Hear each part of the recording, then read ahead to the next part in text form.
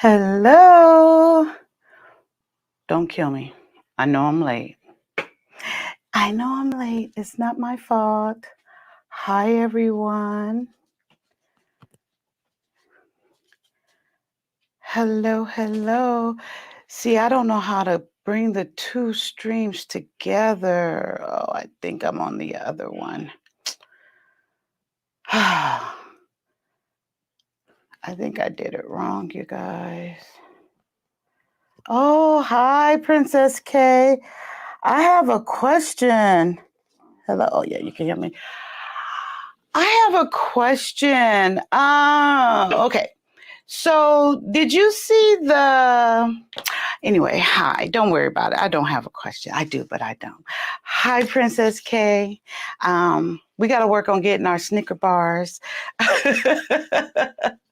Tonight, when we see 100 watts if he shows up, I'm so sorry, you guys. I have to apologize. I'm running late. Today I am. You look beautiful. Look at those eyelashes. Wow. Thank you. Thank you. I appreciate that. I'm trying to see. You can see them. Amen. I was rushing and I'm sorry I'm late. I have to apologize. My kid, my son, my 17 I don't know. It seems like they wait until, you have something to do. Mom, I'm hungry.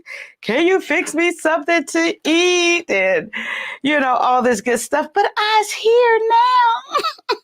I'm so grateful. And I'm doing all this moving because I'm trying to get everything set up.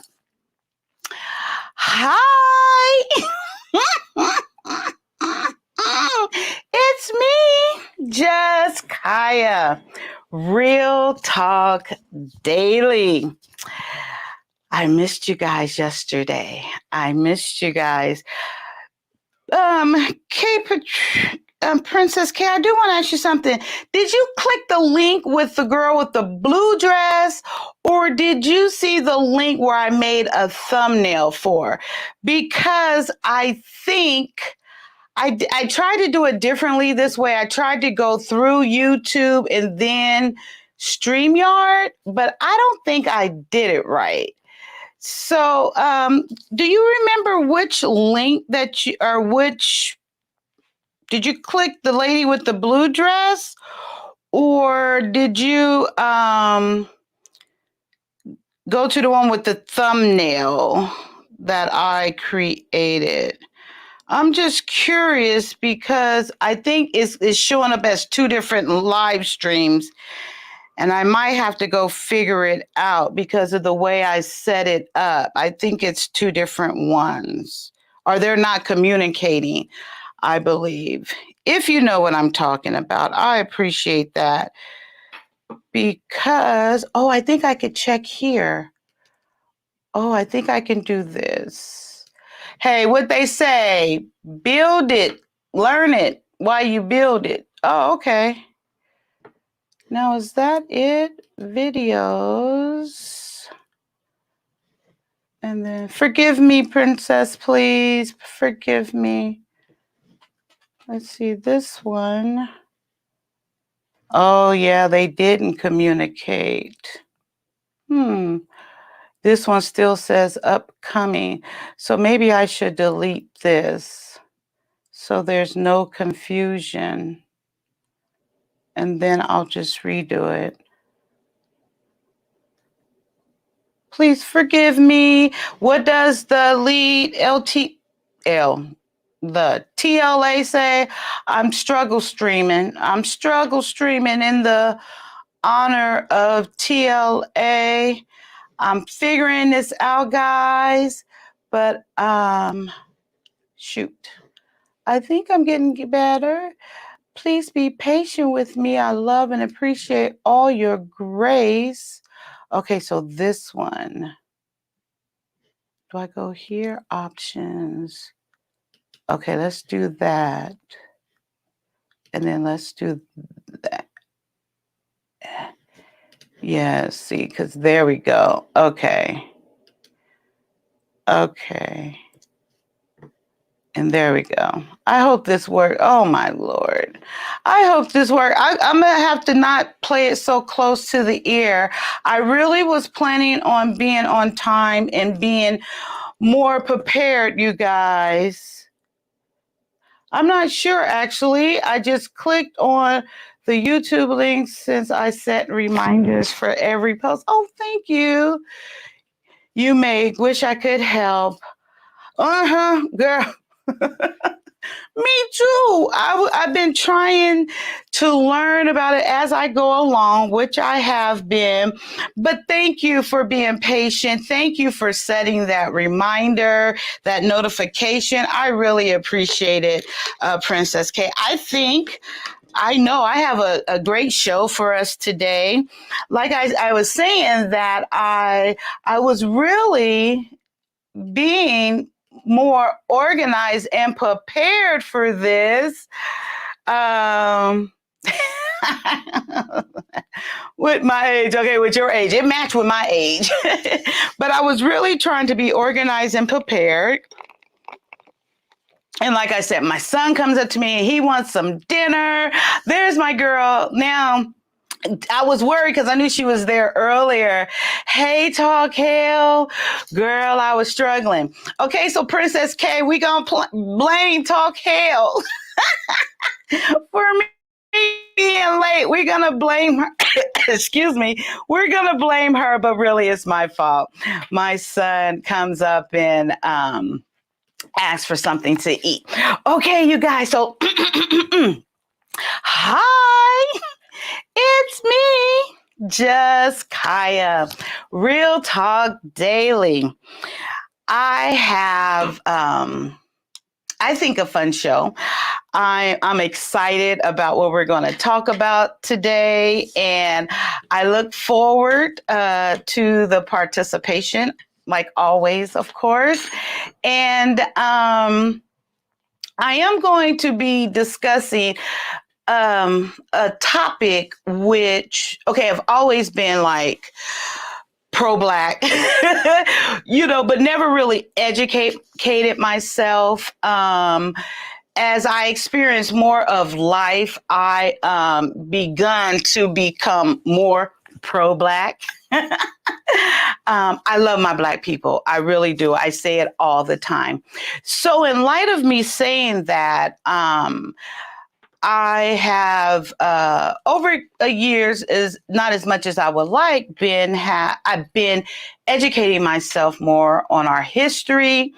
I've been looking into feeding myself more, being more supportive, but not just being supportive, also wanting to understand and okay, so I say it this way. So sometimes I see people and they know the history. They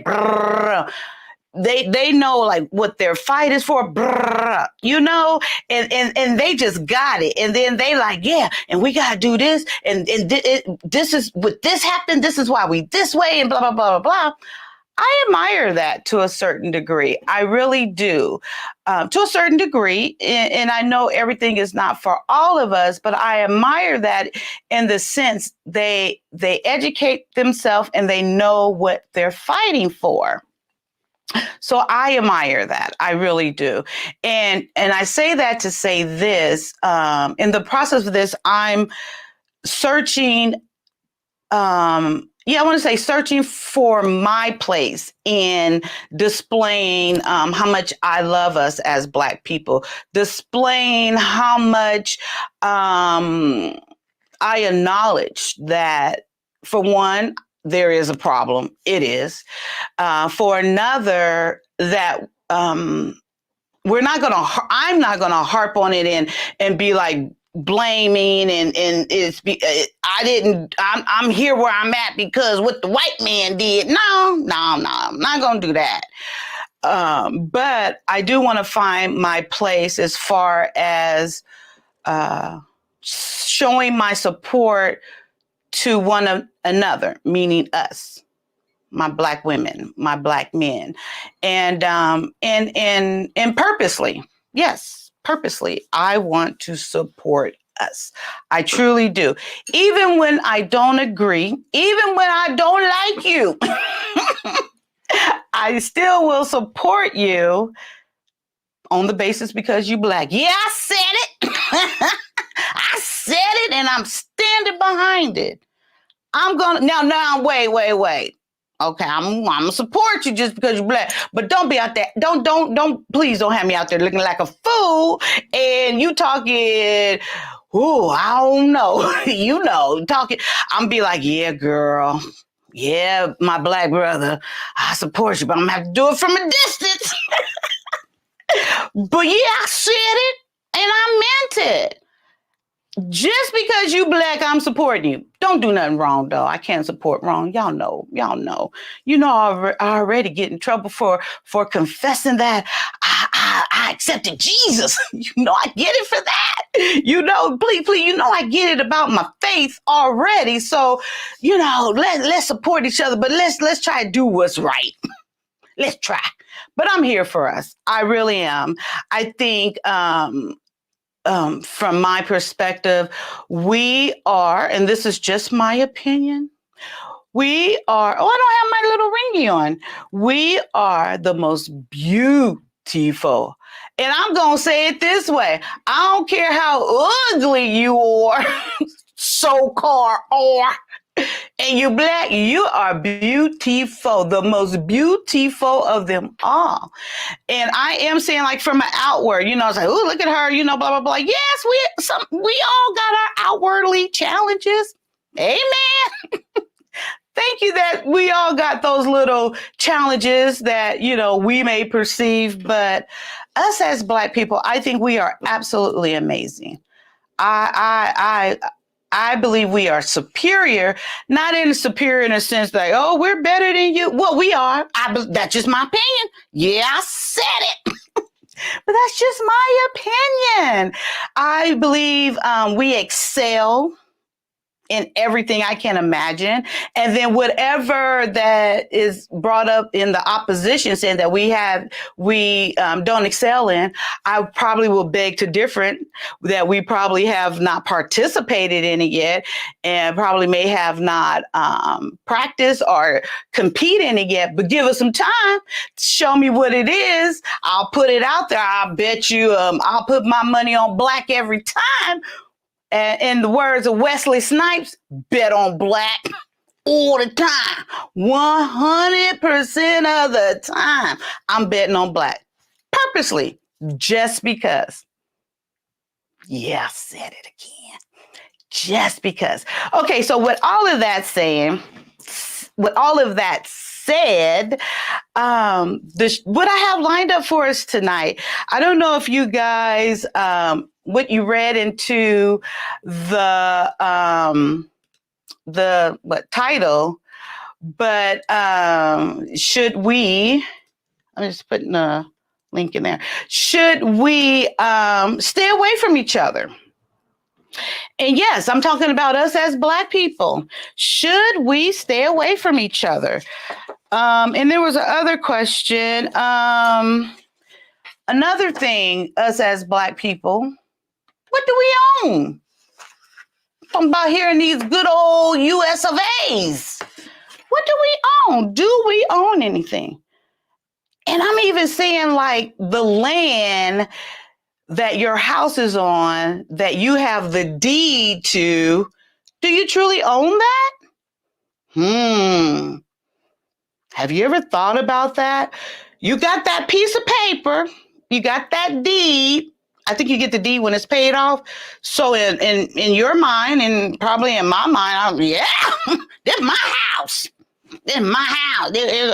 In my paper sack, here it is. Okay. What about that land that house is on?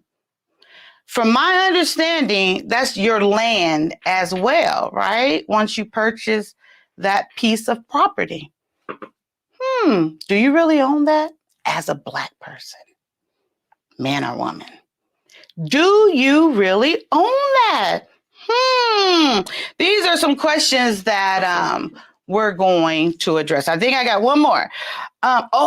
This is a good one. Let me take a drink of water before I say this one. Okay. What are you guys talking about from my little ramble? Hi, hi. Oh, it's just my two ladies talking, which is just fine. I love you both. Yes, the bank owns a lien on it till you own it and land, and make sure you get the mineral rights. Minimal? Mineral? Girl, you know I can't read. Is that mineral? Mineral rights. What is that? Okay. Amen. I might be saying the word wrong. I might have to look it up. Okay, and the mineral rights. Please let me know. Please, I am not too good. Please correct my grammar, my English, the way I pronounce things, because I never learned phonics, and I have shared that many times. I totally, guys, I don't know who else does this if I'm the only one. The way I learned to read was solely, there's a lot of light. It was solely by memorization. I memorize, and that's the way I've always. Oh, there we go. Oh, that's better. That's the way I have always learned. I memorize. I don't know how. If I've never seen the word before, oh, Lord, pray for me. Just pray. Say, please let Kyia, please let Kyia get this mineral. Girl, look. See, this what I mean. See how she did this? Sister trying to help me out. But like I just expressed, I never had phonics. I learned to read by memory, by memorization. So this is mineral, right? I don't know what the upside down E means. I have no clue. Is that like a long E? So I would have to now, I've been, with my kids, I taught myself a little bit of phonics. So I don't know what the upside down E means, but with the upside E with the line on it, isn't that like a hard vowel or a long or a short vowel? Is the short vowel says its name. So E, so short vowel is E, so mineral. If I have an educator, an English phonetic, or is it phonics educator, if I'm not too old to learn, I'll take a phonics class, because I promise you, that's my truth. Wait, oh, so my sister laughing at me, but that's okay. That's okay. Laugh out loud. It's okay. But you said it. Oh, I did say, oh, I didn't even have to confess all that. I could have kept my secret to myself. Oh, so I said it right. Okay. I don't know what it means though. What's the mineral rights? Is that the soil? The mineral rights? Is that the ions and the electrolytes and all the stuff that's in the soil? Is it that right that we're talking about? My two cents. I've been looking for your email, love. I have not seen it. I'm not sure what email you send it to. I have butbyu6@gmail.com. And I also have Grace, the number 4, life 22@gmail.com. And I haven't seen your email at all. And I look for it, love. I was even filtering through to try to make sure I didn't miss it. So Mrs. Two Cents says, hi, everyone. Get y'all caffeine. Get y'all green tea. Y'all know does. Oh, your no-dos. No-dos. Get in your no-dos. It's showtime. Showtime. Hit the likes on your way in. Please. It's me. That's no-dos, right? I'm just joking. I know it is. I do. I promise. I did get a degree. Even though I so can't, even with my reading level. I wonder what reading level I'm on. Well, considering it's the United States of America, I would render it's probably a college level, because I hear and understand our standards are very low here. But that's another topic for another time, not today. Laugh out loud. We love you for it, Kyia. You say it. Oh, you said it right. Thank you, Princess K. I appreciate it. My girl is laughing at me, but that's okay. I love to laugh all the time, all the time. Like to laugh. Phonics, laugh out loud. No, you said it right. Okay. I said it right. I said it right. Ooh, is that a fanatical? Because PH is F, fanatical speaker, phenomenal. Phenomenal. No, speaker. You mean? Oh, from the phonics. Phonical. Is it phonical? I just made it worse. I should have just passed over this little chat. I should have just passed it right over. That's what I should have did. I'm country, so I could be saying it wrong, girl. Okay, funny story, real quick. So when I first started nursing and working around non-melanin people, as they like to say, I keep saying I'm not going to put this gloss on before I come on, but it feels the best, but it gets choppy. Okay, quick. So I have lived in California on the West Coast my entire life lived. I have family from Arkansas and things like that. So, well, after I got my degree, no, I was actually in school when it was happening the most, and I was in clinical. Clinical means you go to the hospital, and you work for free. No, you learn there, and I would get more times than not. Oh, baby, you from the South, huh? We're like, nope. I'm a city girl. I'm good old California, but they say the way I talk and the way I pronounce things that, wait, I just thought about that. These are white people. Maybe they was just calling me Negro. I just thought about that. Maybe they were saying I talk like I'm from the South because she said, oh, that's that good old Negro black talk. Could be. I just thought about that. It was white folks that said that to me. Oh, you from the South, huh? I'm like, no, I'm from good old California, Southern California. They probably was calling me the N-word in their undercover way. It's all good. I don't care. I had this one patient, he found out that I was his nurse, old white man. He looked at me when I walked in. I said, hi, I'll be your nurse. He looked up at me. He was like, I didn't know colored girls could do this position. I said, well, yes, sir. I really did. I said, why, yes, sir. I wanted to go further with him, but I knew he was so serious, whatever. He probably didn't think he was racist or what he said was, but I sure did. I said, why, yes, sir. And I said, I'll be your nurse tonight. I said, but however, if you got any problems with that, sir, I can go get one of, I didn't say all of that. I get one of those non-melanin girls to come take care of you. But I will tell you this, sir, I's a good nurse. I's a real good nurse. I make good grades. I got all, okay, let me stop. I get too silly. Let me stop. Okay, but I did say I can go get you another nurse if you're not comfortable with me. And actually, he allowed me to continue to be his nurse. He said, yeah, I'll see how you do. That's what he told me, something like that. So I was like, okay, cool deal, and I stayed his nurse. But yes, going back to that, I'm not country, but I got called like I speak country. And we just had to talk about that. Oh, Lord. Okay. Oh, real talk with, is that Minds? With Minds Limbs. Oh, Lord.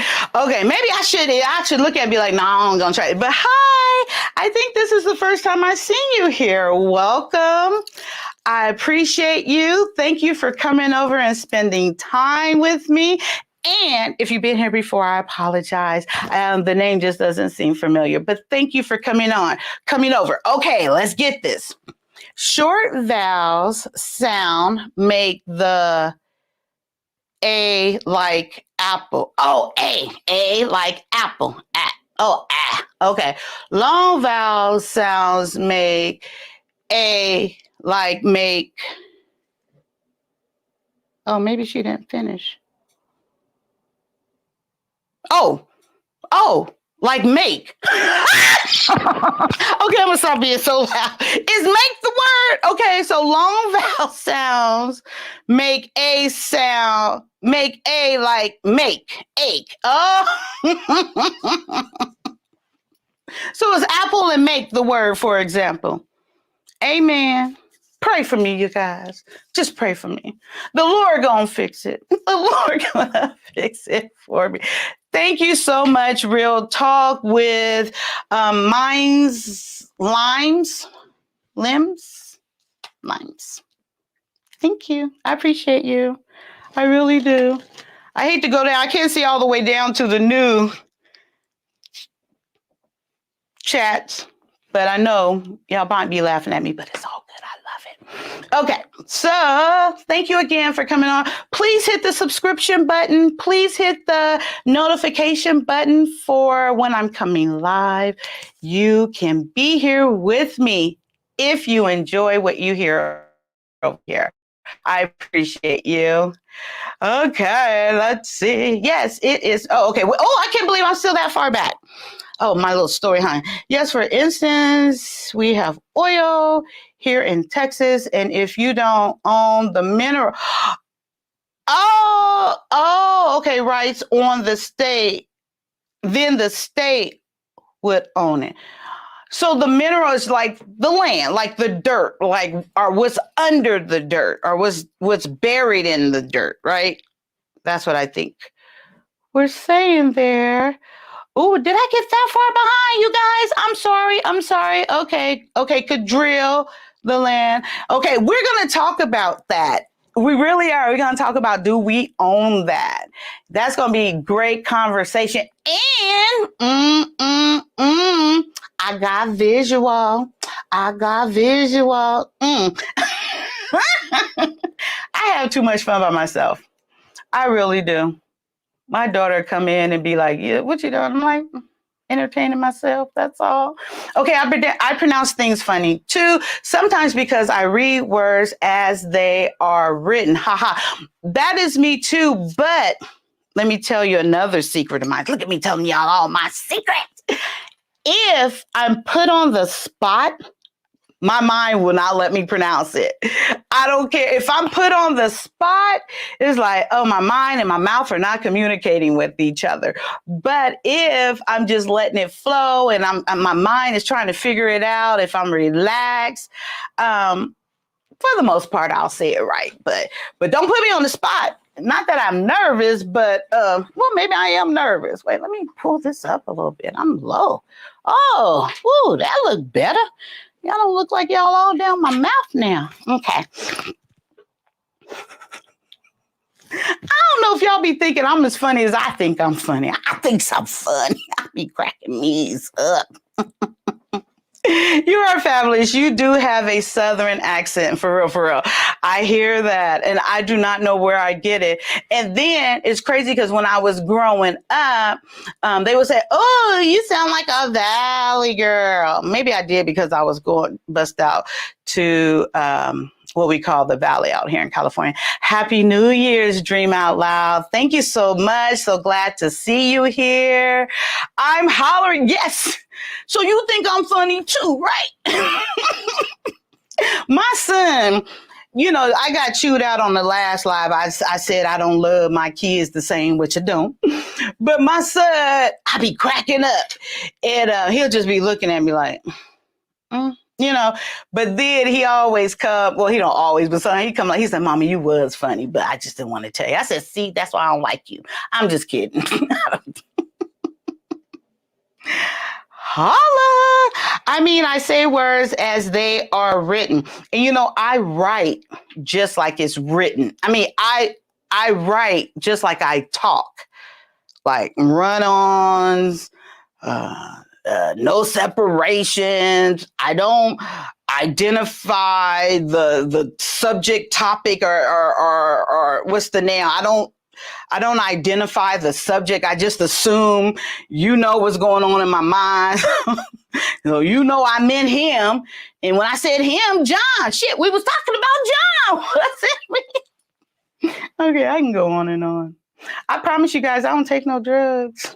Not anymore. I'm kidding. Okay, I missed you guys. That's what I wanted to say. I wasn't here last night and I missed you guys, but I really needed that time for a little education. So my friend, I have a friend finally. I know I keep telling you guys I have no friends. I have a friend in Jesus. No, I'm kidding.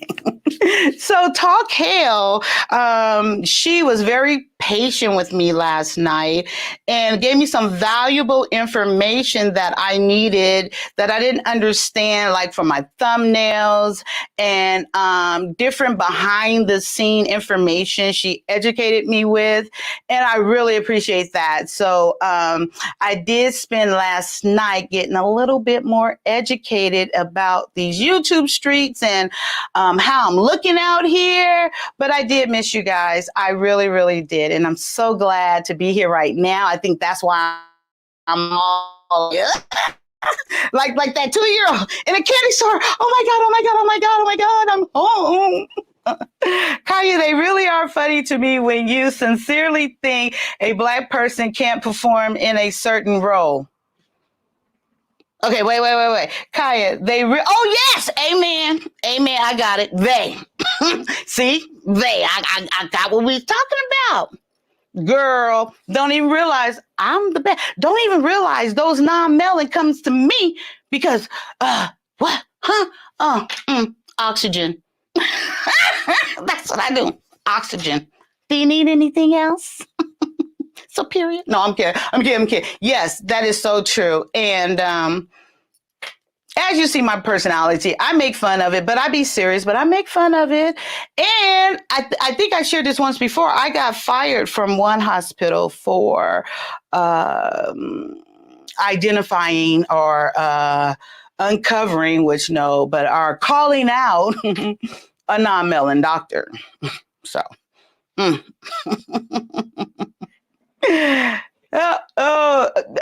don't think I have a Southern accent. I think it's just the way I pronounce things and the way I conversate and the way I talk. And I really don't. It's naturally in me. It really is. Okay, let's try it. So that's men. M-Z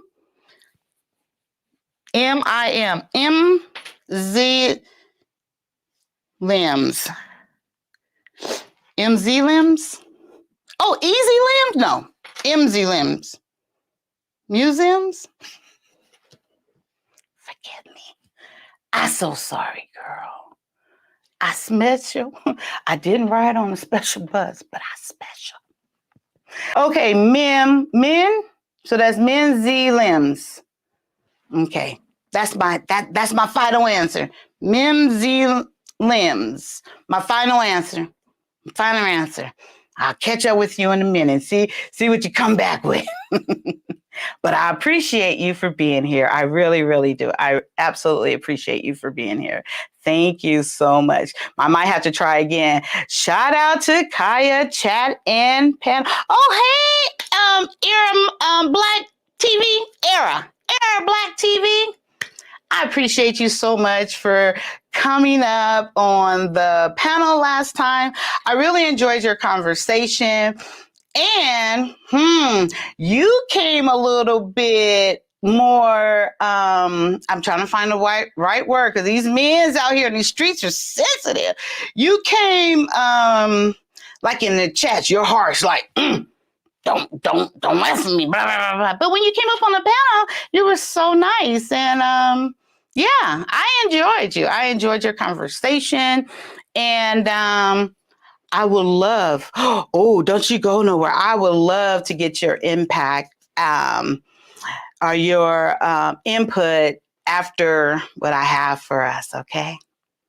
I'm looking forward to hearing what you have to say. And I hope you come up on the panel and say it if you feel, okay with that and have something to say. I appreciate it. The bots are running. I seen one. I think I got that one. Renelle. Did I pass one name? Renelle? Oh, hi. Hello. Rondell Holloway. Hi. I think this is the first time I've seen you as well. And if you've been here before, forgive me. But I appreciate that you're here now. Welcome. Thank you for choosing to spend your time here. I appreciate you. I really do. Princess K. Yes, yes, yes. Okay, for real, for real.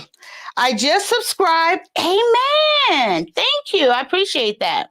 Please sub to my channel, trying to grow my small channel and spread some truth. Viral hug. Oh, okay. Amen. I will. What's the name of? Oh.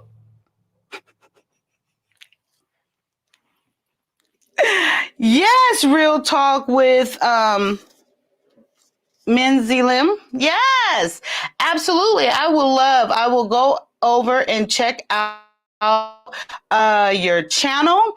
And absolutely, if Mrs. Two Cents, please, if you would share, I would love to go check it out. And I say this, of course, I will subscribe if it's something, long as you're not crazy out here. But absolutely, I will check you out. And I appreciate your subscription here. And I hope it is because you will, stay engaging and truly enjoy what I'm putting out here. And I appreciate you. But absolutely, I will check out your channel. No problem at all. Hey, Tam, Mrs. Two Cents. I really like that name. I would have never thought of that. I like that, Mrs. Two Cents. But see, me, the way I talk, I should be Mrs. 10 Cents because I got to add 8 more cents onto it because I got more than 2 cents to say. I'm just saying. Okay, let's see where we're at. How far away? Oh, okay. I'm at the bottom, guys. I didn't caught up with you. I don't want to feel left out. 84 in the house. 84 in the house. Hi, 84. How are you? Yes, absolutely. You can contact me real quick. Oh, did you already do it? Yes, absolutely. Can you contact me really quick? Absolutely. Okay, there's nothing here right now, but no. Oh, wait. Yep, no problem. Yes, absolutely. Okay. How quick you trying to be though? How quick you trying to be though? How quick I'm trying to be with what? Oh, you talking about 84. Oh, see. Oh, hold on, please. Hey. Oh. Uh-huh. Wait, you're breaking up.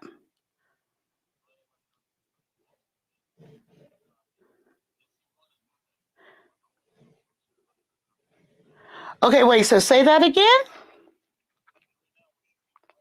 Mm-hmm.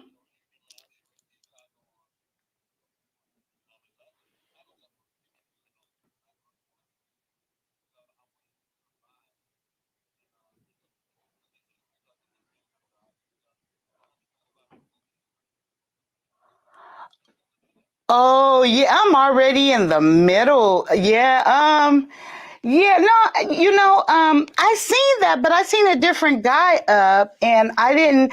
You got to tell me your schedule because because I even purposely wrote on my board about Monday. Monday at 8. So yeah.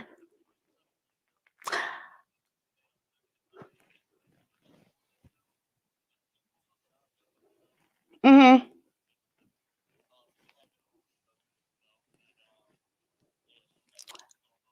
Oh, oh. So you just started that. Oh, is your what? What is that? Oh, okay. Well, yeah, I'm already in the middle of it, but I appreciate that. But yeah, I'm already in the middle of it, and yeah, I wouldn't want to do that. Like I just don't think that. But I appreciate that. But for sure, can you contact me afterwards, and maybe we can align something then with the time.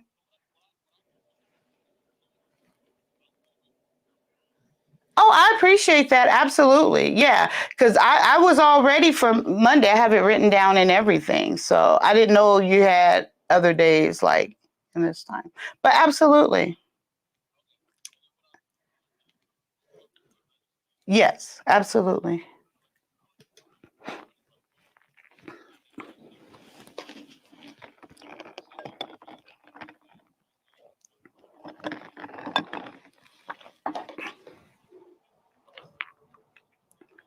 Hmm.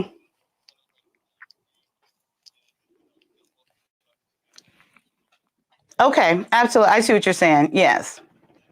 Okay. Sounds good. Yeah. Oh, yeah. Yeah. No, I get you. Well, how long before you guys in? Because I have visuals and stuff that I really wanted, especially yours and you guys input on. Okay, I can talk for that long. Yeah, hopefully they hang around. You guys are gonna hang around, right? Okay, sounds good. Uh oh. Oh shoot. Dang it. Oh shoot. Oh, sorry about that. I'm sorry about that. It had went to call. Okay, now what was you saying? No, I didn't hear the after I said they'll hang around. Oh shoot. I'm sorry. I'm so sorry, guys. Hello? Huh? Oh, okay. Sounds good. Thank you. Okay, bye. I'm so sorry, guys. That is the most rude thing I can do. So I apologize. I really, really do for that. But it was my brother, our brother, 84, and I did say he can contact me. I apologize. I'm so sorry. I'm so sorry. I'm so sorry. But I's back now. I'm back now. I'm here, and yeah. Okay. Okay. I apologize once again. It won't happen again. Okay, so Mrs. Two Cents. Oh, did you? Okay, about the email. You heard me about the email. I didn't receive that yet, love. So I'm not sure what it's about, but yeah. I don't know. My number. I don't know if I can put my number out here. I don't care. My number is on my Facebook. My phone number is on my IG. Feel free to reach out, text, call me. I'm open to it. But my number is public on those platforms with no problem. Okay, y'all are funny in this chat. 84. Go in the back through the. That's what I thought he was going to do. I'm sorry. But he called me. So yeah, I thought he was going because I put the link up there. But amen, amen.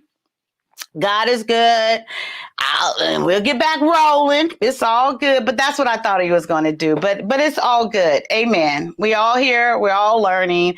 And yeah, amen, amen. Kyia, sometimes I just want to call in and help you with the it. Ain't no shame. I am never too old to learn. Girl, I invited. You see I dropped the screen there. Let me you can be like, you could be in the back and be like, my conscience be like, what she meant to say, what she was trying to say, this is what it said. Princess K, you could be like, okay, Kyia, you put up the chat. Let me read them, girl. Let me. Absolute girl, please. Come on.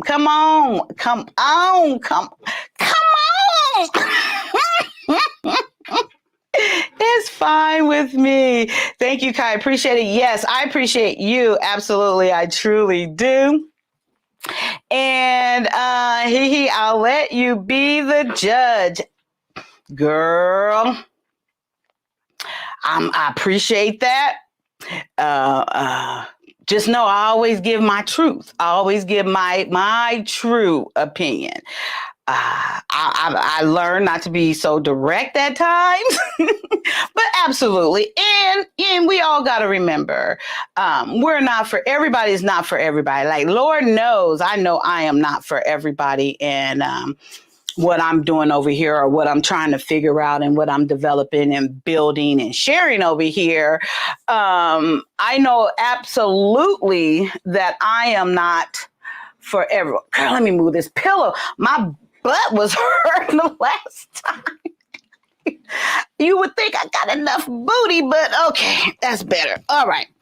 Yes, I will for sure take a look at that. Oh, good. Okay, so Mrs. Two Cents put your link in the chat, and I will take a look at that. See, you doing this on purpose. What is that, virtue? What is that? Virtue? Oh, hug. That's what I said, virtual hug. I said virtual hug. I didn't say virtual hug. Virtual. Oh, virtual. I gave too many syllables. Amen, Princess K. See, now you see how I talk, because you said virtual. You spelled it. You knew I would understand it that way. Do the, so that's mini. Mini. Is that mini? Virtual hug is what Minnie said. I know I said that. Oh, I said viral. Did I really? I meant virtual. Did I say viral? Girl, I'm at the age where I can blame it on my age. Huh? Did I really say viral?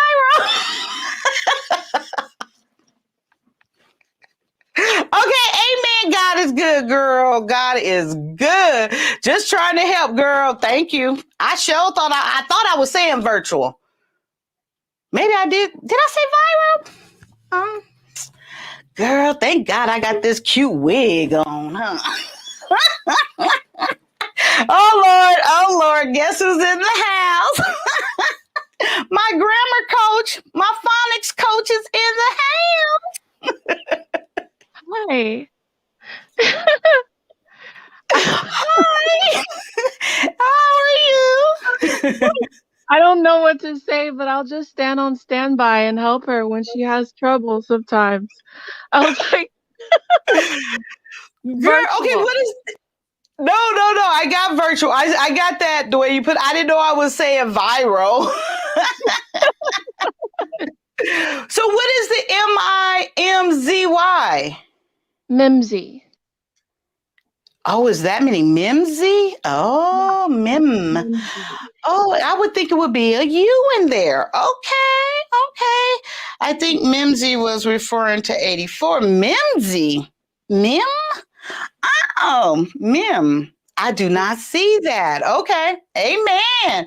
So wait. So her channel is called Real Talk with Mimsy Limsy or Limbs? Mimsy Limbs? Limes? Yes, I think that's Real Talk with Mimsy Limbs. Mimsy Limbs. Oh, okay.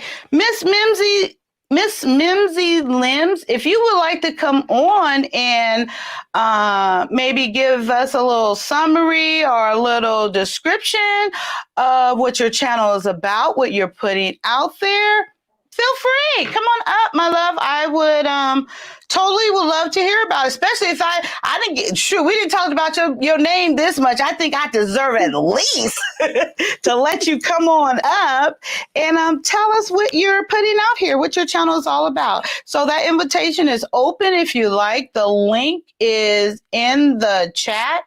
I'll put it again because it might be far up. And yes, please come up if you would like to come up. Appreciate you. Okay, what is this? Woo, is that woo? It's not woo. What is that? What? Whoa? Is that whoa? Whoa. Oh, is it really whoa? Girl, I'm glad you came up. That's whoa. Oh, A-H. Okay. Yeah, that's whoa. Oh, girl, I ain't lying. You know I ain't lying. It's okay. It's okay. I get it. I And get I it. go to my daughter. I be like, what the hell is this? I thought it was a word, but it was an acronym. You know how y'all do it. I said, what they trying to tell me here? I said, I ain't never seen this word before in my life. My daughter just cracked up. It means, I don't know, be back when on Sunday, next Monday type. I was like, wow, okay. Well, thank you. So that's whoa. Whoa, thank you. That's amazing. Whoa. Okay. Whoa. Okay. See, I'm mentally putting it in there. Just subscribed. Amen. I appreciate it. I know that's wow. Thank you. See, I know wow. Wow. Okay. Mimsy did a quick browse. Your content is, okay, focus on biblical. Now, is that biblical or biblical? I'm kidding. Teachings without holding back or being politically correct. Is that correct? Oh, okay. She has the invitation. Please come up. Please come up and share. I would appreciate that. I love talking about my faith. I love talking about the Bible. I love it all. And even if we don't believe in the same thing, I'm always down for the conversation. Just as long as you respect that, I will never try to change you. And I will ask anybody, not just you, Mimsy, to change me. I am sold out 100% in my faith. Okay. Yes. So the invitation is there if you would like to come up. Now this is fine as long as you're still here. Okay. What you talking about there? I'm way behind now. Oh, I was joking with A4. Oh, okay. Yes, I sent a test email to you. No, say it again. Oh, I was like, is he gonna have her stop the live to talk to him? I was like, no. I'm joking. But I know yeah. I shouldn't have. No, I realized that. You know what was so crazy? So I purposely, because you said I shouldn't stop the live, right? To talk to him, right? Oh, I was joking, not to tell you what to do. No. I'm not even taking it that way. No, I did kind of regret it once it went. I thought it was going to be I thought something was wrong. You know what I mean? I thought it was going to be a quick, sis, fix this or, whatever. Oh. But yeah, and it wasn't that. And then at that moment, I kind of regretted, but I was already in it. And then I was looking, I'm like, well, then, I see it, how you can see the numbers up there and people were leaving, which in the moment, I was like, gosh, this is really rude. I want to get off. And gosh, why do my lips keep looking like this? And, all that stuff. But yeah, like I said, I won't do that. I shouldn't have. But I thought it was going to be a quick fix or something I was missing. You know what I mean? So that was the reason. But yeah, no, you're right. No, girl, come on now. Hold me and keep me accountable. That's what we here for. This our channel. This eyes, we're building this together. And I hope that I'm making that very clear. Please don't think think that I'm above reproach or anything like that, because I'm not. I welcome feedback. I welcome insight. I welcome from your point of view, especially you're here like from the beginning since I started this channel, and I perceive, we're going to go a long ways together. So, by all means, please give me your input. I appreciate it and respect. Good. Okay. Yes. Basically, Mrs. Two Cent, laugh out loud. So may see my topic as controversial. Oh, well, come on up. I said it. You still like, girl, you trying to promote your channel. And you say it's a small channel, and I don't see you clicking, to come on up and share your channel. You got to be bold out here. Someone's giving you an opportunity to speak about what you're trying to put out there. So come on up. And we'll, topics controversial. Okay, sister ain't never ran away from a fair fight. So I ain't never had a fight, but I learned a little 1-2 on that viral. What is that Wii game? Uppercut. That boxing. left. You know that game? Right. Right. Ooh, uppercut. No, oh, maybe I'm the only one. I'm gonna get her. Okay, so I'm waiting. Mimsy. What does your name got to do with the Bible, I wonder? I have questions. I would appreciate if you would come on up, love. I would appreciate it. Oh, there, look, see, that's God. I didn't even know what I was clicking. There's the link right there. So your opportunity is going to run out here soon. So I will hope that you would do it to promote your channel. Don't be about the fingers. You got to come on up, love. Okay, well, it doesn't. Mims is a nickname but her husband. I think she said Mims is a nickname, but her husband calls her Mimsy Limbs as a term of endearment. Where did you get all that from? That was in the chat? Mm-hmm. I missed all of that? Oh, probably because when you was trying to correct me, I got nervous and I kept going right past it. I'm just joking. Okay. No. I'm the side person who comes in with as the grammar police. So funny. Right.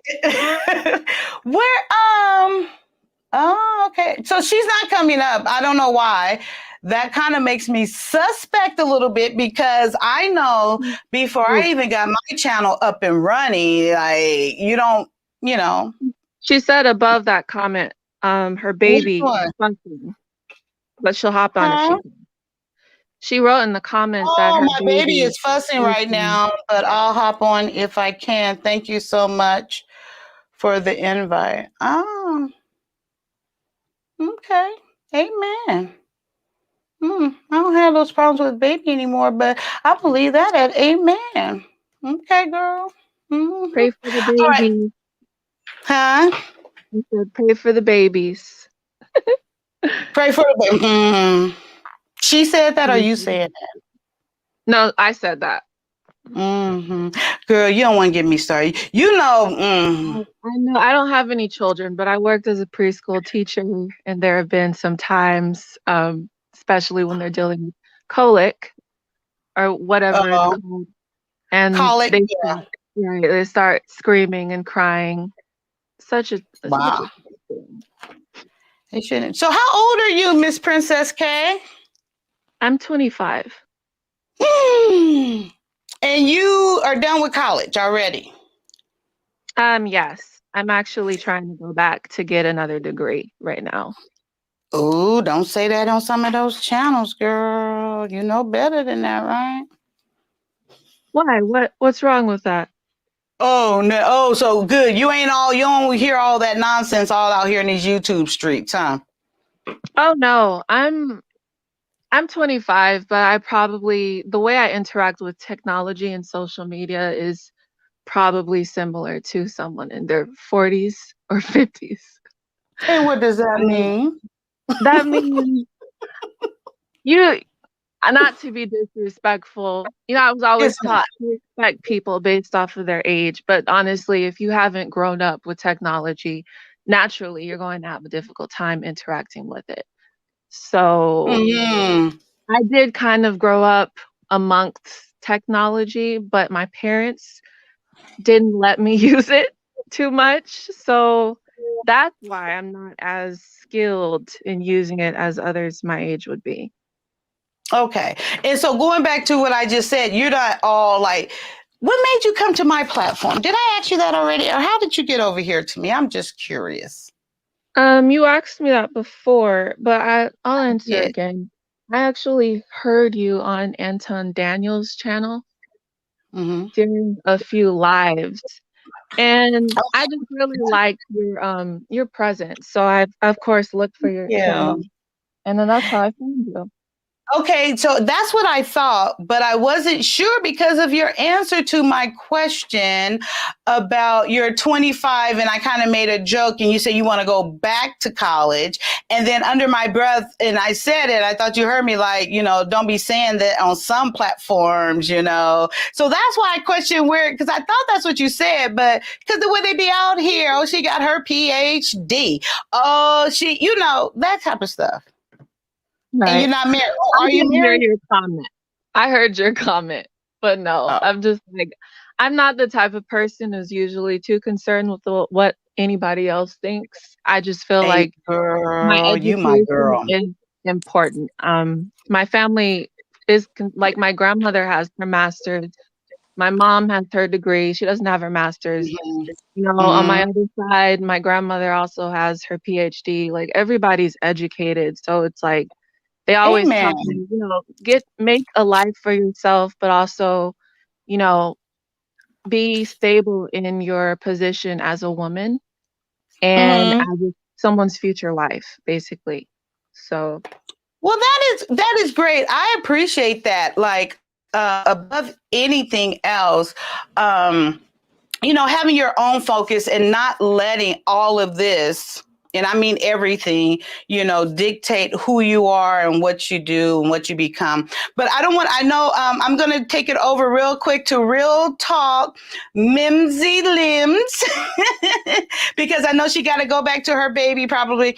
Welcome. I'm so glad I bullied you into coming Hi. up. Yeah, so you might hear Hi. more fussing in the background along the way, It's but I'll perfectly be okay. try to be quick with my mute button. Yeah, no, it's perfectly okay. I would love for you to share what's the what I want to say, what's the purpose maybe of your channel, or what content are you putting out there, and what are you educating us with? Um, to say educate is kind of a strong word. Oh, I don't want to like you said, like I don't want to put my beliefs on anybody. What I really mhm. want to do is put out my experiences. I am really heavy into the scripture, though I don't practice any actual religion. My husband and I, we just like read the scripture. We practice the Almighty's feast. We practice the Sabbath on Friday evening to Saturday When evening. you said the scripture, are you talking about the Bible? I just Like the I just need Bible, to okay. right? Yeah. Oh, So like the like, Bible. Okay, okay, right. So for example, yes, I read the King James version, right, and that's like my okay, go-to. But I don't just read it at face value. I go deeper when I read it because obviously it's been translated. It wasn't written originally in English. So yeah, Hebrew. Mm-hmm. right. So, but I don't know Mm-hmm. how to read Hebrew, well, I do now Mm-hmm. kind of, but like, normal people don't, so what I did was I go to blueletterbible.com, which is a wonderful website and you can read it interlinear and you can read the Oh, New okay, Testament and the Old Testament in their original text. So Greek for the new and then Hebrew for the old. And okay. that gives you like a deeper meaning because Mm-hmm. the scripture in translation has been mistranslated. Some of the words have deeper meanings. So right. Okay, I do hear that. I do hear that from right, teachings and different like J. Vernon McGee, Dr. J. Vernon McGee goes and he kind of breaks that down as well. The words, some of the words that they translate are not strong enough for what it meant, like in Hebrew or Greek or something like that. Yes. Uh-oh, who's that's that? my husband. He wants to know what stream I'm on. Oh, hi, He- husband. Hello. He's on Just yeah, Kaya Real Talk Daily. it's JUSS space KYIA Real talk daily. Yeah, I know. My husband's But gonna check us out. Oh, Yeah, amen. so Tell them he'll to be hit here the like too. button. Yeah, she says hit Yay! the like button. I support this. It's already done. Thank But yeah, you. so Okay, basically what I continue. do is I see things, a little bit differently than what like the normal people would, Okay. and I like to put quotations because like that's not cool for me to like separate, I'm a normal person too. Um, but like the rest Well, of the all of world, that's debatable, huh? Who's right? Yeah, normal or not? we're all crazy actually is what I like to say. We're all crazy. But normal yeah, is a so setting in a washing machine. yeah, yeah, definitely. That's yeah. But so basically all I really just try to do is put my um we read a lot, so we put that out there, but my topics, I've noticed that there's not a lot of women on YouTube. It just so Okay. happens that there's not a lot of women on YouTube putting out, conversations about things that actually matter. So this I is what I agree. like about your channel. See, you're real talk. Real You have talk. real conversations about real things, Hmm. and that's basically what I want to do. Only I think that I see things a little bit differently. So I put my perspective, the things that I want to teach my daughter. I have 3 kids. So, I have Okay. a 7-year-old daughter and I want her to grow up being a proper woman, not what the world of today wants women to be. Okay. I have 2 Mhm. sons, so I also want to raise them for what I expect like a husband to be.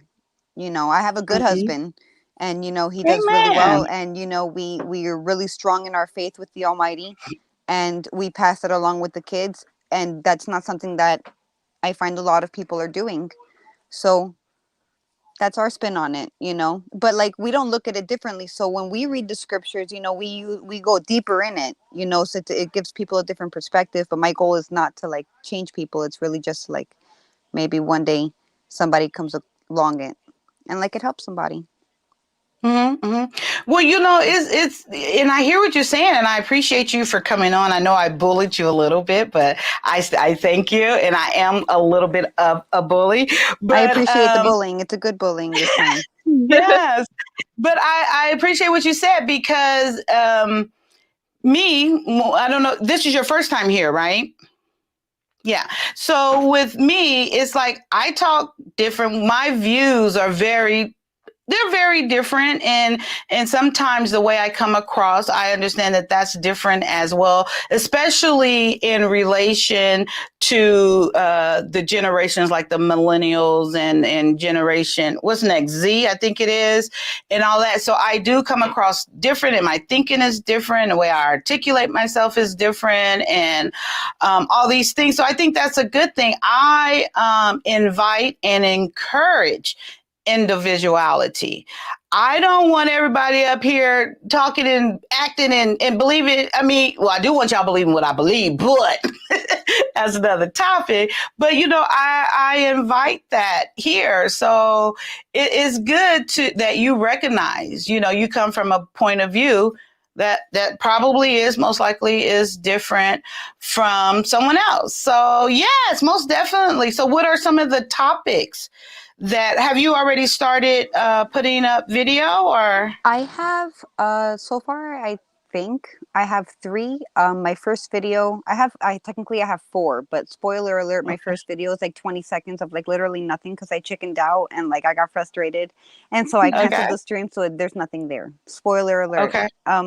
But the my first official one is the vicious cycle of man, and it's basically how like the Almighty gives us everything that we need, and this has been since the beginning of time. He gives us everything we need because he loves us, and then, along the way we forget about him, and then he delivers us into bondage, and then we cry because that's what we do. We cry, and then he saves us, and then we worship him, and then he gives us everything, and then the cycle Cycle continues starts again. over and over again. So that's basically my Okay. first one. The Uh-huh. second one was about like the why it's so difficult to let go of pagan holidays and Wait, practice wait, the wait, Almighty's wait, feasts. We just talked about that right before Christmas, how I do not celebrate nothing on that calendar. I do not. Yeah. We just had a stream on it, kind of the conversation went there. But go ahead. I had to bring it back to me just for a little Cool. bit. Okay, now Heck back to you. yes, for sure. Absolutely. I love Yeah, that. but we just do that. Yeah, I don't So celebrate yeah, no holidays. right. So like we don't do that. We practice, the Sabbath on Friday evening to Saturday evening. We Hmm. practice like, the Almighty's feast, like his Day of Atonement, the trumpets, etc. You Oh, know. okay. And You so mean we when do he that went because the like, second it's time? not, Mhm. well, like with the kids, we're not just like trying to take away everything, from Right, them, and it's right, not all misery. The Almighty does want us to celebrate things, and there's a reason and a purpose for all of them, right. so we do. And this is our first year like officially practicing them. Well, not this one, this past one that just happened. And it's Uh-huh. not easy. So like, we're I made a show on that, and then I made a show on something else, maybe, I don't And remember. you're going live? You're going live with your shows? Yes, I go live, and it's open Okay, so panel when are you because going live again? I will be there. When are you going I live again? cool. I like to I Ideally I would like to go live every Friday night.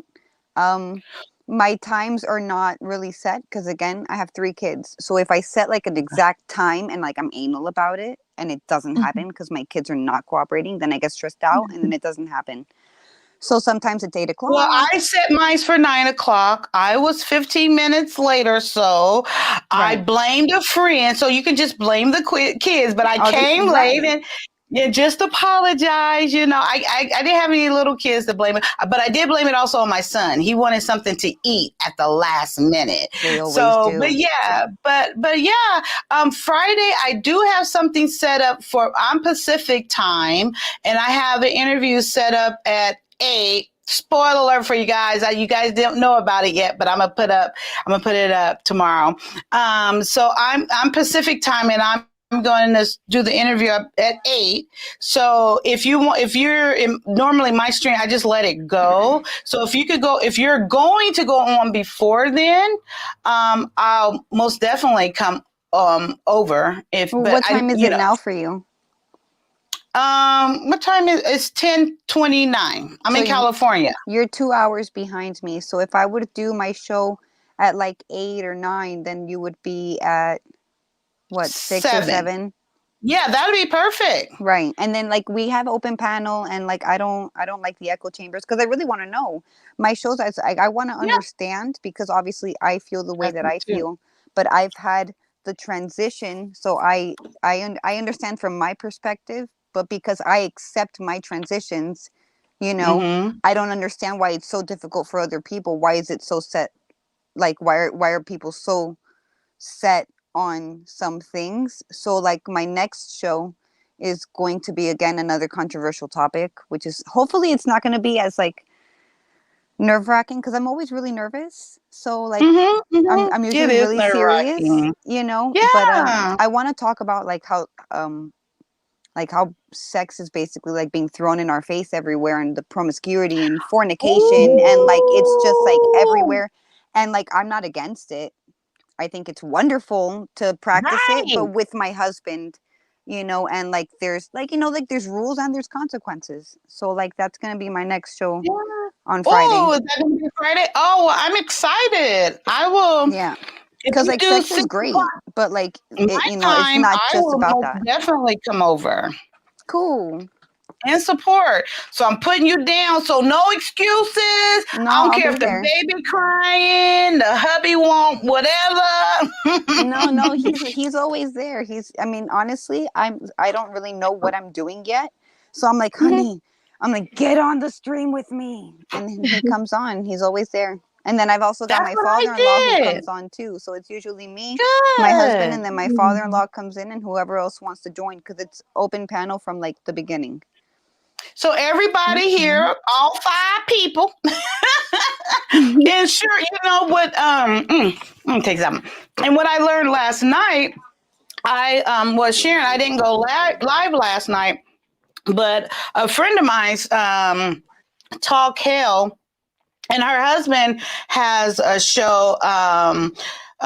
Sir Talk speaks, Sir Held speaks, and you would probably enjoy going over and checking out his show as well. But she was showing me how the analytics side of things work, like behind the stage. So I say that to say that just because I say 5 people now, people go back, they watch my videos. I couldn't even believe it when she showed me that. She's like, oh, look, you got a lot of traffic at 1 and 3. I said, no, it can't be for me. I said, I'm not on at that time. She said, no, girl, they watching your video when you're not there. So it's going to get shared for Friday. So I encourage you to be ready. I will, throughout the show, continue to promote that we're going to come over and see you on Friday. And I look forward to that topic as well. But yes, I wrote myself a note. I will be in attendance. I promise. Awesome. Yep. I've actually already set it up on StreamYard. So it's like, I don't even have to set it up. It's just there. I just have to be there. Awesome. See, that's good. Awesome. And you got to set up for 6 p.m., right? My time, 8 o'clock your time. Right. Okay. Well, I thank you, Mimsy, right? That's it. Mimsy Limbs. Gosh, she said it just right. Okay, Princess in the house. All right, you see, I got my grammar code. She's a good reader. Here. She's good. Yes, absolutely. And she young too. She got those young eyes. I can blame it on my eyes too. Well, I really can't because I can see the letters, but okay, I'll definitely. So thank you. I appreciate you, and I hope you enjoy what I got forward for us tonight. And got some visuals. And can I ask, where are you from? How do you? I don't know how to say it nowadays. Where are you? Are you a white girl? Are you from Middle East or okay? You actually look like Egypt. You look like you're from Egypt or somewhere. I used to take bets on this because I've been asked that like my whole life, almost 32 years. They'd be like, "Where are you from?" And I'd be like, "Where do you think?" And I would take bets. Hispanic now. No one has ever guessed. No one has ever guessed where I'm from. Okay. So would you? Okay, wait. Let Princess guess. How about this? I won't answer, but if someone answers correctly in the chat, I'll let you know. Okay. So there you go. Spice it up. And if no one answers by the end of the stream, then I'll let you know in the comments at the end of the stream. So you got to hang out until the end.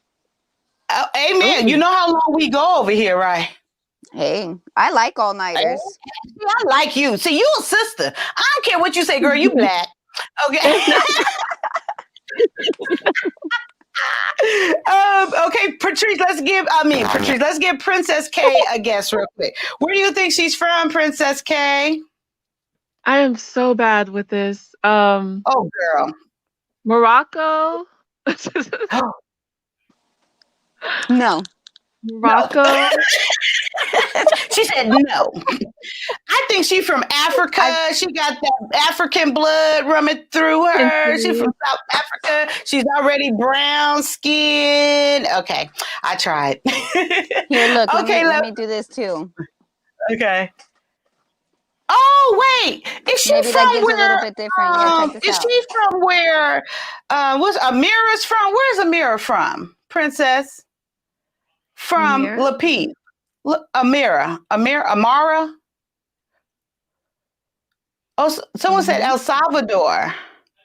Yeah, I don't know. No. Where's Amira from, Princess? I have no idea. Gosh, that's what you said Greece. Yeah. No, I don't think India. And I said Latin. She said no. Greece. No. I'm not from India. I'm not Greek. That's crazy. That's crazy. I would say she's Negro. I'm Hispanic. I said Hispanic. I didn't hear you say Hispanic. I heard you say Latin. That's why I was like, I'm not. No, Latin in the comments. I said Hispanic. Because when you was like, no one never guessed, and I said Hispanic, you go, no. I was like, oh. You see, I didn't hear that. I was being rude and talking over you. Okay, so I had it right, guys. I win. Princess, did you hear me say Hispanic? I need confirmation. I'm not from Mexico. I said Hispanic. Did you hear me say it, Princess? The chat, so I'm just going to let you holler at it. I didn't hear it, but I believe that you said it. I did say it. I said it, and she was shaking it. Okay. Because when she said no one never guessed, and I looked, I said Hispanic. Then she like, but I didn't say it Hispanic. loud.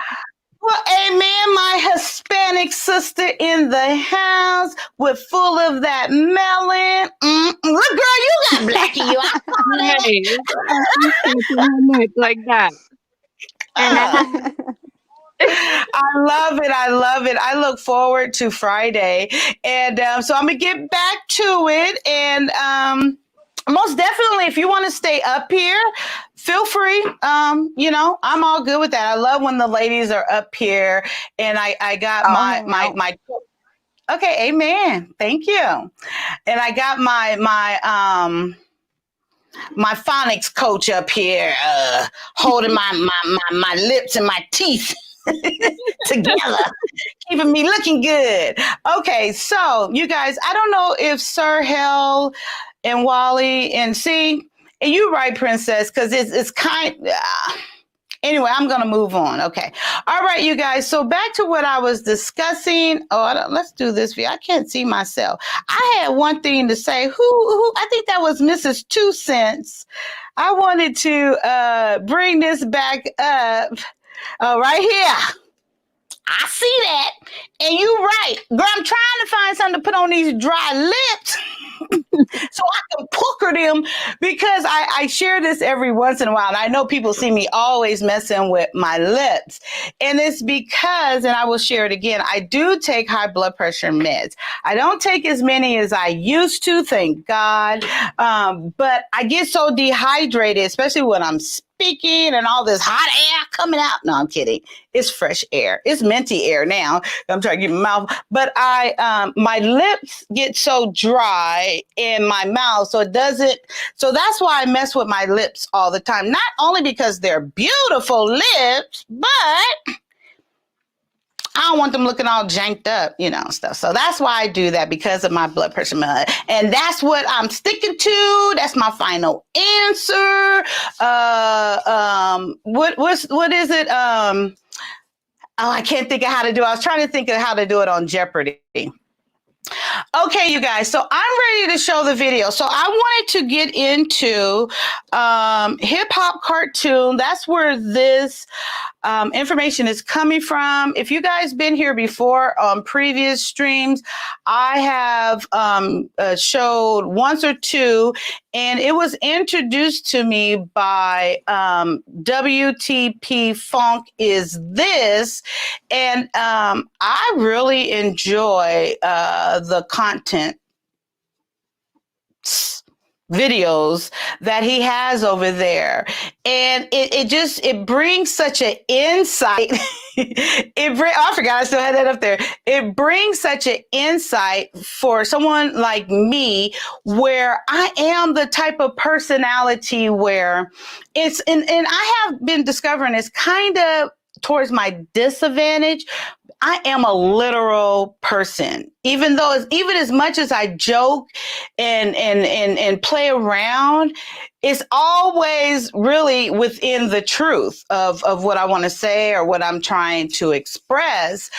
But the way that he expresses like our culture. Well, I guess they say we don't have no culture. I don't know what to say no more. All these people out here. But anyway, us as Black people and Hispanic in the house, the way that he expressed, yes, and that's in there too. And the way he expressed how the treatment of non-melons is what Nellie Fuller Jr.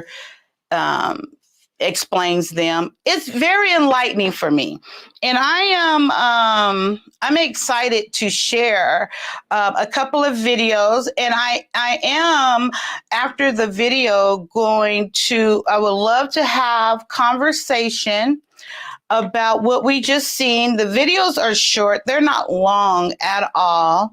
And the way he puts them together is quite nice. And so I'm doing this, I'm setting up to share. And also I put the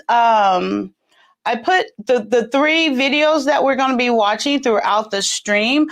I put I made a playlist, I guess is what I want to say, for him, for these videos as it is. And I am really excited to hear and see what conversations are sparked from this. In my opinion, because the way I see things, back to what I was saying about I take things and see things very literal. The way that I see something, like if you tell me something, and this is crazy, like and I'm saying this is crazy, but if you tell me something and I don't know, the sky is blue, I literally take it. No, I mean, if you say the sky is pink, I literally take it like, you said the sky is pink for real? And then I'll be like, but it looks blue to me. Why did you say it's pink? How do you know, I'm that type of person to where then you'll come back, girl, I was just playing. Or, I just really take things literally that you say to me. And sometimes people be thinking I'm just, just saying it to say it, but I'm trying to share my screen, guys. I don't know what I'm doing. But it truly is. Okay. Okay, and then I say that to say this: with the Bible and with my faith, I literally, like I tell people, I literally believe every word of the Bible. I literally believe what it's telling me and what it says, and I truly believe. Oh Lord, okay, let me see if I can figure this out. Okay, that. Don't laugh. Don't laugh. I think you're. Okay, wait. I think Wait you're a gonna minute. See. love the Blue Letter Bible. Yeah, Oh, okay. it's Awesome. very useful. I think it's important to there's some people who study the Bible and they only read one Oh, paragraph. But I was taught by my family you're supposed to actually read a couple paragraphs before and after to get an understanding of what you're reading. And you should also have different translations because they each have different meanings of the original text. Um, absolutely. and it's also I really important to stay in tune with a spiritual leader. What's deeper Mhm. in my religion is we believe in the Holy Spirit. So Mhm. there's also that aspect. I don't really talk about it as much because some people don't necessarily understand it. I can't explain it properly of what it's like Mhm. to be healed. Um, but yeah, I'm kind of on the more spiritual side, I guess you could say. But there's also something I've noticed amongst people who claim to be Christians that they are a lot of times I've noticed they haven't read the full Bible. They've read like different scriptures I have to throughout the admit, I Bible. have not read the full Bible from cover to cover. I will admit that. Yeah. Absolutely, I have not. You have I feel like it's important for everybody to have read the Bible at some point.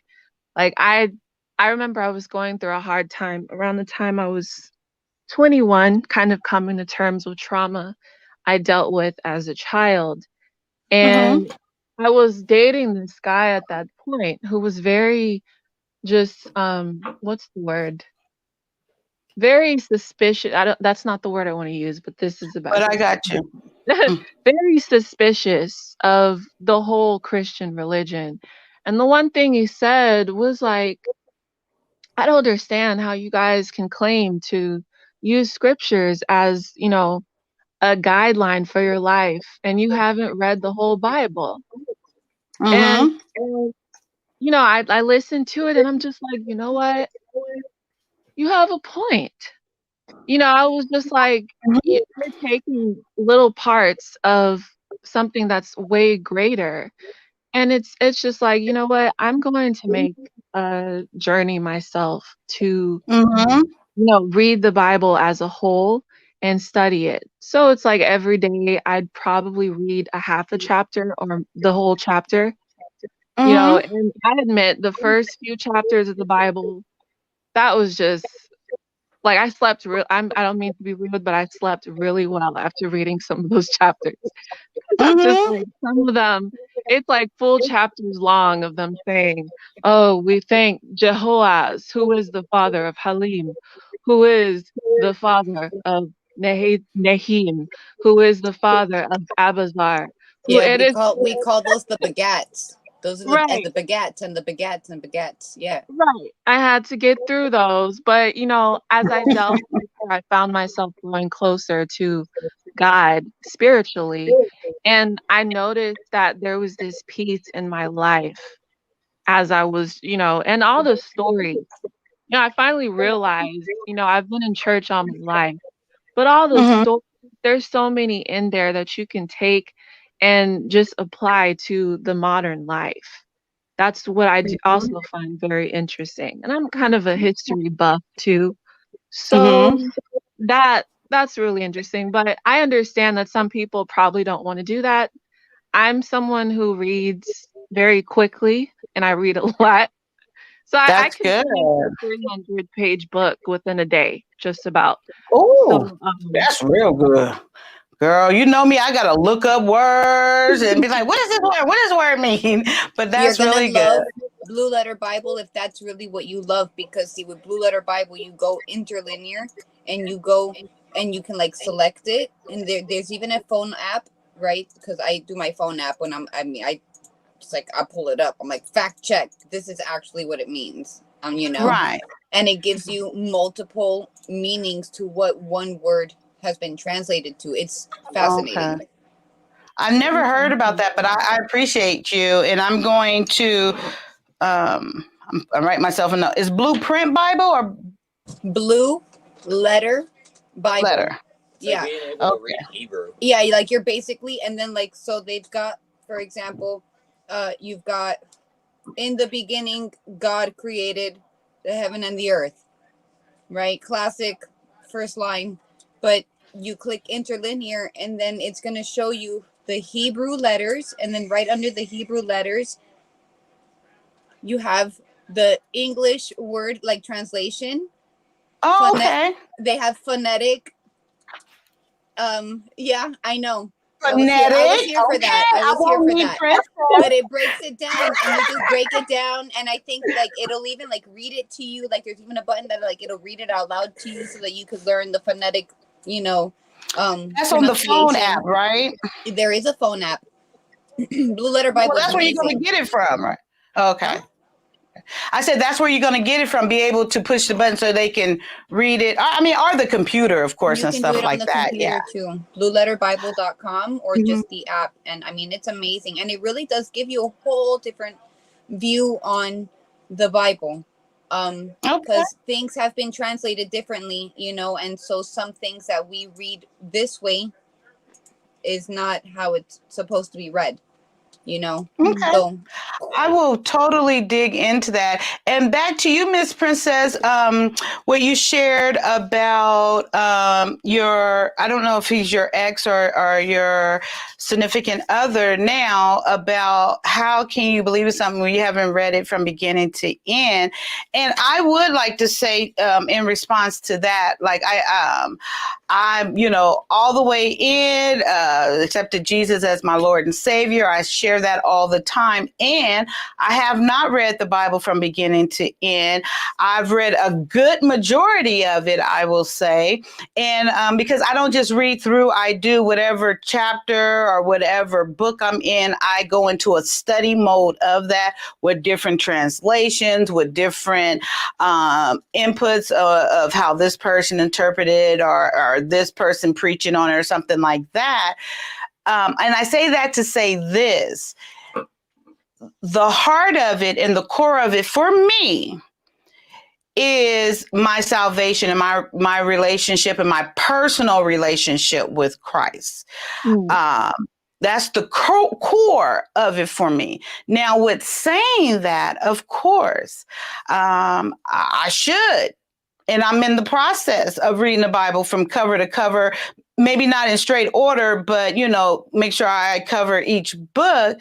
But in me saying my personal relationship with him, how I'm able to develop and keep leveling up on that relationship is to know and be in his word, because that's how he communicates with me. mm, And so that's what I say, because when I first you got me into this talk. We're gonna get right off of it. But I love it. I love it. But when I first seeked Christ, I was 9 years old, and I just had to be at this church. I didn't understand, didn't know what, I just knew I had to be there. I got on the usher board. I was scared. They would put me over there with the ladies that got, and I would excuse myself and all this stuff. But yes, Wally, I'm talking about hip hop cartoons. Yes, that's what we're going to be diving into. I was trying to wait for the guys. I've been trying to wait for 84 and trying to wait for 100. They're sending me these notes, and I posted what I'm doing. I posted 2-3 hours ago. I was gonna be here right now, and I'm getting these messages and all of this, but I'm trying to wait. But we're about to move. But yes, I am talking about hip hop cartoons. I don't know if that's his personal channel. If it is, I'm impressed. But the way that he was talking, I think he knows the person who channel it is. No, it's Nelly. It's here. But just to finish this thought first, but I'm going through it, but when I was 9, I knew I had to be there. I just knew. I've always known. I have always believed in what Jesus Christ has done for me and for my sins, and what that means. Oh, Cuba, and what that means. Right. And so that's that to me, that's the core. And I know people say, because like when I first started sharing how, the whole thing with the Kevin Samuels thing, and I do want to say next week, we're going to dive into all that experience I had with Kevin Samuels. I'm going to do it on a live, and we're going to talk and dive through everything. Yes, Mrs. Two Cents, that's who I'm talking about. Thank you, love. I love you so much. Thank you. That's who I'm talking about, Wally. And so we're going to dive into that next week. But I'm sorry. But when I shared it, that's the core of it. And they was like, how can you be a Christian and you don't know this verse? I'm like, well, I haven't memorized the whole Bible. I don't know, but I know what I believe. And then they come with these 1 or 2 verses from here and from here. And I'm like, wait. I know that Romans 1:5. You got to go 2 more verses up to know he's talking to unbelievers. He's not talking to believers. There. See, look, I'm getting all worked up. See, save it for Friday. Save it for Friday. Right. Yeah, I will. You see what I'm talking about, right? So. Okay, because I love it. I love the word. Okay, yeah, so we're going to stop it there, because we will go off on there, and I will. So let's get back to what we were talking about.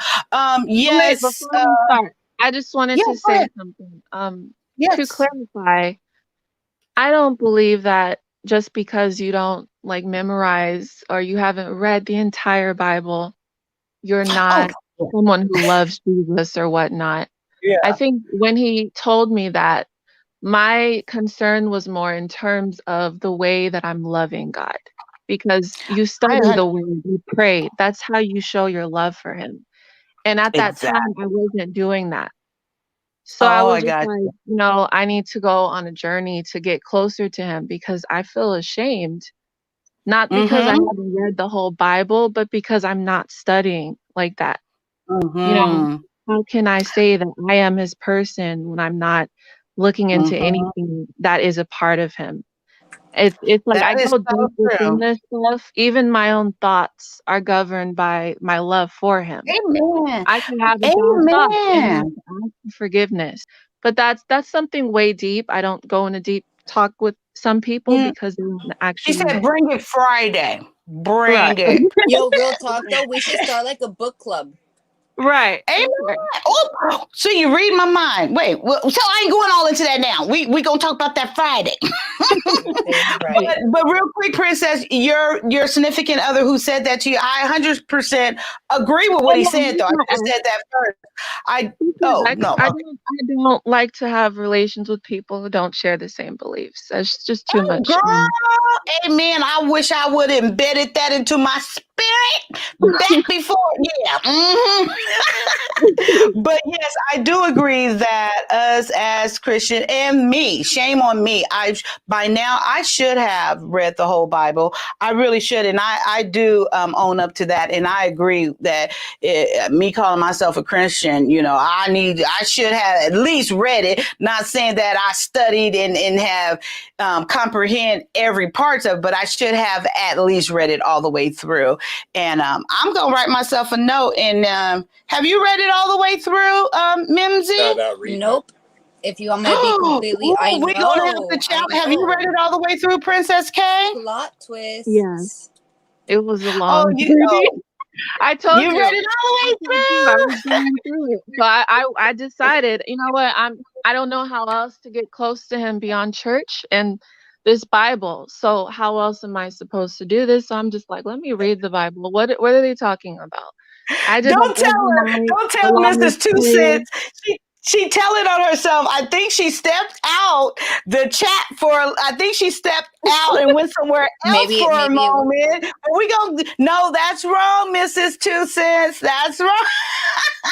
Steven. I love her too much. I can't even keep playing. Okay, Mrs. Two Cents. We know the answer already. You work so hard for me, and I love you so much for being my great moderator. For We anybody who already got. misses out, though, like I'll still tell everybody who like missed it Oh, in the chat, like at okay. the end. You know what I'm saying? I mean, keep Amen. guessing, Okay. keep guessing. You Keep know, guessing. I've Right. got it I up on haven't my said the phone. answer, so. Yeah. Okay, but no, Mrs. Two Cents, that's not correct. And one more thing, up here, it was I thought someone else had said something about Nellie Fuller Jr. Okay, I guess not. Okay, guys, I'm gonna go ahead and start it. We got 3 videos, so the guys, I don't even mind replaying it later if they want to get involved with. Oh, that's not what I want. Oh, wait, I can do it here. Involved with the conversation from the video. So, okay, is everybody ready? And just to put out there a little bit, I don't know if you heard the beginning, Mitzi. This is me digging into more education or filling myself with more. Gosh, how do I want to say it? With because I think so linear, I guess is what I want to say, to broaden my thinking about our Black people. I didn't say that good at all, but y'all get the point. Here we go. And this is hip hop cartoons channel, and he has hundreds and hundreds of videos over there. So I encourage you to go check him out as well. Thank you for saving my brain power. No, but you got to still guess, Mrs. Two Cents, because I don't think no one really knows yet. I think it was kind of revealed on the down low. Okay, guys, are we ready? I think we're ready. Here we go. And let me turn it up. You brought up Black people in your last statement. Why did you say that Black people need to stay away from each other? Can you hear it okay? There's going to be some productivity. Yes, Black people should stay away from each other because as victims of racism, the racists have filled our minds full of poison. So whenever we come in contact with each other, the poison immediately begins to spread. Black people walk around full of poison. You can almost see it in our eyes. When we pass each other on the sidewalks, we're loaded with it. It's been put there. We weren't born with it. We didn't have that look in our eyes when we were little people, just little toddlers. We were wide open to the world, just like all people are when you're a toddler. But when you are in an evil system, a system that is designed deliberately to produce evil thoughts, to produce animosity, to produce violence. In that toddler, as he or she grows, begins to pick up the poison that's already here. And then the poison is spread as that person comes in contact, particularly with persons of light persuasion. This is why black people sitting on a bus, you can almost feel the atmosphere of hostility there. That's not a natural thing. That's artificial. And it's all put there by the white supremacists long before the bus was built, long before the people got on the bus. Every black person must realize this. So what do you do about it? Codification is all about what you do. You make sure that anything that you say to someone before you open your mouth is of constructive value. Anything that you do with someone, you sit down and plan it first and make sure that what you're planning is of constructive value. Otherwise, black people should go the other way when they see each other. They shouldn't even come in contact with each other. They should cross the street almost before they say anything to each other, because once they say anything, the poison starts. Unless they already have something in mind to say that is of constructive value. And we just tried this. This is what you call the process of counter-racist codification. You're working against racism right there. But see, black people just cannot continue to do like they're doing, and that is wait until they make contact and then try to figure out what to say and what to do, and it comes out all messed up right from the jump. As we well know from experience, we should have learned that by now. So we should agree that we avoid each other like we are carrying SARS. That's what I was going to say, put in the terms of that we're carrying viruses. Yes, yes, there is such a virus as, social viruses that we send, messages that we send with eye contact, with everything. This is why you'll find a black person who will gun down someone with a 9mm in a line in a grocery store about nothing but a look.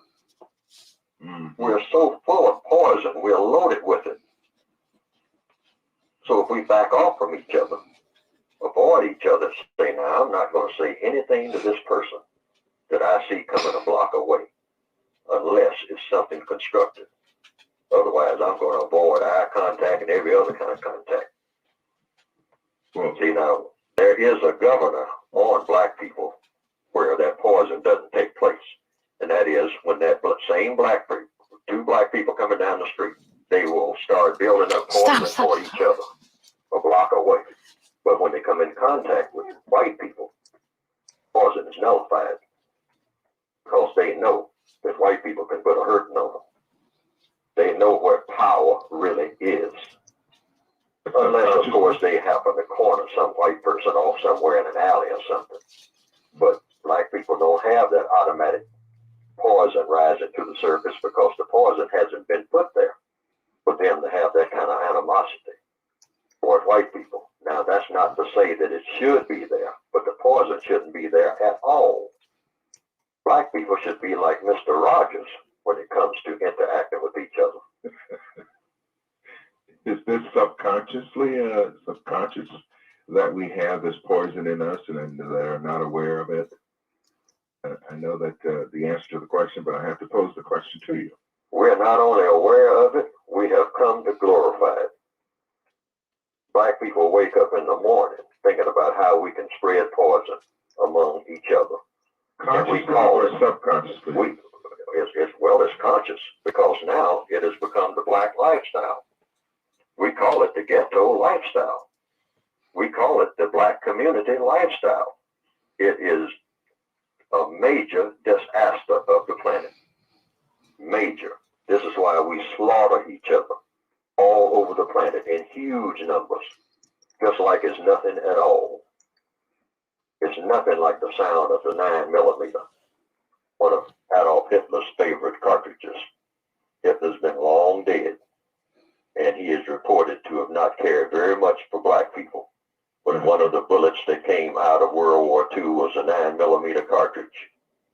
and it is being used everywhere among black people and glorified as the principal instrument for spreading poison and making death among black people wherever they happen to be. The sound of the 9mm in the night. Pow, pow, pow, pow, pow. Glorified and enjoyed by many black people wherever they happen to be. It is a total universal disgrace. But we have that. So how do you avoid it? Avoid contact. A bunch of black people getting together, 10 of them, with no constructive agenda, always means something ugly. Always. No constructive agenda. Pre-planned in detail. The Million Man March worked because it was pre-planned. So what And about it was of constructive value. And So what everyone about the understood that. What See, about it's not the something that's in the people by nature. Uh-huh. It's something that's carefully planted there. So you can plant, you can remove that, if no more than just temporarily, by having a plan. Say now, when everyone does this, when we all come together, the agenda is as follows. Everyone will deport themselves with decorum. There will be no throwing down of trash. And if you happen to throw some down or see something that's been thrown down, pick it up and put it in a receptacle. Now see, this is a pre-plan. Now black people work very well. This is why the churches, for the most part, work. When black people come to church, they have a code. That's what I was going to ask you about the black So church. black people, well, when black people at least come to church, they at least have an agreement in advance. Mm-hmm. And we're going to kind of act like for a few hours, we have some sense. Mm-hmm. Unlike the way we acted before we came in here, even though when we leave here, we're going to revert to type. But for 2 or 3 hours, we're going to go according to the little code that we have set up about the way you conduct yourself during these services. And so that's just a little respite. What about religion? Well, religion is nothing. Here again, you define what is a religion. It's a strong belief backed up by action. Okay. Now, the strongest religion on the planet is the religion of white supremacy. Now, a person might say, well, white supremacy is not a religion. Yes, it is. It's a strong belief backed up by action that has a God. Well, what is the God of a white supremacist? The God of a white supremacist is a white supremacist. They are their own gods. This is why they are very determined and very focused and very arrogant and very efficient. When they get ready to do anything, they have total confidence, and they do not take kindly to any images of a God that does not look exactly like them. They consider any other images as being inferior or non-existent. Okay. So it's everything that a white supremacist does reinforces white supremacy. They don't come around. They don't even come around black people unless they have that in mind. Or unless they have to. Everything. Unless they have to. Yes. And the only time they do, the only time they show up anywhere, it has something to do with the muscle of white supremacy. Mm-hmm. Otherwise, they're not going to show. Even when they come in the guise of doing other things, as people who are called Indians will testify. They'll say that they come, here again with the words, the forked tongue. And they're very efficient. But I don't want to spend all of the day just talking about what they do. A lot of people are familiar with that. And a lot of people may not be. But I also want to emphasize, what do you do? Like we have touched on some things. Yes. In every instance, meaning in every situation that you're in, there should be a prescribed way. That's the one thing that black people do not have, is a codified way of handling every situation.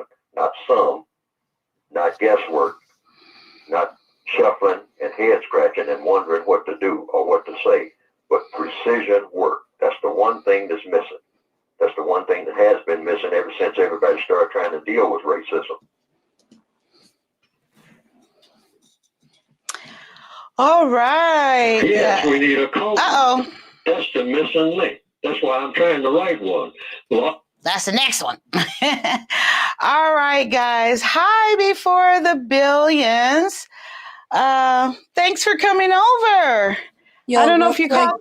fix Yeah, the icon so we can see your pretty face. me?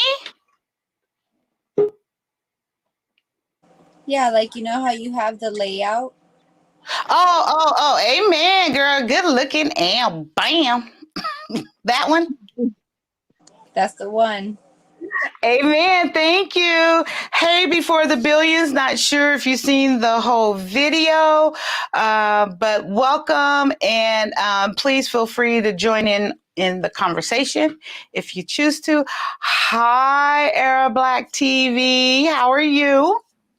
Hey, Kyia, how you doing?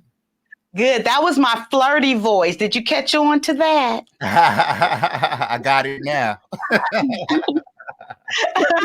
Amen. Did you hear the whole Shout video? out to Princess K and the other ladies on the channel on the platform. Hey. Hey. Thank you. Were you able to hear the whole video? Yes, I did. Yeah, I was hoping that a guy would come up because us girls, we gon' say our girl. Well, I'm gonna speak for me.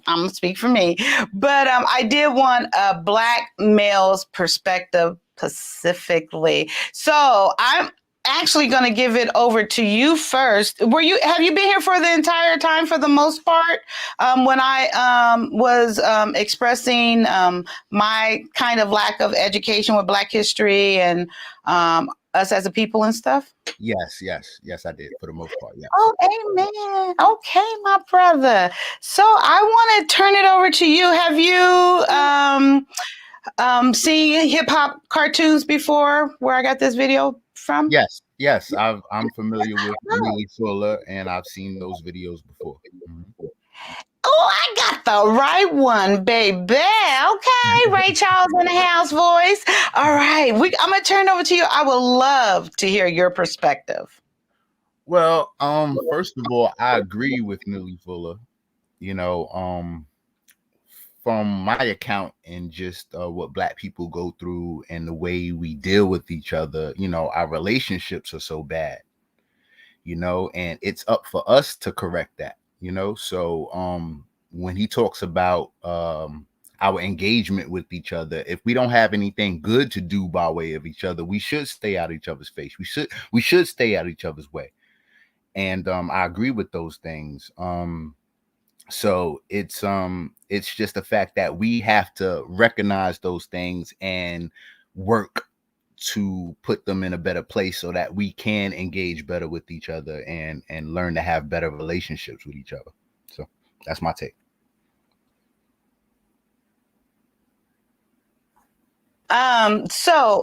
So that's great. And I wanted to hear more. First of all, do you agree with how he described where that came from for us? As far as the engagement, yeah. Well, like is in terms of where he's coming from with the white supremacy thing, or with the like at the beginning he said that this is kind of, we were bred for this, or this was embedded in us. And I remember when the white man came out his head, like, this is the purpose. It was intended for what they did to us as a people. It was intended for it to go in this progression, like this was all in their plans and it's working out perfectly when we come together as people. Yes, that's what I'm saying. Right, absolutely. For me, it goes back to like indoctrination. What we're indoctrinated by, the programming that we receive. Like coming up here in America, we come up in American culture, which is white man's culture. Whatever they're doing is exactly what we're trying to do, and we call that success. We call whatever they have and the way they live and the middle class or even above middle class of it, oh, we're living a successful life. So if we're not living like that and we're not having that type of success, we look at each other a certain way. And then we play the classism and elitism game that the white man plays. So all these things affect us. And what it is, I came up pro-Black, so So to me, the whole thing of pro-black meant to escape from the world or not take on the white man's indoctrination and to lock into the love and the relationship of black people. So that was always my focus, and that's what I locked into because that's what I adhered to, you know, to not take on the programming and indoctrination of the world and lock into the love and relationship with my people. So. Amen. I can go further on that, but I'm gonna ask you a question, then I'm gonna go to the ladies. Do you think so? The initial question for that video is: do you think we should stay away from each other? Yes, absolutely. You know, I don't want any woman or man. I don't want any woman or man around me that got something bad planned for me. So that's natural, you know. That's for anybody, but the thing, it should be the inverse for us. We should be wanting to give unto us and be good to each other because we don't have that. We are lacking that. So every time we run into each other, it should be something good to exchange. So right. Okay, so Minzy is ready. Okay, so did you enjoy the video? What I could hear of it, yes. I had a lot of Also, chaos was it going clear? on. Oh, okay. No, it's not okay. your end. It was my end. You know, Did you get environment. the context of it? No, but from what he was explaining, and from what I heard, see, I understood that there was like poison in everybody, and if It we was a should metaphor. like, right, right, Yeah. I got it. Okay. You know, but so like, I going back to my show real quick. I just did a show on Friday about how people are very selfish nowadays. Everybody's just got very selfish wants, selfish needs. It's all about me. So yes, I don't want people that have malicious intents and are full of hate and have any issues, honestly. Like, just keep that on that side of the whistle, you know. But like, we're just here to spread love, you know. So like, I mean, I'm not, honestly, I'm not black. So like, I don't know about the black community. I don't know about like anything on that. Honestly, I would say I'm ignorant in all of that because I just don't understand it. You know, like, I love everybody. I'm cool with everybody. Like, if I'm a very likable person, and if you don't like me, that's probably not a me issue. That's probably a you issue. Cause like, I'm just like a normal person. I have no filter, you know, so I Can don't I understand about that. right there? So how do you perceive the Hispanic culture? If you would put that in like take black out and put Hispanic culture in there, how would that relate? Or even if it would relate? As to like what? Like, As to like, if you don't have a agenda, you shouldn't be around because nothing's good gonna come out of it. It's kind of innately in you that if you have no focus, you're not here uplifting, you're not encouraging, you're like an adversary. You're against. So you don't find that in your culture, like when y'all no, just come I don't. together for no reason. I mean, yeah, for no reason, basically. I feel like people are very set in their ways, and some people can be very ignorant. But I don't feel like shunning people because they either believe in something different or just don't understand, or whatever the reason is. No, but I'm Like, talking all like right, as so a like in whole my for your culture, so culture. like in Yeah, there you my go. culture, I've gone left field. Like, no Oh, one in my family, like, first of all, I'm from Miami, Florida, you know, and I moved to Missouri with my husband and my daughter, and we had two more sons here. So now this is where we are, and we live in the sticks, and I've got my father-in-law here, you know, and so like, and my family was raised Catholic, you know, his family was raised Catholic. We're obviously not Catholic, you know. So culturally, we're just not. I don't flow with that culture. I don't like. Yes, I'm Cuban. Yes, I'm Hispanic. Ooh, spoiler alert. Um, but she might not be here. but it's not really what it's about for me. For me is just, it's all about the Almighty. So like, Okay. it doesn't matter where you're from.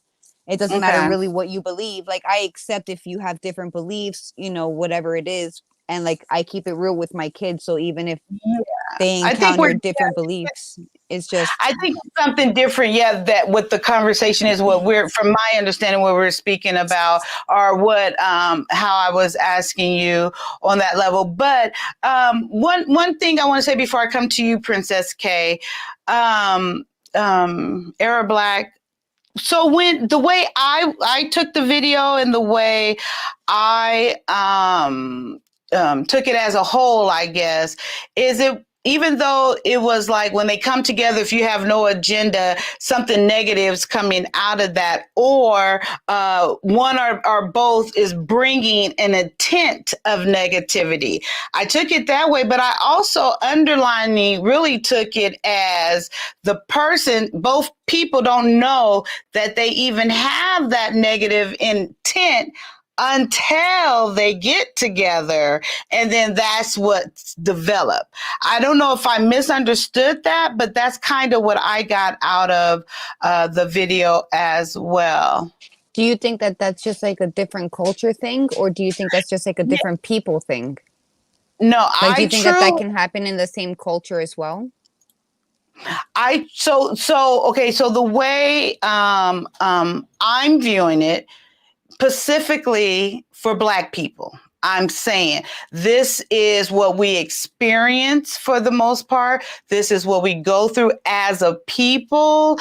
Even if no personal interaction with it, as a whole, as people, I feel it affects us all. Yes, as a people.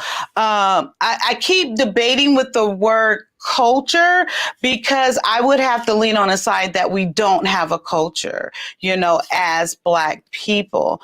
So, Era, what do you think about that? What I said, as far as, before I come to you, Princess, about the underlining that even before they get together, that they don't even realize that they have that negative intent.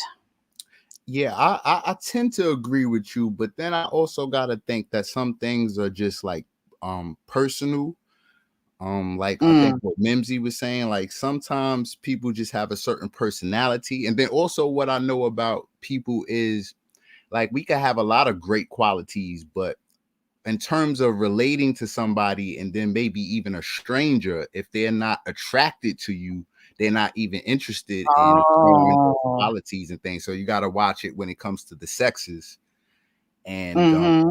and things of that nature, because I think people are generally good. You know what I mean? It's just who can you flow with that's good, and then for gooder and greater purposes, who can you flow with to get to those stages and do those things. So sometimes a lot of things are just your personality, and then who you want to show your personality to.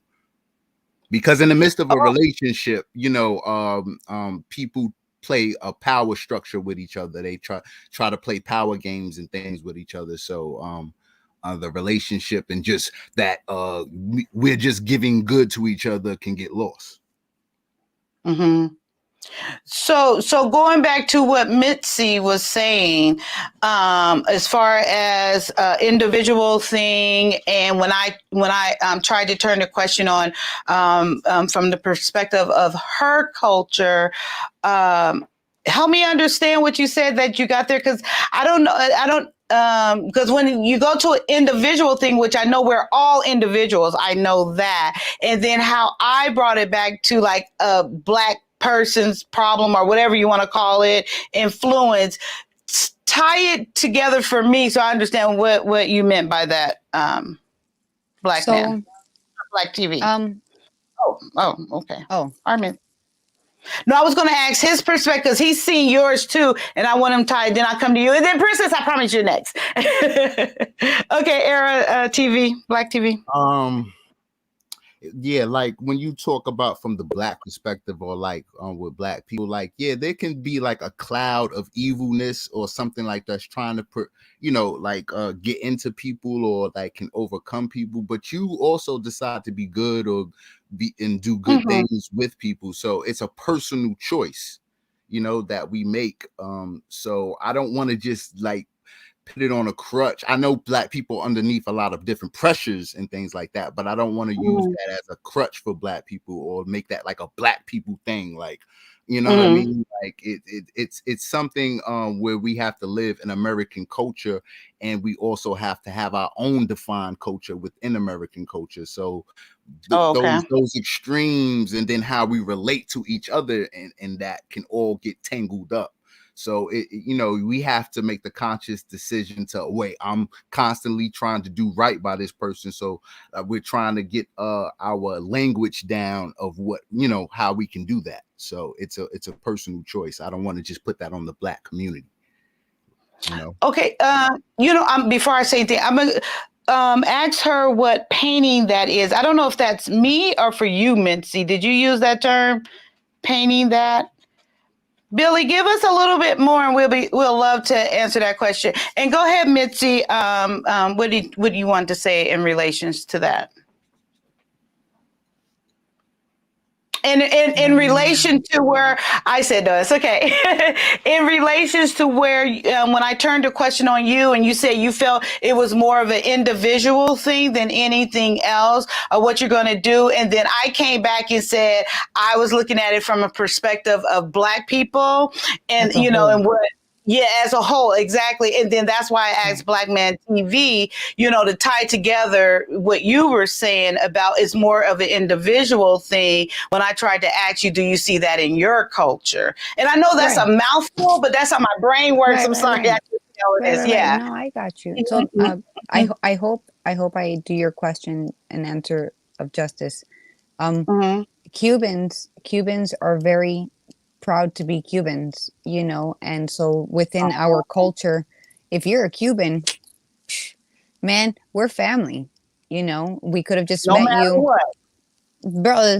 We're about it. We're about the Cubans, and what's actually really amazing is that there are Black Cubans, and I mean like Black Cubans, like really dark, and like if they're so now you encounter.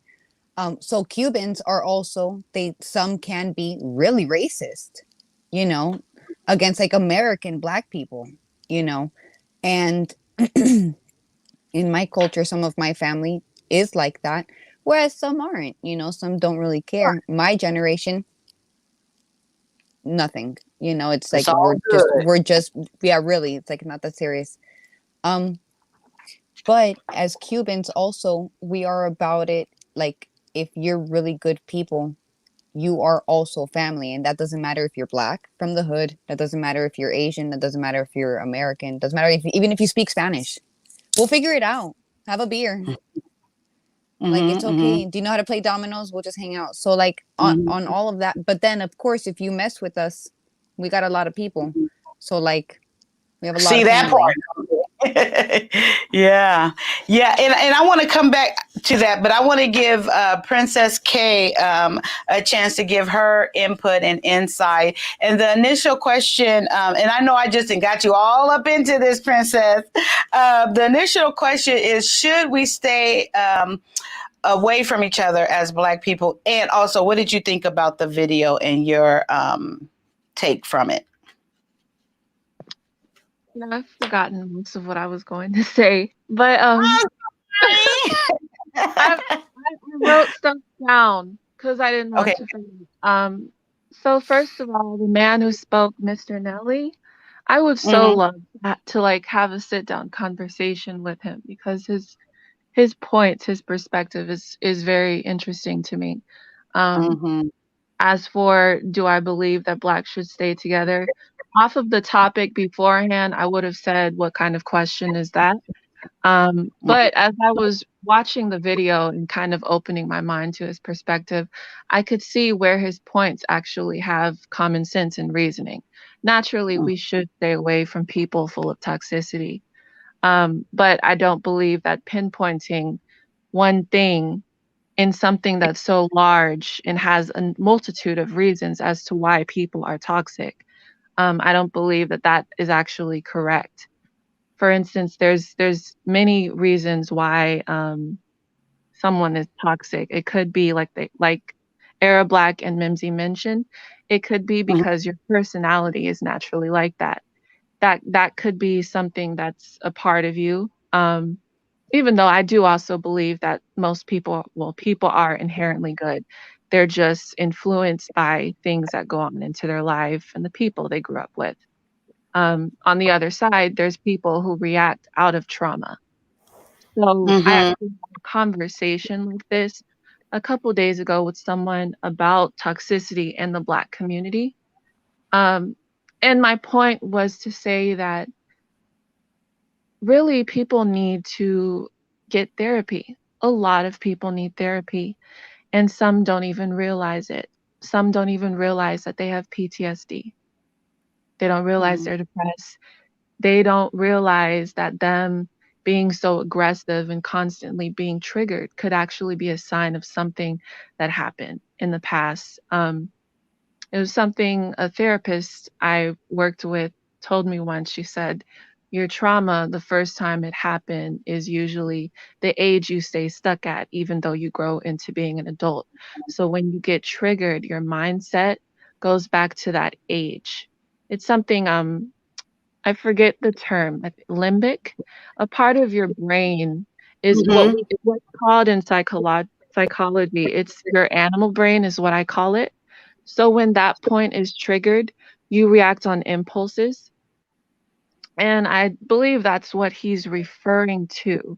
However, I think I would like to have a deeper understanding as to what specific type of people is he referring to, because it's like, I've personally seen stuff like that happen in the hood, um, where it's just a bunch of Black people getting together, and there's really no real reason to it, but violence happened.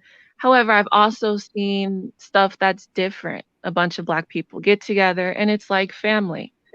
So, Mhm. I'm trying to get I want a more understanding before I formulate or conclude in my thoughts about what Mhm. specific type of people he's talking about, but that may be wrong too, because I'm probably coming from a standpoint where it's just like, are you referring to all or just certain people that were raised in certain circles? Because in the hood area, I mean, I wasn't knee deep within it, but I was around it.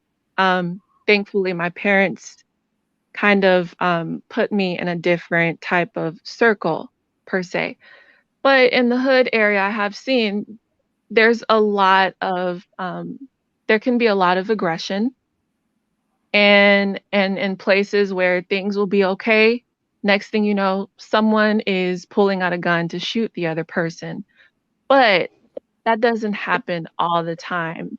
And I don't really see that in circles where I'm around educated Black people who some also have grown up from the hood, or Black people who are in the middle class circle, though they do have their moments when they might act off. Um, so yeah, I think I do need more information, but it's an interesting perspective and an interesting conversation. Mhm.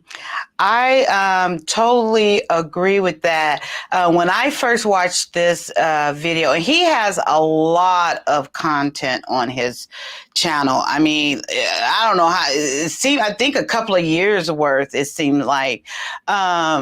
But when I listened to it for the first time, I was like thinking, that's interesting, and that's what I meant when I first started talking. When I came on, call it a monologue. I don't know if that's what I did, but it gave me a broader perspective. It gave me a different way to, in general, look at things. And I, as soon as I saw this video, I thought it would be amazing conversation to have and to dig deeper into. I don't know, it's cool. And yeah. And I knew I shouldn't have did that. I shouldn't have took my mind on there. Because I wanted to say, oh gosh, it's killing me because I really wanted to make this point, but I wanted to be clear on it. Oh Lord. Okay, so anyway, when I first saw it, WP Phone, won't you come on up, brother? I put the link in. I will love. Did you read with video or saw the video that I just played? Is I to understand the program. It's on our. Won't you come on up? Love to hear your perspective. It's my birthday. Happy birthday. Okay. Amen. Happy birthday. Is it after midnight? Is it, oh, your birthday almost over? Or is it just now your birthday? But yes, come on up and happy birthday. And I know you're enjoying those babies of yours. Okay, so what I was going to say, so when I first saw this, and there's this other video, but I just knew, I felt that this one would spark a lot of conversation because of how he even described the pre-thinking of like from his perspective that us as people and passed down in us, it's already innately in us to have, if we don't have a plan, if we don't have a sense of direction, an agenda, and we just coming together because, I can look back in my past, growing up and see, like Princess Kay said, out the blue, you'd be like, what had happened? And it's discord. You're like, wait, and so I was very, I don't know. I was curious about, it makes you think, even though we all come from different places, different time, different ages, different parts of the United States, we all can and do experience that same type of thing in general. And I'm sure, we can go to other cultures and stuff, but for me, it just seems to hit a little different because of all of the, can I call it common element? It just seemed like it hits different for me. Would that common element be racism? Yes. Okay.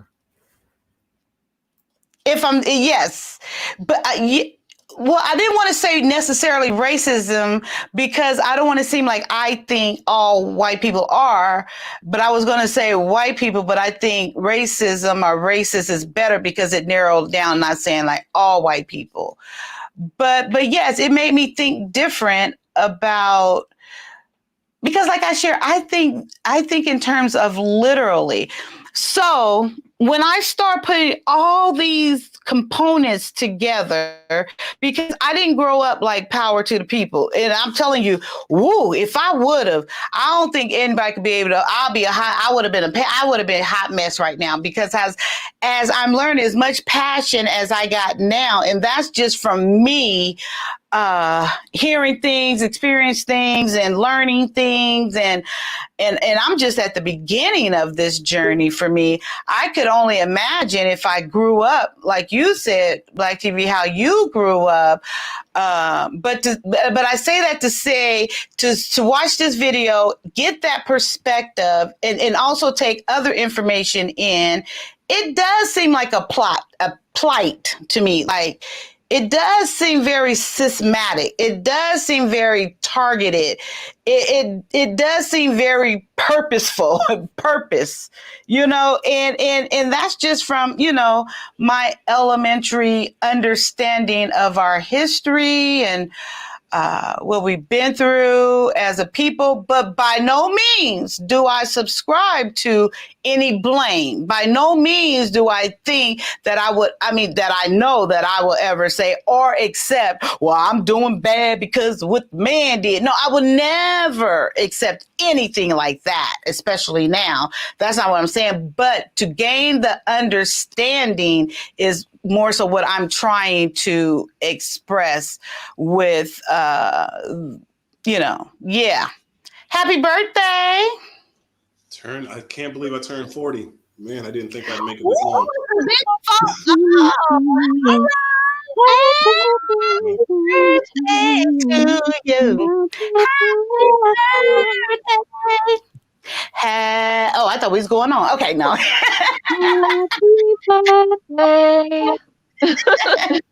Hey, what's up, Princess? All right, Big 4-0 in the house. I love it. I loved my 40s. Okay. All right. I am so now see you. I'm glad you showed up. Now, first, I want to because I went over to hip hop cartoons and I put a little note in there. I don't know. Are you a personal relationship with them? I've been in touch with them before, yes. Okay, so I put in there, came over there all cute and polite in my typing. And I said I was introduced, from you, of course, WTP. And I wanted to officially ask permission to use his videos just to, he said, of course. And so when I first addressed him, I said, hello, Mr. Nelly Fuller Jr. And he comes back with all these happy, just cracking up. He said, I am not. And I was like, oh, is that the old man's name? If you don't quit calling him Nelly, we're gonna get this right now. What is it, Nelly? Yes, Nelly? stop calling him Nelly Fuller Jr. Amen. It's not you. Have some grace with me. Amen. Neely. He kneeling. I'm gonna think of a prayer. I'm gonna think of a prayer is Mr. Neely. He kneeling on his knees and praying. Yes. Neely. All right. But there is no K at the end, but okay. It's Neely. So that seems like Nelly to me, but it ain't. It's Neely. I got it. Amen. I'm so glad. Oh, so back to my question. Did he alert you that I got in contact with him by any chance? Oh, he did. Yes. Him, no, but I know through someone else that you got in contact with him because it's more than just him. The person there's a few editors that he works with, and another editor that reached out to him. So this is a team effort. Not so much. He's definitely the head. He's the one, but there's some people who do a little bit of computer graphics and kind of giving him a different gifts to kind of put in the splice in together. Yes. Who's the voice? That's what I want to know. That's who I contact. Neely Fuller Jr. is the voice. It is an almost 80-year-old man. He has a book written called The Code. You can find it on YouTube, and it's an entire breakdown called The Code. I honestly think that if Black people read this and try to, because it's nothing but logical points upon logical points upon logical points. That's how he. I know. I saw 3 books. I saw that on his website. Yeah. But you can, okay. I'm confused. So that really is the man talking. That's him telling his. And the editor. That's what I was saying to OG Patrice is that there's editors who can take your voice and put avatars on it to make your voice more transferable to the youth. Amen. I thought that was a young guy going up to an old guy to portray that image. Okay, I'm even more fascinated now. I love that. And so these are actually his. Okay, got it. Amen. Amen. Okay. Yes. Okay, now I want to hear from your perspective from the video I just played. And my first question is, do you think we should stay away from each other? Yes. Unless we have a constructive reason to be around each other, absolutely. Amen. Our reasons for fun end up killing each other, and that's the part that he's talking about with the toxins. And this has been in our music, and I don't think that we really realize that how much of the music we're putting into our ears, and how much the visuals we have a gang type gun culture where we're so willing to kill each other over disrespect. And the thing is that we're very strong people, but we're also the most willing to kill about disrespect than anybody. Like we will absolutely end a legacy, take a person's life. Tragically, I blame Chris Tucker. It's really Chris Tucker's fault because in Friday when he did that line so eloquently, "You got knocked the fuck out," it really knocked out our lack of empathy. Like when we see somebody get hit upside the head, we laugh. So yeah, I blame Chris Tucker for the. I mean, really though, it's really insane. Like whenever you see someone get knocked out or hit upside the head, hit with a bottle, the first reaction is you got knocked without really realizing, like, whoa, that should be something that should be seen as heinous. But it's not. We're used to that. It's funny to us. The things that entertain us are the things that are killing us.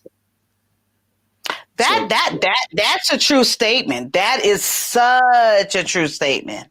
Wow. And it just came back to me what I was trying to remember earlier when I went to the chat, and I shouldn't have. Something that Mimsy said about I love your art piece, Mimsy. Your art piece is absolutely amazing. Thank you. My husband actually painted that. Honey, he likes your art on the wall. He says thank you. Go ahead, Kai, before you forget it, though. I know. No, I wrote it down. I wrote it down. I know how to sisters read. So something Minzy said earlier about when she shared that her being a Cuban and you're Cuban, we down for each other, you know, you Cuban, me Cuban, you know, we together, you know, and I'm on your side and whatever it may be. It was I don't know if it was a lie, but it was something I was watching. And at that moment, I realized they said that is one thing that Black people do not do. If you go to Japan, all of, you know, that culture, the Asian culture, if you, me together, if you go to Hispanic culture or any other culture, just because you are that, they're on each other's side. They're lifting them up. We're together. We're supporting each other. And they had said Black people, us as people, is the only ones that don't come together and just support solely because the other person is Black, or even uplift or promote. And I find that to be very true. So when she said that, you know, I was like, I think it's true. What do you think about that? Absolutely. I think I was in Japan when they tried to bring. I think a Walmart was trying to kind of incorporate and come in, and it just did not even fly because it's like no, like this, we want our money trickulating with each other and trickulating within our, and it was kind of the same thing when Walmart tried to come to New York City, like in the early 2000s, and they're like nope, we keep this New York money within, you know, in New York City. We don't want to have so many big corporations coming in and, you know, undercutting and killing off some of the smaller markets. Because New York City is a very huge underground kind of artsy, like you don't want to have a large influx of just undercutting. I just woke up, undercutting products. So with us in the community, I think that it's really, and I hear it all the time when like Black people try to work together. Like it's always like, oh, you can't work with Black people because, you know, they don't pay right or blah blah blah, and Black they want people, the hookup. Yeah, and Black people don't support the artists. Black people don't support each other's art. And I like to think of like with the whole thing, the OnlyFans starting like right when the whole Black Lives Matter kind of thing was going on. And like the NBA almost protested. And what would have been amazing is if the NBA had protested and just completely stopped doing sports. And then Black people in general just said, F this, we're going to stop working. Like think of the movie Office Space, and we all just stopped. And then like we stopped paying rent, we stopped doing everything, we started living minimalistically. And then what are you going to do? Like all the police going to come and arrest all those people, pull them out of houses? Then we as Black people stand with them and then let the world see that this is how they really feel. Because all we're trying to do is actually get some real rights. And then we go into the Native American reservations because they already have the land, and we start bringing real resources to them because we have been horrible to them.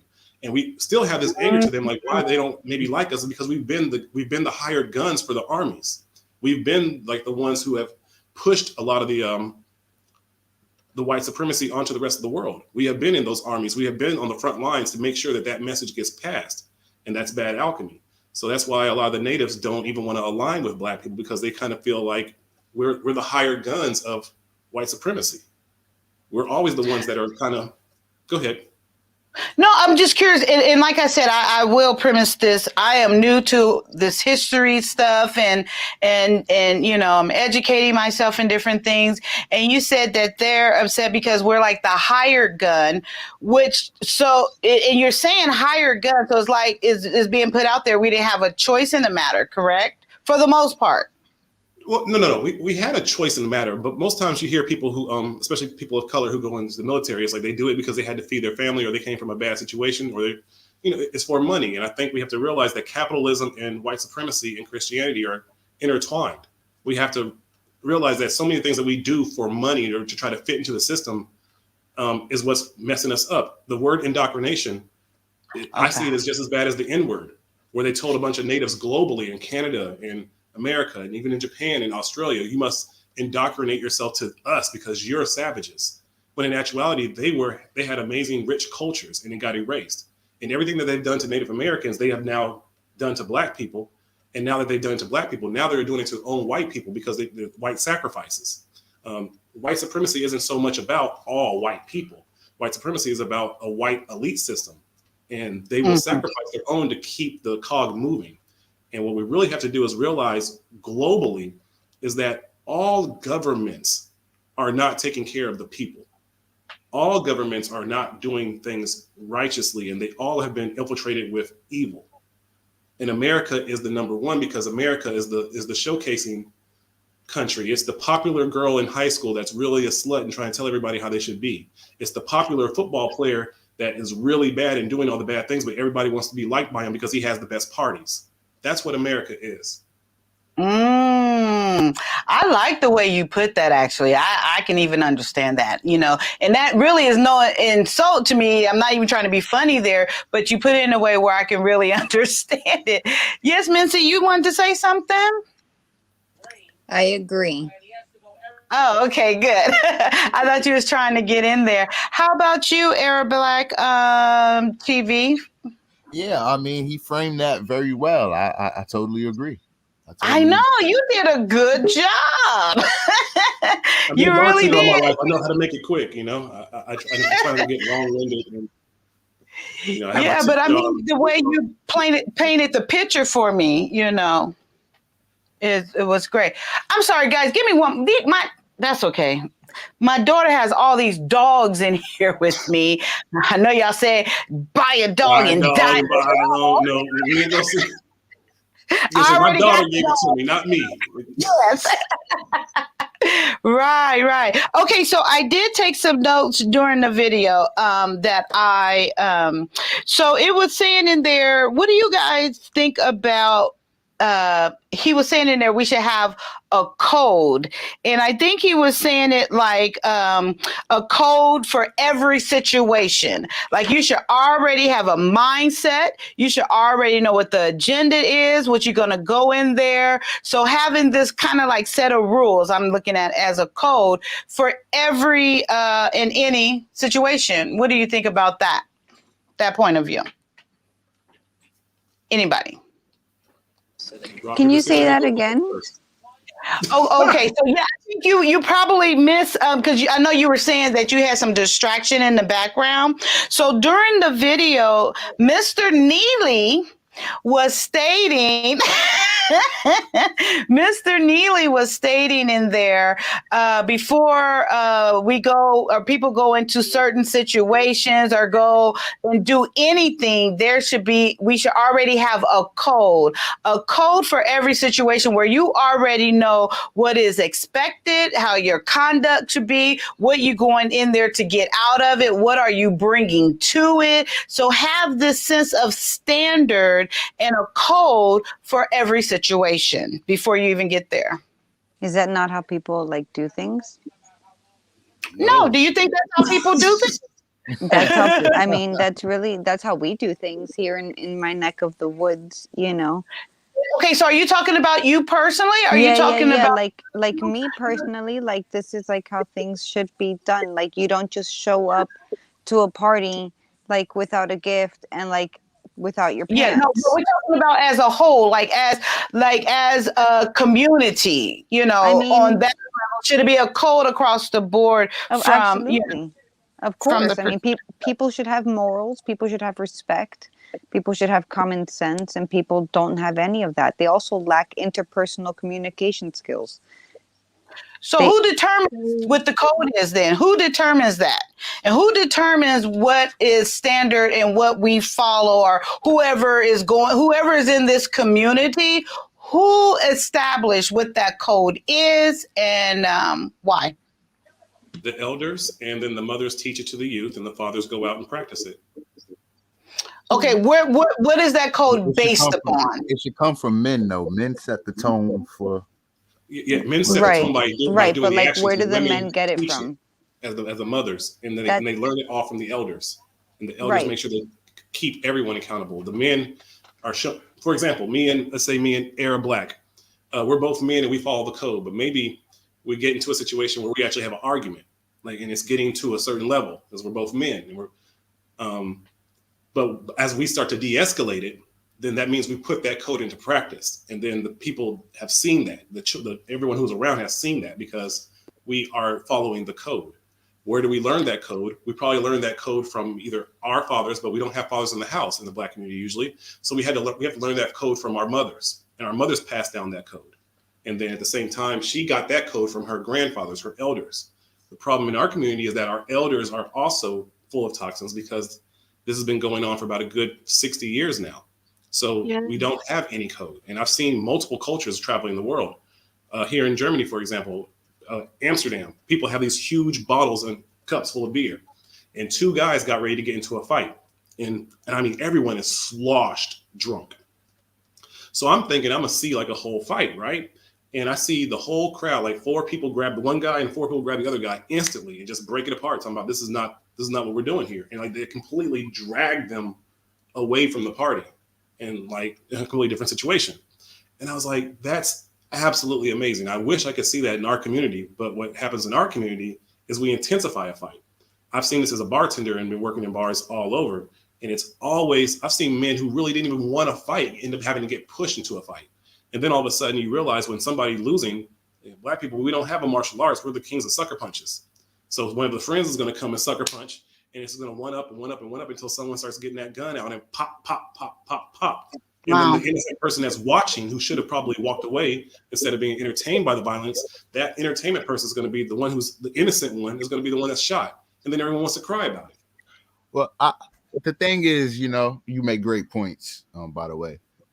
The thing is, even before a taught code or we go by some code that is, like a curriculum or something, you have a basic human code, a basic civilization code that you take to any human being or race or culture that you only act up with your peoples who know how to act up with you. Okay.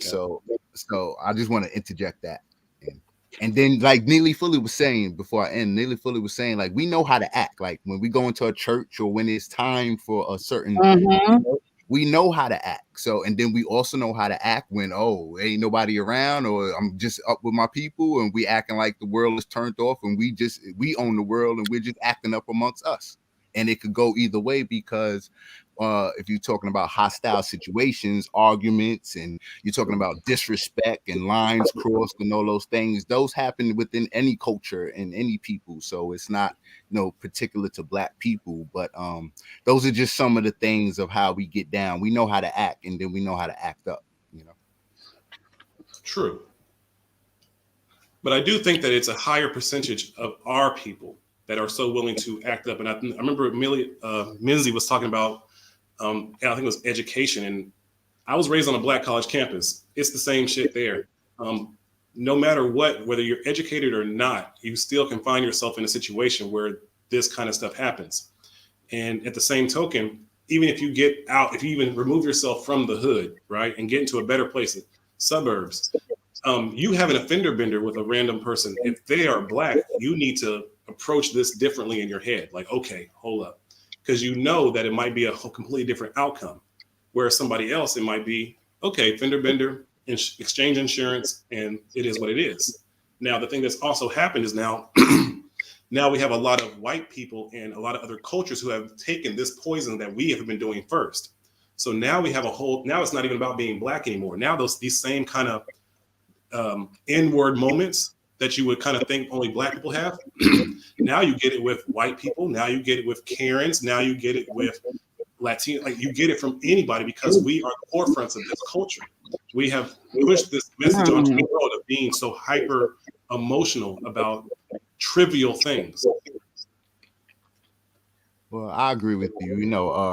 We definitely have to practice emotional intelligence because And de-escalation. I think de-escalation is the thing we need to learn at a very elementary school age that's not being taught in public schools because they actually don't want us to learn that.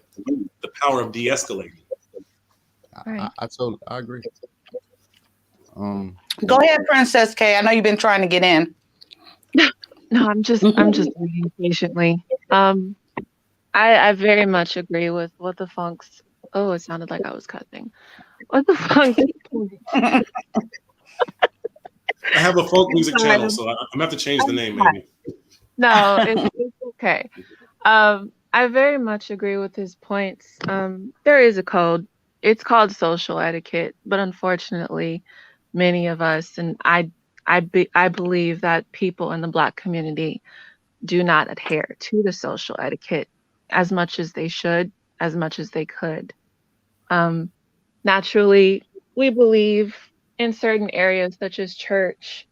Generally, I would say a classroom, a school classroom, there is an etiquette to adhere by. That's everywhere. But the problem is that there are people, a lot of them around my age, who were not raised with morals or the understanding of standards. Um, I grew up with traditional parents who taught me every day before I went to school, you know, don't do anything stupid because what you do affects not only you, but your family and the people that are connected to you. Many people around my age do not understand that aspect. So they go out and I find this the most, well, I don't really have any thoughts, I guess you could say, because I'm not acting like that. But I don't feel so great when I go out and I see people that look like me, acting crazy in public, like a shrew, kind of. You're screaming, you're cursing, you're not really getting to any solution out of whatever problem you have with the person that you are having the problem with. Um, but at its basis, it's social etiquette, which are basically spoken and unspoken rules of how you should behave in public. But people either weren't raised like that, or they just don't want to follow it because it's like the big thing of, my ego. I don't give an fuck about what anybody else thinks about me. If I feel that you disrespected me in any way, my mind is going to get triggered and then I'm just going to act however I want to. I don't care if I'm in public. I don't care if I'm in a setting where, this is an educated setting. This is not the time for it. I don't care if I'm in a business setting. I'm going to do what I want because I'm big and I'm bad. That's I feel like that's a mindset that too many people carry, and it's gone out from the Black community into other races who have been affected by these behaviors that we have. Now, I'm Wow. going to Okay. say this. I don't say that, I don't have a love for my Black community at all. I'm just not happy with some of the behaviors we have. I'm also not happy with some of the ways that the younger generations to follow are being raised. Because it's starting, I mean, my work as a teacher, dealing with Black parents and the like, a large Mhm. portion of them are just lazy in childbearing, Mm. lazy. Wow. And I'm seeing that more often nowadays. I don't like that, but what really can I do but worry about my own children and my own family and try to help out whenever I can. But it's just like there's so many problems related to all of this. Like what solution do we have? Mm. Is that a rhetorical You. question? It But can be a I think I have rhetorical one for you as question. a I mean, teacher. I'm here to learn. I think a great solution would be one that teachers are being grossly underpaid. That's legitimately what it is. First Yes, part. yes. There's no reason why us as I a community agree. cannot take all the money that we're putting into hair, our facade, our ego, which is like cars, rims. That's a $1 billion industry that we put into, and we start to build our Mm. own infrastructure of homeschooling, but not homeschooling where it's each person doing one-on-one, but Mhm. we bring in all the Black educators and reteach what we need to teach. And there's no reason why it can't happen online the way that this whole metaverse is being set up. And we actually pay these people, the people who are teachers, double whatever they were getting paid before. So they walk away from the public schools because we understand that the public schools is the very first step of indoctrination. And we Are start you to familiar? build a whole new curriculum. There's no reason why we couldn't do this because I mean, it really wouldn't take a lot of money to like actually do this compared to the money that we actually spend on absolute bullshit. And I think that would really help a lot of the Black teachers because it's a insane number of Black female educated women. But we also need to start getting Black men to be part of this educational group as well. But it won't really happen with the system that is already in place. We have to do it ourselves. This is why I think it's very important that we start to take a bit of knowledge from Amish and Native culture a bit and learn that we are the entertainments of the world, but we can really live below our means to actually end up becoming better. Think of a rubber band. You take a rubber band and you pull it a little bit. You know, if you pull it too much, it breaks. But if you pull it a little bit and put it back, and then after a while, it gets longer and longer and longer. And I think that's what we have to do. We have to kind of get backwards so we can actually go forward. Are you familiar with Q Butter? Q Butter? Yes. Is that like shea butter? Because no, there's a brother named Q Butter. Like he comes from out of the conscious community, and he runs a school called the Xanax Zion Institute, where he's teaching young boys, science, math, right in New York, right in Brooklyn. So these type of movements and things are happening. I just looked it up. I mean, I just wrote it down. Can I find information on him on YouTube and like see videos? Yes, or? Absolutely. He just had a live tonight. Yes, Q Butter. Look him up. For the Zion Institute. Okay, thank you. A couple of things. I know what Princess said about Black parents. I think you said, did you say they're lazy, right? Or I don't want to put words in your mouth. Lazy. I'm not referring to all of them, but I want to be politically correct right here. But I would say a lot of the Black parents I've dealt with are lazy in childbearing. Like if I've told you, and the ironic thing is, if I tell you that your child has behavioral issues, which is a problem in social development, and I've been telling you that over the course of, months that we've been, interacting as teacher and parent, and you don't listen to the suggestions that I'm giving you, which are actually backed with studies on child development. Let me just add that.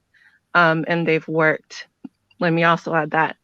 And you don't listen because you're just too lazy, and then your child is just acting out, and finally you see it. Somehow it just knocks you on your head one day, and you didn't understand it beforehand, but you suddenly start to understand what I'm talking about. And then you get mad at me because you feel like I did it, because you don't want to take accountability also for what you're not doing. So I see too much of that. There's also a common concept we say, you also have to talk to your children. That's how they build up their language skills. What we're trying to do is get your child to build up enough vocabulary, because before third grade, you learn to read. After third grade, you read to learn. So I'm dealing with younger children. Write that down. Right. I like that. It's like truly before third grade, you read to learn after you learn to read. So if you haven't reached milestones where you can read at a certain level before third grade, you're obviously going to have trouble in school after that, because you can't even comprehend the basic vocabulary that they're giving you. So I do work with other children outside of the Blacks, but I'm also more, I wouldn't say I'm only focusing on one race, but I'm trying to build up Black little girls, Black little boys. Amen. A lot of that involves just talking to them. you know, it's like people are, they're kids, they don't know anything. Yes, they do, and they observe a lot more than what you actually think. And I believe a lot of them, I remember one boy that I worked with who was considered a trouble child in the school. Um, he was Black, um, having issues at the home. And a lot of the teachers were just like, "Oh, I don't want him in my class. He's too much, blah blah blah." I said, put him in my class." They said, "Are you sure?" Because he hits teachers, he kicks them. I said, "Excuse me, I've never had anyone lay a hand on me." Uh, so I was like, you know, we can work with this. And so, you know, what I did instead of focusing on too much on dealing with the problem and putting too much attention on that, I just started sitting him down and just talking to him. What's going on today? What's going on? What are you feeling? You know, at first, I admit he wasn't responding, but eventually he started opening up. And we got to work on a direction from there. And he actually ended up being one of my best students. And See? this goes into other stuff, you know, there are parents, grandparents who come up to me, you know, how do I do this with my child? How do you get them to listen to you? Um, it's actually really interesting because I'm like, first of all, I have no children, and I'm 25. You know, I'm just like, I would think that you would have more knowledge on this because this is not your first child, you know, and you have some experience there. But everyone needs to learn. You know, the basis is a lot of them are having problems with children who throw temper tantrums and are kicking and hurting them. And I'm just like, first of all, I never try to talk to anybody who's having a temper tantrum. I will look Hmm. at the child. I will look at the child and say, okay, whatever their name is, okay, you know, I'm gonna let you have your moment. I'm going to handle this paperwork. I'll be back in 5 minutes. I'm just right in the corner of the room. You just let it out. Deal with your emotions, you know, and sure enough, within, it might take some time. Usually it's within 10, 15 minutes. It might even be 20 until they calm down. And then I can go back. Okay, what's going on? Like I talked about earlier, there's a portion of your brain that people in science tend to call the animal brain. It's driven by emotion, impulses. There is no reasoning in the animal brain. And I also put this into effect with adults that I talk to. I'm not going to try Mm. to talk to you while you're yelling and cursing and screaming at me. I'm just going to wait. So I rambled along the way. I think I No, rambled. No, that was not a ramble. That was it was needed. educational ramble. It wasn't. I want to say one thing before you go, WTP. You know, what you shared right at the beginning of that was amazing. Even though my son is 17 and my daughter is 14. And, you know, as you know, I had my son at the age of 36.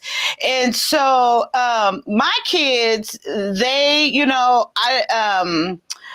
they're just, you know, hyper wild and just all over the place. And I truly thought, I was like, wow, well, shoot, y'all get on my nerves. It's just how a kid act. Because, you know, my first kid, you know, my son, and then my daughter was acting just the exact same. And I was like, wow, no one told me this is how kids act.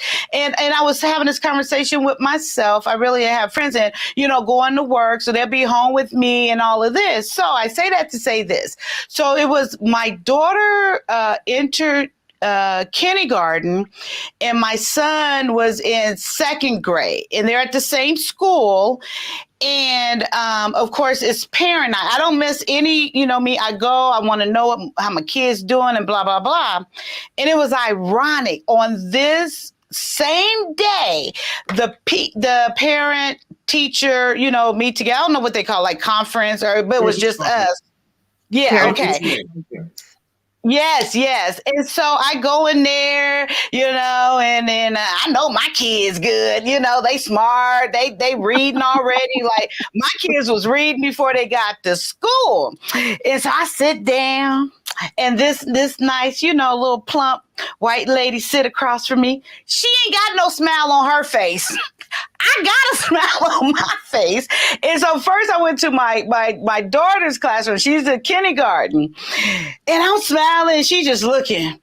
And she said, and so I got to set this up for you. So while I'm, smiling, my daughter is over in the corner. She playing. She doing her. She throwing toys. It ain't bothering me because that's what she do. Isn't that what 5-year-olds do? And she's distracted, but she's not distracted me. And the teacher just looking at me like, and I'm smiling. I said, hi. She started going to she said, Mrs. Davis, I don't know how to say this to you. She said, I don't know how to say this to you, but she did like this.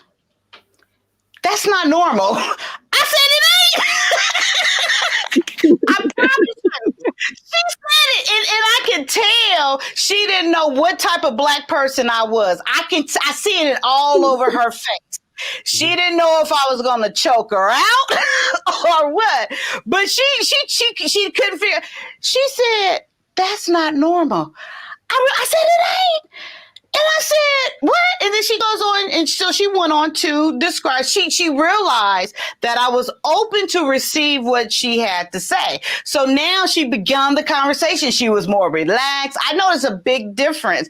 And I really evaluated that while you were telling. I see this whole thing. And so she told me, she said, I can't say a diagnosis. I can't diagnose your child and blah, blah, blah. She said, but that is anti-social activities. And I was like, wait, what? And I was like, what do you mean antisocial? And so she went on to describe that to me without, trying to give my child a diagnosis, because she said legally she couldn't do this and this, that, and that. So, okay. So I had that. I was like, okay, amen, thank you. And she didn't give me anything. She just described it. I promise you, I left that classroom. You know where this is going. And I go to my son's teacher thing. And so so I'm coming in there. I'm not smiling as much, but I'm coming in there. My daughter's with me. So now we got my daughter and my son. And they kind of, doing them like they always do or whatever. And then so this teacher, another white lady, she younger. And she's not as plump as the other one. I'm just giving you a visual. It's not that she's not smiling either, but she's inviting with her face. I can already tell. So I'm like, okay, it's going to be good. She's inviting, but she's not smiling. So she began the opposite way. She told me how amazing Jeremiah was, how good his grades are. He's very intelligent and all of this. And so we got done with that. And she put it all aside. That's what she said, may I have a conversation with you about your son? I said, you absolutely may. And she said, I'm going to tell you this to start with. It is against the law for me to diagnose your child. She said, in her way, she was letting me know this is off the table. And she said, your son reminds me of my son. And she said, she told me, she said, he has ADHD. She said, I'm not allowed to diagnose your child, but he has it. And so I'm looking, and then I'm putting it together. That's what the other lady was trying to tell me, because she kept saying, I can't give you a diagnosis. I can't do this. But this teacher is actually breaking it down for me now, telling me this. And this is how far she went. This is how wild my kids were. She recommended the doctor. She told me exactly what to do. And I went to that doctor. That doctor was my kid's pediatric all the way through. And my kids are the classic example of ADHD. When I tell you that doctor put and I was against medication. I really was. I hung out another month because in the Black community, how dare you drug your child? That child don't have ADHD. You need to get them in the sports. You need to get them more active and blah, blah, blah.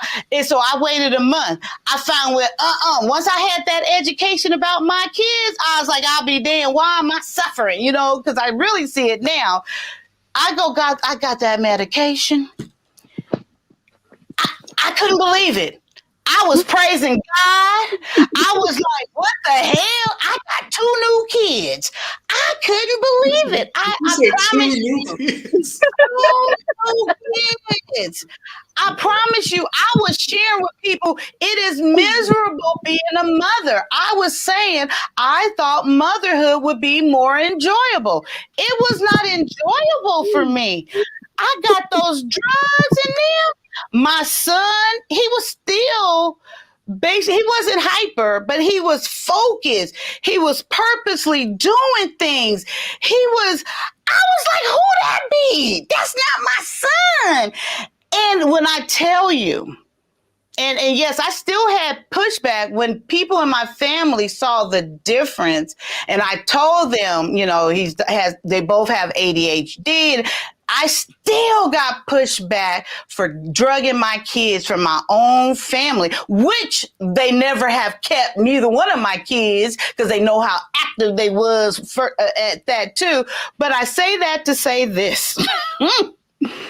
I think for one, they think it takes, like my kids, especially my son, amazingly brilliant. At 9 years old, this boy builds a computer from scratch. At 11, he figures out what he did wrong in the first one, build a computer to this day from scratch. He built his sister computer. This is all before the age of 13. Amazing, with technology and stuff. My daughter, that's another subject. She takes her medication too, but her personality, she kind of like me. She don't give a damn. She good where she at, but she's focused. She gets good grades as well. So I wanted to share that in lieu of what you said. It was those 2, and I'm going to say it was those 2 white lady teachers that came to me on the same day.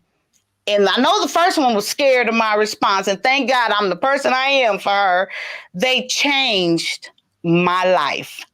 And even before that, I applaud teachers, but after that, I totally applaud teachers. And I found out more so what the pay is, and it's insulting. It is so insulting. But thank you for listening to my story.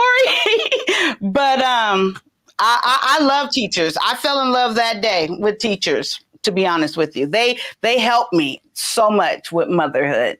I appreciate you guys. I think a lot of people don't really realize that, you can be social with black kids can be social with other black kids and still be antisocial with other kids. I think black kids are very natural socializing in chaos, but when they get around a different peer group, then all of a sudden they can't adapt. And some people will call that code switching, but no, it's not code switching. It's you have to adapt to non-chaotic situations where you're not bored by education, where you're not flip. And one of the things also about ADHD is that it's very important to build a structure in your youth of being focused, but it doesn't mean that as an adult you're still going to be taking the pills.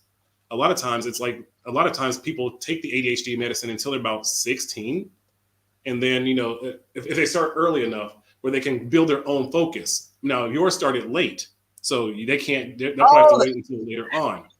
You're right. They started late. Right. So yours will probably end up being able to wean, and now your son can maybe connect the dots and be focused later at 19 without the medication.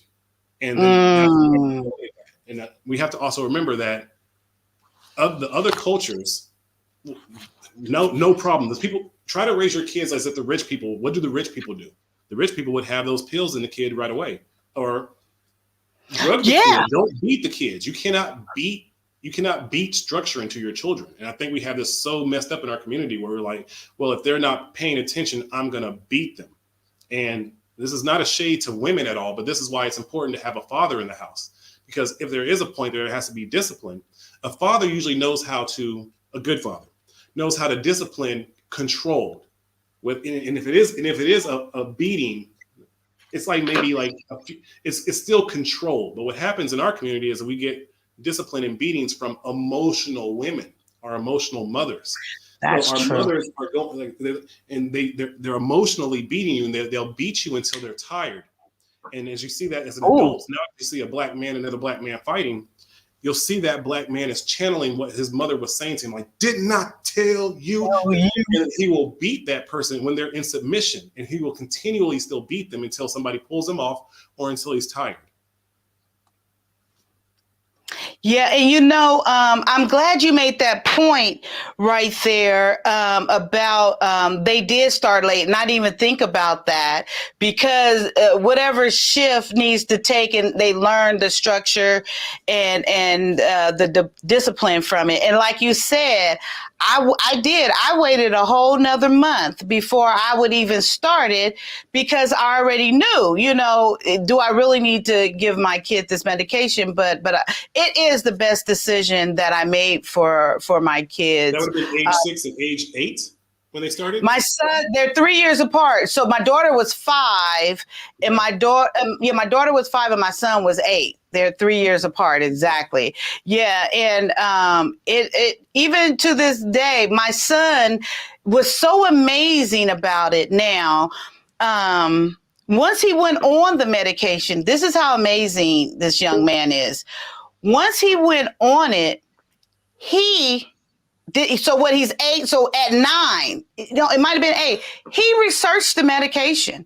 He looked it up at that age. He knew what it was doing. Then he started researching his brain, and he came and was talking to me about what he had studied and found out.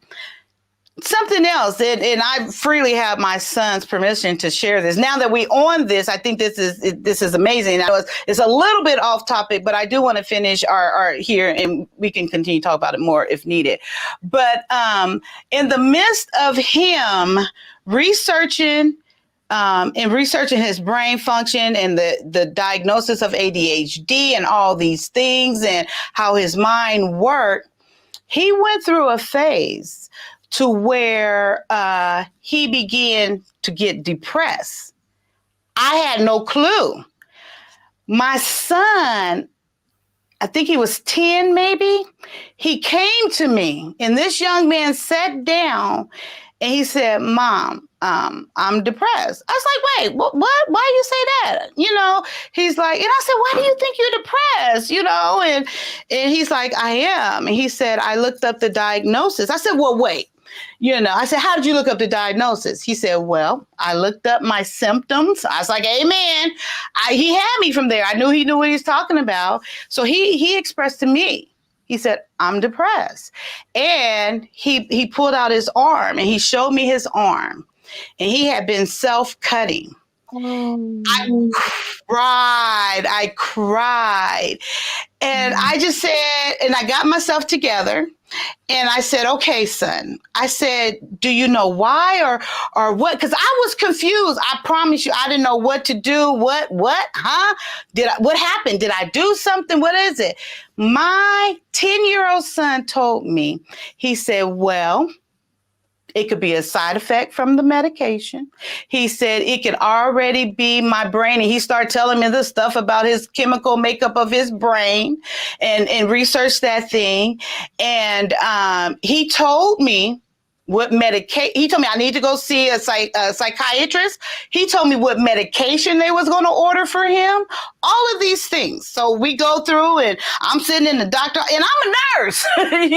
I'm sitting in the doctor's office. The doctor is almost verbatim saying what my son already said to me, and got on the medication. And then, so at this point, I'm checking on my son, and I'm like, the self-hurt and blah, blah, blah. He's like, no, I'm fine. And so he would check in with me, and I said, well, what made you stop self-hurting? And he said, well, this is a 10-year-old boy, young man. He said to me, it's not smart. It made no sense to me. Why am I looking to this to satisfy something and make me happy or take away some pain? He said it didn't make sense to me. He stopped on his own. Even before he even told me, he had already stopped.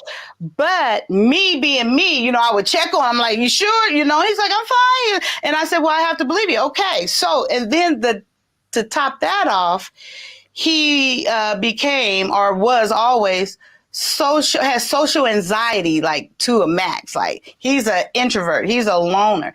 He came back and told me about that, not even maybe a year later, where my son had tried to commit suicide, to eliminate, because it was his junior high graduation. And I was so excited to go. He was not. He didn't want to be around that big crowd. I didn't know at the time. He didn't want to be around that big crowd. He didn't want to experience that. And I guess at the time, he didn't want to tell me. And so what ended up happening his junior high graduation day, he just started, oh, I don't feel well. And I checked his vital signs. His vital signs were out the roof. I'm like, what's going on? And he's like, I don't know, maybe I ate something, blah, blah, blah.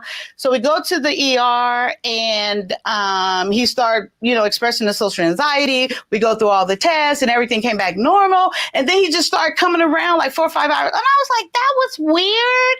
And so went and got discharged. Maybe 6 months or 7 months later, he had already started therapy because he said he needed that. He confessed to me about 7 months later what he had done. He took a bunch of pills to do that, but he said, I didn't really want to do that, but he said, I was confused. I wasn't thinking right. And that's when he shared me the anxiety. He said, I have social anxiety. At this point, I believe, I was like, okay, I'm making your appointment right now. And, we went and tackled that. I said, amen. I said, ooh, I thought I was the nurse, but I applaud my son to this day for his bravery, for his knowledge, and just to be so in touch with himself that I'm just amazed by him and all the things he do even to this day. So I just want to share that story. I have had my son's permission that he doesn't mind. And then one more last thing. He doesn't anymore. He wanted to go on and do studies on the brain, like to become like a researcher, work in the lab. And he might get back to that, but he's out of that thinking now. But yeah, I just wanted to share my amazing son's story. And he gets straight A's without even studying. It's nothing. He says school is a joke. It's not. He's not learning nothing. They're not teaching nothing. It's a waste of his time. Okay, that's the end of. That's my Jeremiah William Davis, 17-year-old son. Thanks for hearing me out. I hope. I want to applaud you for approaching it that way. I think a lot of mothers would have, when he showed you his arm, they would have completely went lambastic and probably pushed it the wrong way. The fact that you were open and willing to listen when he was opening himself up to you is not something that a lot of mothers do.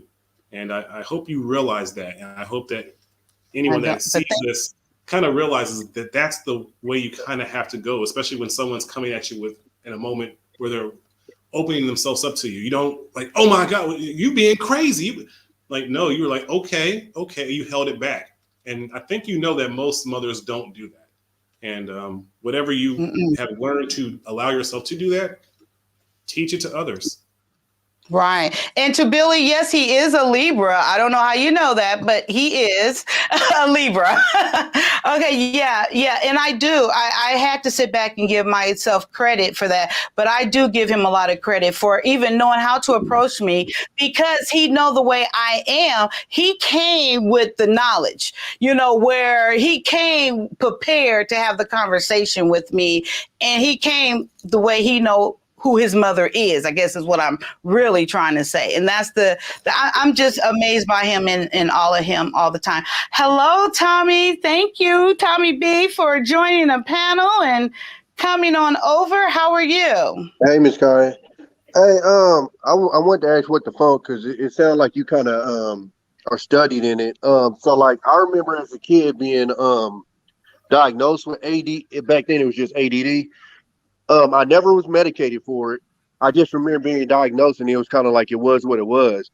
But I recognize to this day I struggle with it. It's kind of one of my biggest struggles through school. I would sit down and really had the intent and wanted to do my homework, and literally any and everything would distract me. If I heard a car go by, if I heard a dog bark, like anything, and I'd get up. And even to this day, if I watch a movie, I find myself watching the movie and then watching something else on my phone at the same time. it's almost impossible for me to read a book. Like when I read a book, I literally have a thought in my head of keep on going, keep on going. I can't have anything else on. I got to be in a room completely away from everything, and hopefully nothing loud enough happens to even distract me. So my question was, is it too late to be medicated? And if so, like what kind of medication should I seek for that? I plan on speaking to a doctor about it because as far as the reading part, that's what's really hindering me because it's extremely hard for me to read a book, like extremely hard. Three things. One, I don't think a lot of people are actually realizing what this metaverse is putting ADHD into us. With the internet, it's really the way we can click to click to click to click to click. It's building ADHD into us. So maybe you had something as a youth and now it's doubled because of, I don't know how much internet you dive into, but it's not just internet, it's television, it's everything. It's all connected and kind of increasing that ADHD in you. I don't know. I think you might be actually probably better than most because I see that you're a little bit in shape. And what happens is when you work out, there's focus in that. And a lot of times it's not counterproductive, but it helps deal with the ADHD that you do have, because in that moment you're focused. In that moment you're in your zone. You're in the void. It's very important to find the void. I don't know what kind of working out you do, whether it's boxing, whether it's lifting weights, whether it's martial arts, whatever, but continue doing that.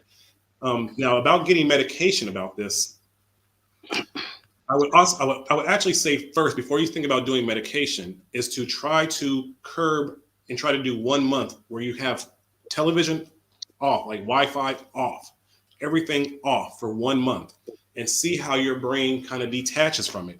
See how you start to like, okay, like you're getting, and you start to find what you have to do, start to find other outlets, whether it's art, maybe it's other things that you know that maybe you really wanted to really kind of dive into. Maybe it's a book that you really want to finish. Maybe it's a project in your house, a garage you want to clean up. Like start putting your efforts towards that.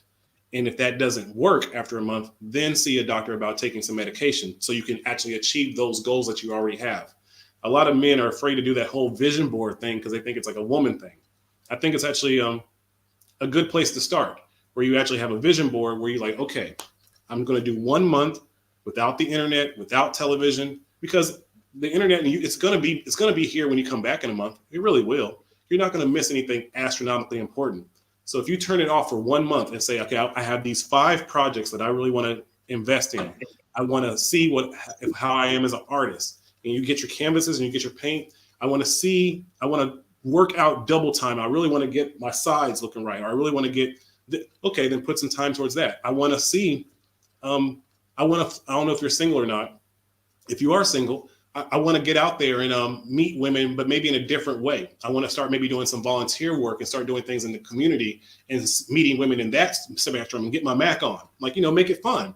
And if you are with somebody, then, okay, I want us to start doing different types of dates instead of us just sitting at home and watching television. You have those 5 things that you focus on. And then after a month, if it's not working, then speak to a pediatrician about getting some diagnosis and getting some medication to achieve those goals. Okay. One thing, the first thing also is, I don't think men intake sugar as much as women. I'm not sure, but sugar is a major factor in that as well. My son's diet is always focused on eliminating that sugar. That's almost one of the first steps, is that sugar consumption. And it was one more thing I wanted to say. Oh, before I forget, because I almost forgot. So right here, Billy says, leave him alone. Don't mind fuck him with therapy. He will be super on his own. Okay, so so to conclude that, he did. My son, he went to therapy for a little bit, and he did. He got to a point to where he said, I don't desire to do this anymore. And it was for personal reason. He felt he said he felt that she was not and it was a female at the time, was helping him because he said she felt like all she was there to do is just talk. And he felt like she was there just letting the time go by, and and that she wasn't really engaging with him. That's what he told me. So then I found him a male therapist, and for some reason it didn't work out. And then when I brought it up again, he just politely requests that I leave it alone for now, and that is what I'm doing at my Our son's boys request. don't need therapists; they need senseis. A sensei. What are yeah, I had him in Taekwondo, and it's the other night, WTP, we was on with Jay, Jay Tikashki, I think his name is, the young man, yeah, and he was talking about Berserk, and he was talking about MMA. No, what is it called? MMA. Yes. Yeah, my son is totally into that, and he's totally into the Japanese culture and sharing all these things with me. So he does know himself, and you're absolutely right. I did suggest that and had him in that for a while, which with the social anxiety, but not so much a classroom setting, but actually somebody who will spend personal time, like if you have a garage where it's actually that, not so much in a because I think.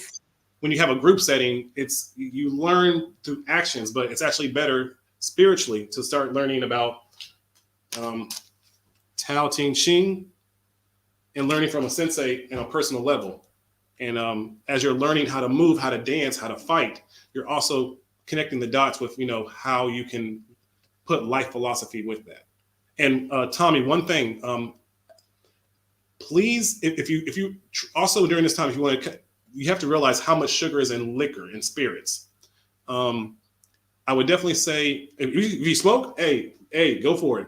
I have no problem with it. But the drinking, try to put that down for 1 month as well to see if your brain is also changing from that, because there's an insane amount of spirits. And, I'm not a heavy drinker at all. I rarely drink. I can't really smoke because I drive trucks, but I don't really deal with liquor too much. But I was going to tell you, as far as like the vision board thing, I actually keep 4 separate whiteboards, long-term goals, mid and short, and then the fourth one is like a calendar. So I definitely do that, the whole vision board thing. And I even try to do, what do you call those?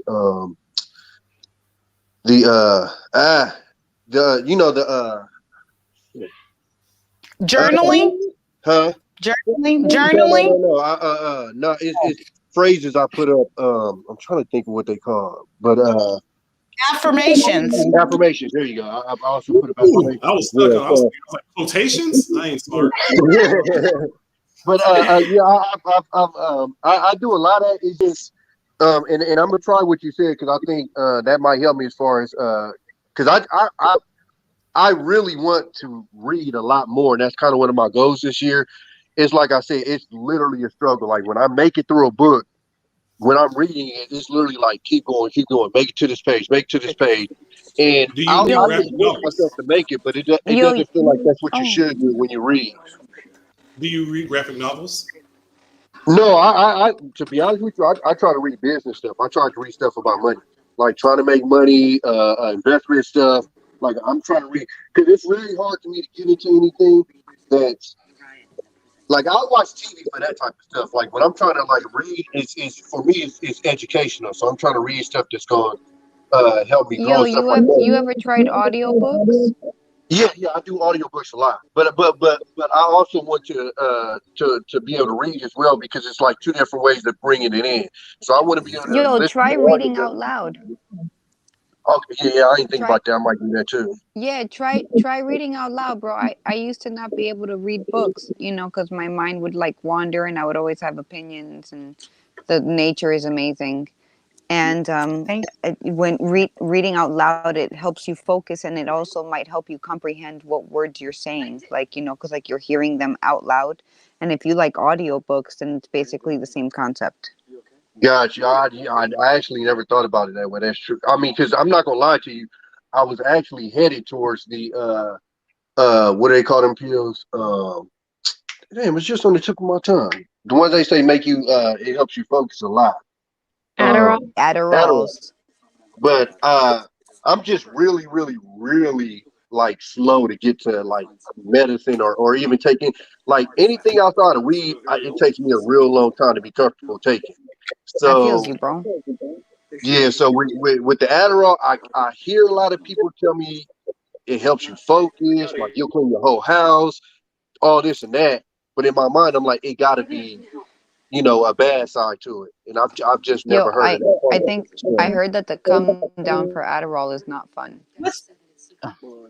Okay, Well, if so you so take a that's lot of probably it, it. if you take like if you're a consistent Adderall taker and then like you come down off of it, it's not a good time. Okay, so it's kind So of just so is it kind take of that like an into upper somewhat? consideration. Because that's usually how uppers It's are. Like, I'm not really sure. I've never really taken it. My husband has. He's okay, familiar with all of that. okay, But yeah, so that's so he's like right in front of me. So he was like, he was like, yeah, it's not a good time. oh, okay. That's why I say, like, for a whole month, try to detach first before you try to go into the getting medication. I think. Yeah, Yo, that's always my number one option is to go natural first, and then if I need help after that, then I'll consider medication. But yo, it's real just been talk. something I've been Think struggling with. about your diet, cause like Yeah, you're a I know, trucker, right? absolutely. You said 'Cause the sugar intake. Well, I'm a local trucker, so I don't live the lifestyle these guys on the road. So, but my sugar intake What's your is. honey bun intake a month, sir? Oh, Oreo. No, it's Oreo. Hey, everybody that see me on the street, they know me and my Oreos. Oh yeah. yo, Oh, I love but Oreos bread too. Oh, Oreos are And I dope. get Yo, double but stuff too. So even yeah, You, things I'm something trash. even you say you something get as the double simple as like stuff, milk. brother. I get the double stuff, party size. I'm trash. Yo, real Double talk though, jersey. like I'm milk, trash. This bread, podcast is sponsored by all of these Oreo. things. Right. All of these things, like they have natural sugars too. Like the bread has natural sugar, mad sugar, like processed sugars, like boxed But you know things have what? sugars, fruits That's have my, sugars. and that's what I was gonna say. Because usually my alternate, like when I do go through my healthy thing, is I rely on fruits because when I try to go healthy, I try to eat stuff that I like, so it makes it easier for me to stick to it. So fruits is usually what I go to. But like you just said, they got sugars in it too. So it's like Those are good sugars. Yeah, but okay. natural sugars Okay. are healthier than processed Oh, sugars. okay, got you. Actually, the doctor said, because I thought that as well when I first got into it, that was my go-to was fruits. But believe it or not, even that natural fruit is not a good diet for a diet for kids with ADHD. No, I'm It at is, these nasty greens. Ugh. yeah, it's more Nah, it about hops them up. Yeah, because they were recommending like for him was nuts and fruit, like very much like go way back, and but yeah, even the fruits was not recommended in his diet, So wouldn't it be more like a keto diet? I think it's like vegetables and very natural. What they say, if it grows up from the ground or type. Well, I guess fruit grows up from the ground. It's basically like if the Almighty made it, like it's good to eat. But like I think Yeah, the keto people, like they great. don't really eat Yeah, grains. They eat like a lot of meat and like yeah, vegetables and like dairy, fats, things like that. But then if yeah, you do that too though, like you have to understand also that we eat a lot of meat, so we have a lot of like rotting meat in our stomach, so you got to do like a fasting or even like a cleansing with like psyllium. You got to poop it out. He's not lying. intermittent fasting is your friend. Yo, Okay. fasting. Ooh, No, who that said works.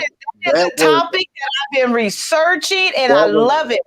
It So works for me. Kyia, Intermittent fasting. I I did a did whole chat on that. 2.5 months of that, and I dropped about 35 pounds. Like that stuff I really works. believe it. And I was That strict Bada on it. Like bing. I was super strict on it.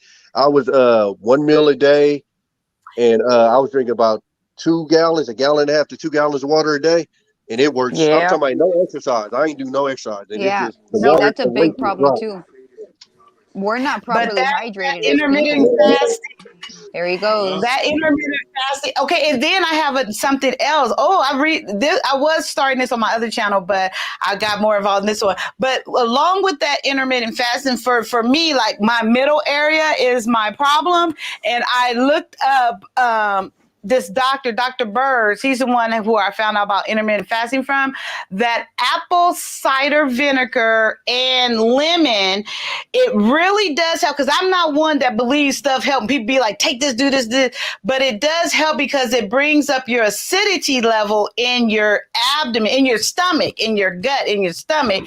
And that's what a lot of issue are for women with not women, with people, I should say, with digesting, and it's too base. It needs to be more alkaline in there. So when people say like they have, what is that, acid reflux or something, he said it really isn't acid. You're too base. You need more acid is the problem. So that worked. And yes, and I did that fasting for a month, and I took, maybe 3 weeks because I stopped. I took exactly 10 pounds off, and it didn't come back. It has not come back to this day, but I am doing research, and I have this whole thing on another platform that I'm going to be sharing all that on, so we can go through a journey. But I wanted to share that. We didn't got way off topic, but that's okay with me. Real quick, Yeah. I'm gonna go ahead and head out. It's almost like 3:00 in the morning here. I gotta head out. I got Okay. parenting and things to do tomorrow.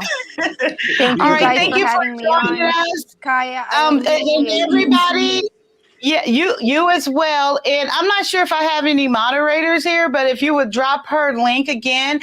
And WTP, before you go, we're going over to Real Talk with Menzie Limbs on Friday at 6 p.m. my time, which is Pacific Standard Time. And she shared about her channel. She's absolutely new to YouTube here. She came over here. She's been hanging out with me, and I'm subbing to her right now. Oh, amen. Ooh, thank Amen. you. Yeah, so and say give a really quick synopsis real quick if you like of your channel before you go, for the new people that came in. Someone hit it on the money. I took a screenshot of it. I think I might actually change my description to it. It was really on the money. Basically, my husband and I, we speak basically on like scripture and truth, and we controversial topics, etc. And I have no filter, and it's not politically correct, and it's not a snowflake safe zone. But it's a different way of thinking, and hopefully a better way of being able to move the world forward, like helping each other, like truth, almighty, etc. Go check it out. I only have like 4 videos. Like I said, I will be there Friday. I will see you, and I look forward to that. And you take care of your beautiful family, and I'll see you then. And WTP, were you saying goodbye as well? Or yeah, I got to get ready. Get my birthday stuff ready for my kids, and because we're going to do a whole celebration music party at my crib in a bit. So, amen! Yay! Party time! Oh yeah. Although I can't eat the cake, I'm still I'm in training mode. So my kids are going to get to eat all the sweets, and I'm going to be here crying, eating a pineapple. Oh, Ooh, pineapples are delicious, and they're very good for you. Grilled pineapple is amazing. Yeah, I messed some pineapples up. I appreciate it though. What the fuck? Hey, not a problem, sir. Okay, bye. I appreciate both you guys. Thank you for hanging out with me. I'll see you next time. Bye-bye. Bye. And Thank before you I go, guys. Miss See you all Kyia, on Friday. same thing about hip hop cartoons. There's another channel just like that called Boondock Storytellers, where it's an editor from the UK. I know you keep telling me about that one. I've seen that before in the past, but I never listened to the message, but I will. I'll check that out as well. But yeah, I heard of that one for sure. Okay, but I'll see you next time. I'm planning 2 more videos, so if you get bored, we be up late. Come on and pop in again if you want to. We appreciate it. I might be watching and listening while I gotta do some more art here before the kids come here. So okay. All right. Amen. Thank you. Tommy, I know you. Tommy, I saw you earlier on Black Man Unfiltered. I was loving it, brother. I had to hop on the phone because the kids not letting me do my thing on the computer right now, so I got to get them in the bed. Oh, okay. Well, we'll be up a while over here, and but I would love. I know you didn't see. Who hip hop cartoon? Have you heard of that? No, I haven't heard of that. Okay, so just because I'm gonna play you guys, Era Black TV, are you still gonna hang around for a while longer with me? Okay, sure, no problem. Okay. I was okay. If you can, I would appreciate. I got another video I'm gonna play for us. It's shorter than the previous one, but it alludes to something you said earlier. Princess K, how about you? Are you okay with time here? I'm good. I'm your fanatical speaker on standby. Yeah. Thank you, fanatical. How you say it? Fanatical speaker. Fanatical Fanatical. speaker. Okay, and Tommy, so the first video, which I'm probably gonna go back around if I don't know if 100's in the house still, 100 watts or whatever. We'll see where it goes. But we played one video from Hip Hop Cartoons, and it was, you know what?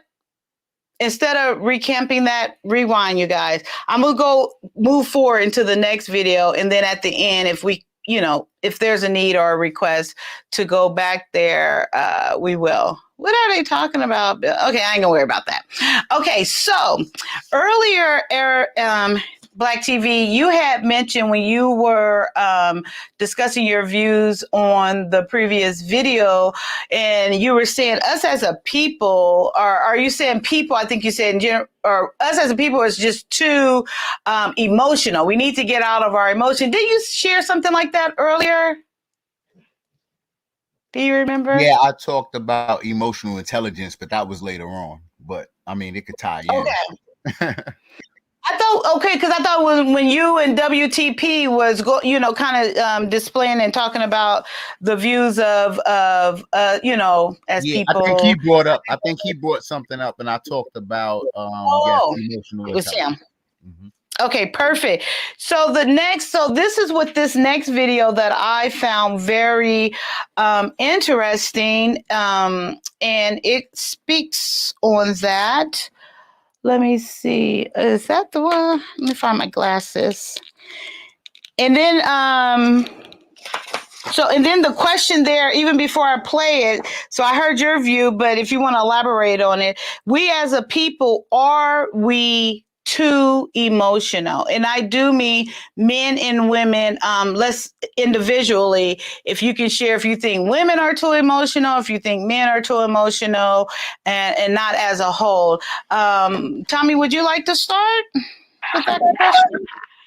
I agree that we're too emotional. I think I think we lead with our emotions too much, and I think one of the one of the biggest things that we learned was with Trump getting elected, and how even though he did all of that stuff, what do you say, pick about it, pee and all of that stuff, the white women still voted for him because they didn't vote with their emotions, they voted with their heads or whatever. And whether we agree with it or not, that's what they went for. If they had went with their emotions, there's no way they would have voted for him, because I don't think with a lot of stuff that he said and that he represented, I don't think a lot of them would have voted for him if they voted with their emotions. But I think we, in general, do lead with our even on the show with Black Men of Filter, when they had the pastor on there, I think his name was Geno Jennings, and he's a super hard pastor. And he so Black Man played a clip of one of his sermons, and he was talking about women dressing a certain way or whatever. And the women on the panel were like, oh well, he's right, but just it's the way that he delivered it. And it's like, for me personally, as soon as you say he's right, that's it. It ain't nothing else to say about it. But I think with a lot of our community, it's always, oh, you're right, but, and then usually after that, but it's how it makes you feel. It's your emotions in it. When I think you get more production and you get more effectiveness when you just focus on the message instead of how it makes you feel or whatever. Because most of the time, if you get some truth, it ain't gonna make you feel good. So okay. So was that for both men and women, or was that just for women? Well, no, cause he even he had one too for the men, and he even said some of the men don't like the way that he comes at them. So I wasn't saying that to just blast the women. I'm just saying in No, that no, case that's no. what happened. I do. I mean, do you think men get too emotional or too emotional? Well, no, we've had a conversation about that, and I think because I think it's a super um byproduct of a lot of these men being raised by women. Mm-hmm. And so for me, I tend to be a lot less emotional than my friends who were raised by single moms. I was raised by my dad. I tell people all the time, I watched my dad in the argument with my mom. And it's a lot different than I see uh from my friends that was raised by a single mom in the argument with they girls. I see them still trying to get the last word in, and I'm looking at them, and I've even told them a couple of times, like, yo, why are you still going back and forth? When my dad said the argument was over, that was it. I don't care what else my mom said. Once he said the argument was over, that was it. She could scream. It wasn't no, oh, she said this, let me get a nah, it's over. And that was it. But I got most of my friends that are raised by women. It's literally like you're watching two women argue. It's da da da da, and then they'll walk away. Oh, da, da, da. It's like they just can't let her get that last word in, and that's emotions.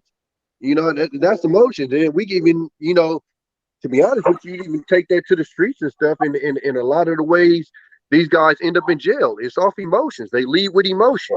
You did this. Now I gotta do it. It's a lot of emotion. So I think as far as the men's side, we're just seeing a huge byproduct of a lot of men being raised by single women or whatever. That was you who said it, because I remember, correct me if I'm wrong, but I do remember, I think I was there where you were sharing about it, when a man said that's the end of the conversation or argument or whatever, and he walks away, you leave her there to argue with herself. If there's no one there for her to argue with, what is she gonna Exactly. do? And I thought that was an amazing point, and that's true. Yeah. And I think we went further to say, I respect a man more so for doing that, for not staying up there with me, going back and forth. Hey, I Kyia, would have more respect for that. that's what Yes. these men don't understand. Because I Yes. watched it when my dad would walk away, and even my mom would be screaming da da da, but my dad ain't heard none of that because he left. It was over. Right. And then I'm Right. literally watching my friends for 15, 20 minutes back and forth, back and forth. It's like, bro, leave. Like, what are you doing? Oh, but she said this. I don't care. Like, why are you like, it's almost like you're sitting around to make sure you hear it. Again, this is woman stuff. And it's no offense to women, but that's what women do. Right. I said, usually the hardest people to break up from a fight is two women. It's like they just don't want to get away from each other. They got to get that last word in. Like and it's like you literally are starting to see that within the men. Right.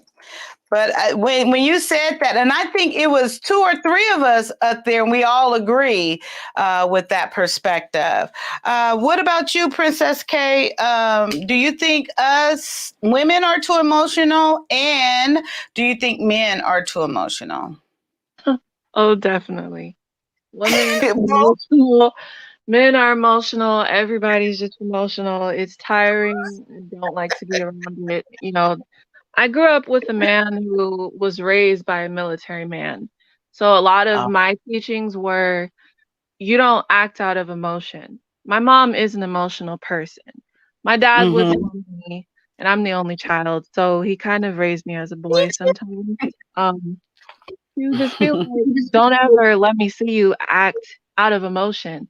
That's not a wise place to be. You're not thinking correctly. You need to come at everything with logic. You need to figure out what's going on. You need to keep track of your surroundings, and if it's something that can be walked away from, you can walk away from it. If not, you need to think logically. Ultimately, at the end of the day, logic does not involve your emotions. So, in relation to that, I also grew up around a lot of men. as in my male friends, male cousins, and some of them influenced me. And I also had moments where, I'd straight out just say to them, like, you're acting like a woman right now. Why are Mm. you arguing with me? I'm not trying to demean you right now, but this isn't even of you. Like there's Mm-hmm. no sense in this emotional argument that you're trying to have with me. And it's like stuff like, why are you trying to get me to react out of emotion by trying to say trigger words or things you think are triggers? It's just not going to work. I don't act like that. I don't work like that. I don't think like that. So yeah, Wow. I do believe that people are very emotional nowadays. And I also believe that that's, like Tommy said, that's largely in part because there's a large number of people raised by single mothers. Single mothers react out of a lot of emotion sometimes, even when it comes to disciplining. Like, I could tell you there's a difference between the way my mom disciplined me and my dad. My mom would discipline me out of the entire anger and whatever else she was feeling at that moment. It could also be something that wasn't even related to me. But because I was there, I'm the one that gets the brunt of what she's feeling. Then there's also on my dad's side, it was more so like, yeah, he might, depending on what it was, he might hit me with a belt or something like that. But usually he would sit me down and just talk about it logically. This is what you did. This is why it's wrong. This is why this is the consequence that you got. I don't want to see you do it again. It's stuff like that that kind of, shaped the way that I form. It's too many people out here who are just driving off of impulses and emotion. And that's just, at the end of the day, that's just not the way to go. Right. I have two. Well, I'm writing them down. So I want Black Arrow to go first before I come with my two questions. So what do you think? Or do you have any more input on that? Because I know you did already speak on it and you kind of, again, do you have anything else to add? No, I do not. Everybody summed everything up perfectly. Okay, perfect. So, in lieu of Princess K, first I want to ask you, Princess K, when you said like your dad, he swatted you, whooped you, whatever, but you also said that he told you why. Did that make a difference to you? Do you believe versus just whooping you and not really having a clear understanding? Or do you think just talking to you alone without the whooping would have made any difference as well? It's probably the combination of discipline and the conversation. Because Mm, on my mom's side, she disciplined me, but she would hold a grudge. Like I could have done something in January and come up to her like in November of that same year, ask for something, and she's like, "No, because you're still on thin ice." That happened months ago. But with my dad, it was like discipline, conversation. He was always trying to teach me stuff about the consequences of my actions, as well as how it can, whatever happens can, reflect on your family. I mean, right. imagine who can say that they were like 4 years old. You open your parents' mail and your dad said he's calling the cops because that's illegal. Hmm. You know, I mean, he would Right. do stuff like that. You did this, so you get a consequence of it. I'm just trying to teach you this is what the real world is like. Right. Right. But after Did he, the discipline, that would be it. Like he's not going to hold a grudge after that. So, right. in that way, I felt like I learned more from that. Not that I didn't learn anything from my mother, but it's like when you're acting out of emotion and you're holding grudges, it's like Like it's what? What happened? Just you. I've never before coming, and tell me, I have a question for you real quick about something she said. Before being able to be exposed to all these different conversations from different perspectives, I clearly, before this, I probably, yes, and I'm saying this, and I'm saying this, if someone would have asked me before I got involved in YouTube the way I am, if someone would have came to me and said, Kyia, do you think that there is a real difference, like a noticeable difference in your upbringing, and making the question personal to me, that if you had a mother and a father versus being raised by just your mom? And I want to say probably about 95%, I would have said, I don't believe that it would have made a difference. I truly believe I would have said that. However, having and hearing all these multiple conversations and from different perspectives, from men and women, from young and old, I 100% see the huge impact on a person, a child, a family.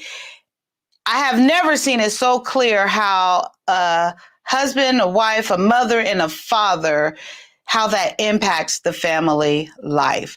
And yes, I'm saying that. Before this, I'm telling you, I probably would have been like, nah, But and I wanted to thank Princess Kay and other people like her and Tommy and all of us for being so open about our stories, being so open about what we lived through, what our life was like, good or bad, and being so transparent.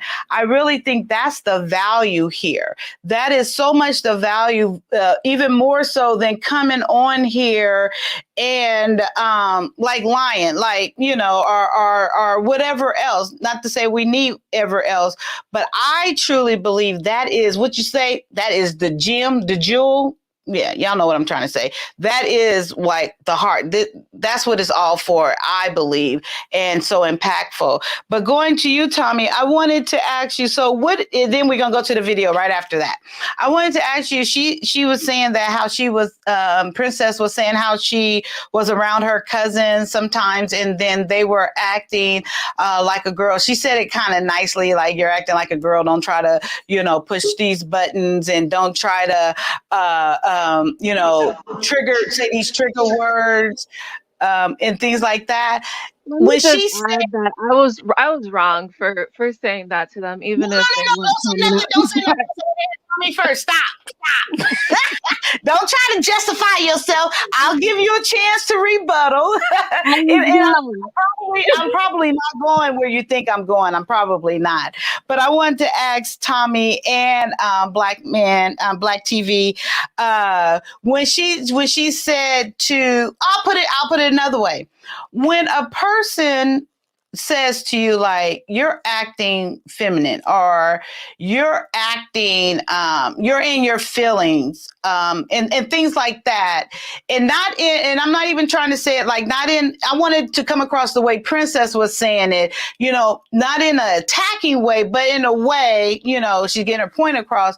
Is that disrespect and or insulting, Tommy? Well, so for me, I haven't had that experience because I was raised, like, it's funny she said what she said. So I say that all the time. My dad always said, move off of logic, never move off of emotion.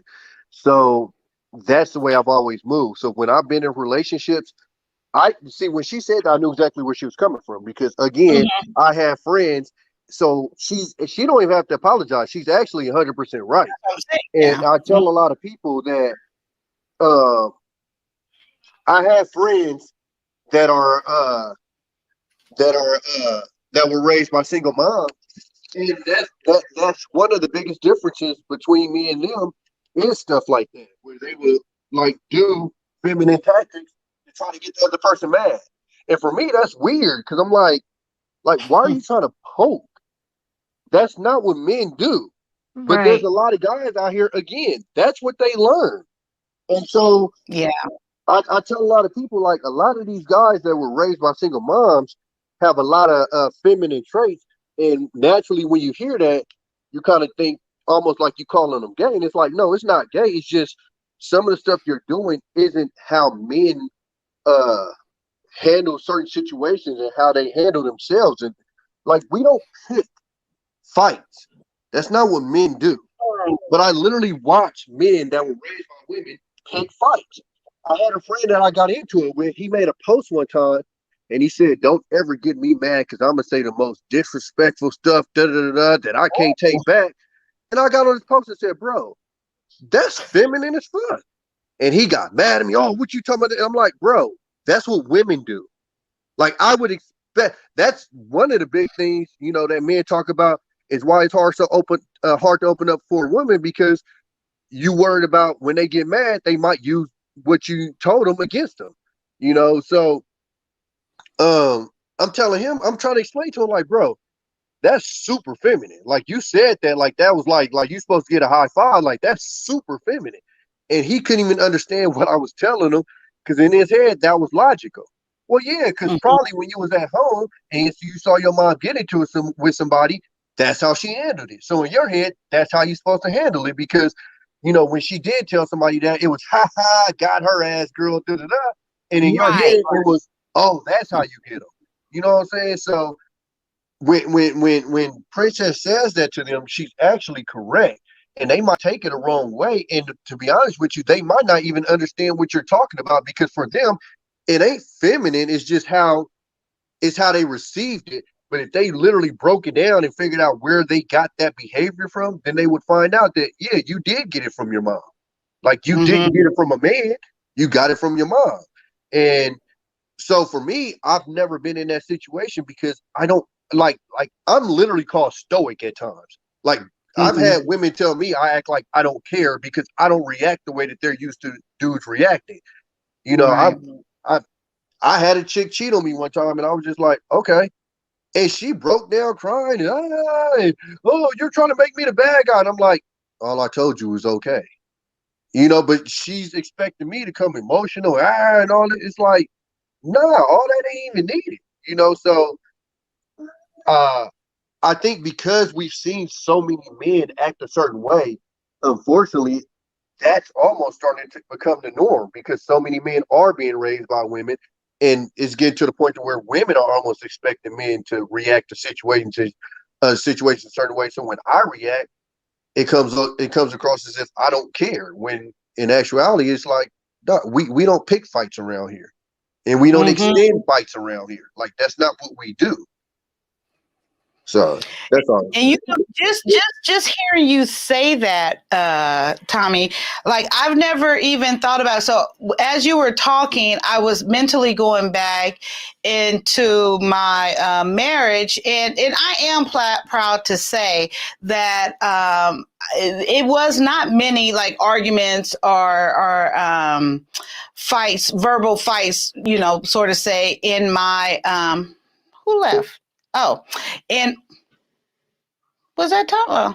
Oh, 84 in my marriages. But when I do look back at, you know, I'll just mention my previous marriage, the second one, that he was that way. Like it was like I was arguing by myself. It was like, but he didn't, but see what I'm trying to say here, but he didn't have the stance, like, you know, to say it. He would just ignore me. So I'm saying that to say it came across different versus expressing your point first, having some type of stance, you know, the conversation, or whatever you want to call that, and then not letting it go to that next level versus and yes, I am speaking about my marriage now, versus I have something to express, and we need to talk about something, and yeah, I might be a little loud, a little emotional maybe, but for you not to have no input, no insight, I just want to make that clear to the ladies that's listening. That makes a difference in my perspective, my thought, you know, with no input. That's different than a man, you know, stating, you know, showing up, displaying, and then saying, okay, that's it, versus being docile and just sitting and to have no input and, you know. So I just wanted to point that out. Was it my marriage? It turns me on more, and I believe it's more. I respect it if that man, my husband, has that stand and a voice, and then don't let it go to that next level. Know where to cut it off. Yes, Tommy. Hi, Sherelle. Yeah, I think, and especially in this space, I think a lot of men could understand that Most women, if you stand for something, you will get that respect. The problem is a lot of these dudes won't stand for something. I think the Yes. biggest problem is, and I'll give you the perfect example, is the Devin Franklin dude with what you call it. Once you decided to lower them standards for old girl, well, she already knew you didn't stand on nothing. You said you didn't want this. You let her off the hook for the smoking. You didn't want to act. Once you were able to put aside stuff that you supposedly stood on, then you've already opened the door for anything else. You know, if I say I don't want no smoking, that's it. It ain't. It's not no. It ain't. That's not even a discussion, a debate, or nothing. It's not gonna be no smoking. Period. And that's what women respect. The problem is these dudes, they get sprung or something like that, and then it's the fear of losing you. So in that fear of losing you, they start being a little bit more stringent on something that they might have been. So, oh, I know I didn't really like this, but I'll let it go. Oh, I know. And then that's when a lot of these women get uncontrollable for them, but they don't even understand you created that demon. Because once you kept letting that leash go longer and longer, well, now they know that they can play with you. But if you put your foot down and see, again, that's part of the, you too scared to lose her. But if you put your foot down, they're going to respect that a hell of a lot more than if you essentially become a pushover. And that's what a lot of these cats end up doing. They become a pushover, then all of a sudden, you on shows talking about how mean women are. Well, nah, you was a pushover. So she put you over. Hi, Sherelle. Thank you, Tommy. Hi, Sherelle. How are you? Hey, y'all. I'm doing good. Y'all can hear me? Yeah, we can hear you softly. Thank you. Oh, Princess can't, so you guys be louder. Thank you for coming up. Yeah, I saw that y'all was like small up here. Usually you all double pack. I was like, let me get in the door before they get here. Yeah, girl. We still rocking and rolling over here, but yeah, it was, I don't know. Anyway, I don't know. I think you coming in right now, kind of recently, right? Because I was going to go right into the video, and what we're discussing is our topic. I guess you want to say we're looking through hip hop cartoons, and we're looking through the eyes of Mr. Neely perspective on us as Black people, community, and I'm gonna play one of his videos, and then we're gonna have a discussion. And we were just talking about, are we too emotional as a people? Or I might be saying it wrong. As people, are we too emotional? In fact, Tommy, I agree with you, CC. That's why I love when Tommy comes over, and I love when he's on different platforms and he gives you the raw truth. And I do mean his rawness, and I love it. No, she stopped smoking. I don't even know what y'all talking about, the smoking thing. No, he had supposedly he had like a list with God of stuff, or list to God, or however you framed it, of stuff Who was he? Devin Franklin. That was he was married to Megan Good. Oh, Yeah, him. Okay, and I guess I didn't know she stopped smoking, but I know he had a list of stuff that he did not want his woman to do or whatever. And I could be wrong, but I believe it. If it wasn't the smoking, I know it's certain stuff on his list that he decided to kind of, let her pass on, I guess, to get into the relationship. So if I was wrong on the smoking, I'm wrong. I'm not 100% up on that. Yeah. But gotcha. Well, I wouldn't expect you to. I would be a little disappointed if you was 100% on all the info. No, I would. I'd be like, okay, Tommy, I'm a ban you from these YouTube streets for a minute. Okay, so here's Mr. Neely, and we'll talk about it afterwards. I love this perspective, and this was a video that I'm sorry, I'm trying to get my mouse to act right. Okay, there. A video that I thought would be nice for conversation. Take part in job situations. They set Black people up. One thing, many white supremacists have concluded that in most cases, or in many cases, Black people, non-white people, act according to their emotions. So they know what buttons to push. They just about know when they're going to fire you and how they're going to go about doing it, because they know when they're going to make you angry. They know how to make you angry. They know how to make you laugh. They know how to get you to relax. They know how to get you uptight. So they say, okay, well, we're going to get rid of that fella today. So we'll have him come in, and we'll start telling him this and telling him that and whatnot. We got our own strategies and whatnot. And we have been studying him, and we know that he has a temper. So at this point, this one thing, because white supremacists always study their victims, and they know more about their victims than the victims know about themselves. All right? The white supremacists know more about me than I will ever know about myself. All right? They make it their business to do that. So they can kind of predict behavior. And in job situations, when they get ready to get rid of a non-white person, they'll say, hey, what we'll do, we'll make him mad. Because we know what will make him mad. So, you know, about 9 o'clock today, when he does this and whatnot, you go over and say to him this, and this. Now that'll get him angry. And he's going to immediately blow up. He's going to start calling names and all like that. And today, by 5 o'clock, he'll be fired. So we'll just set him up for that. He'll walk right into the trap. He won't be expecting it. And this happens all the time. Yes. See what I mean? So non-white people should be aware of this. When they get ready to get rid of you, everything is just fine. But now he's got a cousin that needs your job. And he says, hey, well, Henry, I mean, you know, that black guy down there, he's got that position. And he's doing an excellent job and all like that. Say, well, but my cousin needs that job. So how are we going to get rid of Henry and do it all nice and neat? Say, well, we'll make him angry. So you know how these people are. You know, they always got a chip on their shoulder and whatnot. They always want somebody to respect them. Mm-hmm. They're real big on respect. So you say something that sounds like you're disrespecting him. He's going to go off. It's not going to be disrespect. Because these black people don't even know what respect is. See, they just know what we've told them. So they set them up, huh? They don't have a definition for respect. Mm-hmm. They think they do. Okay? So we'll have them play into our hands, just like they do with everything that we relate to them. That's why we're dominant. That's why we're white supremacists. And that's why they're always victims. Because they do not think ahead. You know? They only think about how they feel at the moment.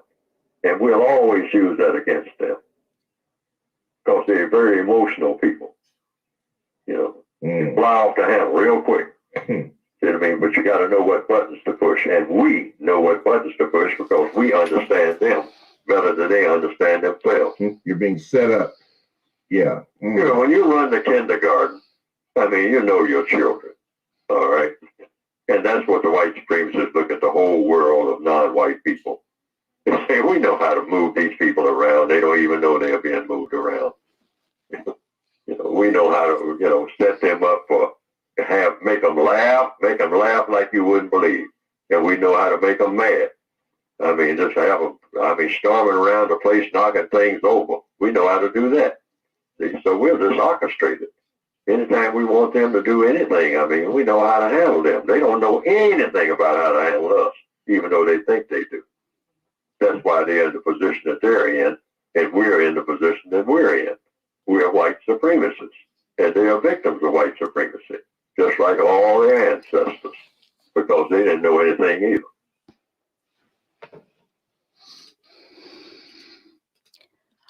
Okay, so I'm gonna bring it to you first, Tommy, because you are. Oh, actually, well, I'll bring it to you first, Tommy, then Sherelle. So this is our second video that we watched. We had watched another one from the same YouTube channel, and it's called Hip Hop Cartoons, and their link will be, I was trying to figure that out before I came on live. That was another reason why I was late. Look, I got all the excuses for why I was late. But I'm going to put the link in there in the description afterwards. But Tommy, what do you think about what you just heard there from Mr. Neely? Oh, that's 100% right. I just had this conversation with Jay the other day.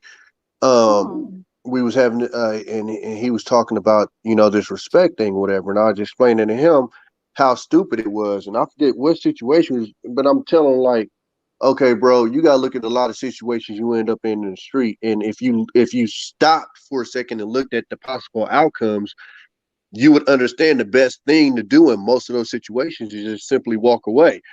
But there's that little fake pride or fake ego or that respect word that makes you stay there.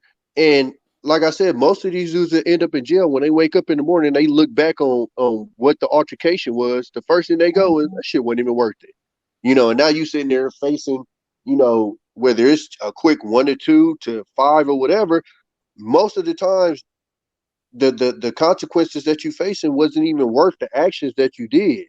And even, you know, uh that situation at work, my dad kind of implemented me with that real early because he had a situation like that where he was at work and white dude was on him, and he went to go fire on the dude, and it was an older black dude there that kind of caught him, and he snatched him to the side and he told him, "Don't you know that's what these white folks want you to do?" He said, "All he's gonna do is wait for you to punch him, and he ain't gonna hit you back. He gonna run straight to the boss, and you gonna be out of a job. And for what?" And from that experience, he put that on me. And then I even had experience at my current job now where I had an issue and I'm, going back and forth with the higher up. And then he basically goes, "So what you want to do?" And if I was emotional, I'd have been like, "Well, fuck y'all, I quit, da da da." Nah, y'all giving me a bag here. You ain't about to get that up out of me. I just told him, "Nah, it's good." And, I got it about him a different way. But yeah, it's I know a lot of people would have handled my situation or even like my pop situation completely different and would have, my pop situation would have hit the dude anyway because it's about respect. Respect from who? I don't know. But, a lot of us walk around with this ain't nobody gonna disrespect me type of mentality. Um, when, another big thing that my pop said is like your number one job is walking through your front door every day. Period. Not into nobody hospital, not into nobody jail, not into nobody morgue. Is to walk through your house the first day. And that helped me formulate a lot of my decision making as I got older. And then looking at a lot of my friends and their decision making, and it clearly showed me the difference between the way that I moved and the way that they moved. And that's not to say that I've moved perfectly through my life, but in the majority of my situations that I've moved, I've had that mindset, and it's helped me to stay out of a lot more trouble than I could have been in. So I think generally he's 100% correct. Most black people, especially in a job situation like that, you know what buttons to push with a lot of these folks to get them to get you emotional. If you want them out of there, you know how to push certain buttons to get them out of there. And I'm just one of them annoying dudes where that shit ain't gonna work on me. Like you could, woo woo, and then if it get too much, it's gonna become harassment. And I'm gonna just start recording your ass and get that lawsuit ready. So, I mean, with me, I'm big on paperwork. Even in the military, man, they tried to get me kicked out of there from every part I was in, all the way from boot camp to my first school, to my first duty station, to my second school, to my second duty station. They tried to kick me out every part of the way, but I would never give them that fuel to get me up out of there. But trust and believe, they definitely thought that I was gonna be that emotional dude to give it to them, and I got my honorable and got up out of there. So now that cartoon is definitely 100% on. Yes, right. And at the beginning, I was sharing how enlightening it is for me because I look at things so literally, and how me diving into a few of these videos, that's what made me want to do this stream today. I was like, it really broadened my thinking. I want to say real quick hello to 84 again. He popped back in on us. And the video or not. Did you see the video? No, ma'am, I did not. As you know, I'm super busy. Sherelle, no, because Sherelle, no, I've just been everywhere. Like, yeah, I've been super No, busy I today. see you. They still streaming over there. I see you. I appreciate you popping in on us, though. I Oh no, we appreciate that done. We much. done. We just finished about 20 minutes ago. We just finished, but Oh, yeah, okay. I had to come through and show you some love and some support, Kyia. You know I that already. appreciate it. Shout out to Tommy B. Tommy B, what's going on, brother? Shout out to Princess K. Era What's going Black on, bro? TV. Sherelle, good to see you again. You know what this is. But yeah. You know what I mean? Definitely. What was the video about, if I may ask? No, I'll do, if you don't mind, I'll go through, and then I have another one, and they're really short, and just see where this conversation goes. And I think after we finish expressing our views on it, I'm pretty sure you'll catch the gist of it. I could give them a quick overview. Amen, Tommy, you're right. Go for it. It was basically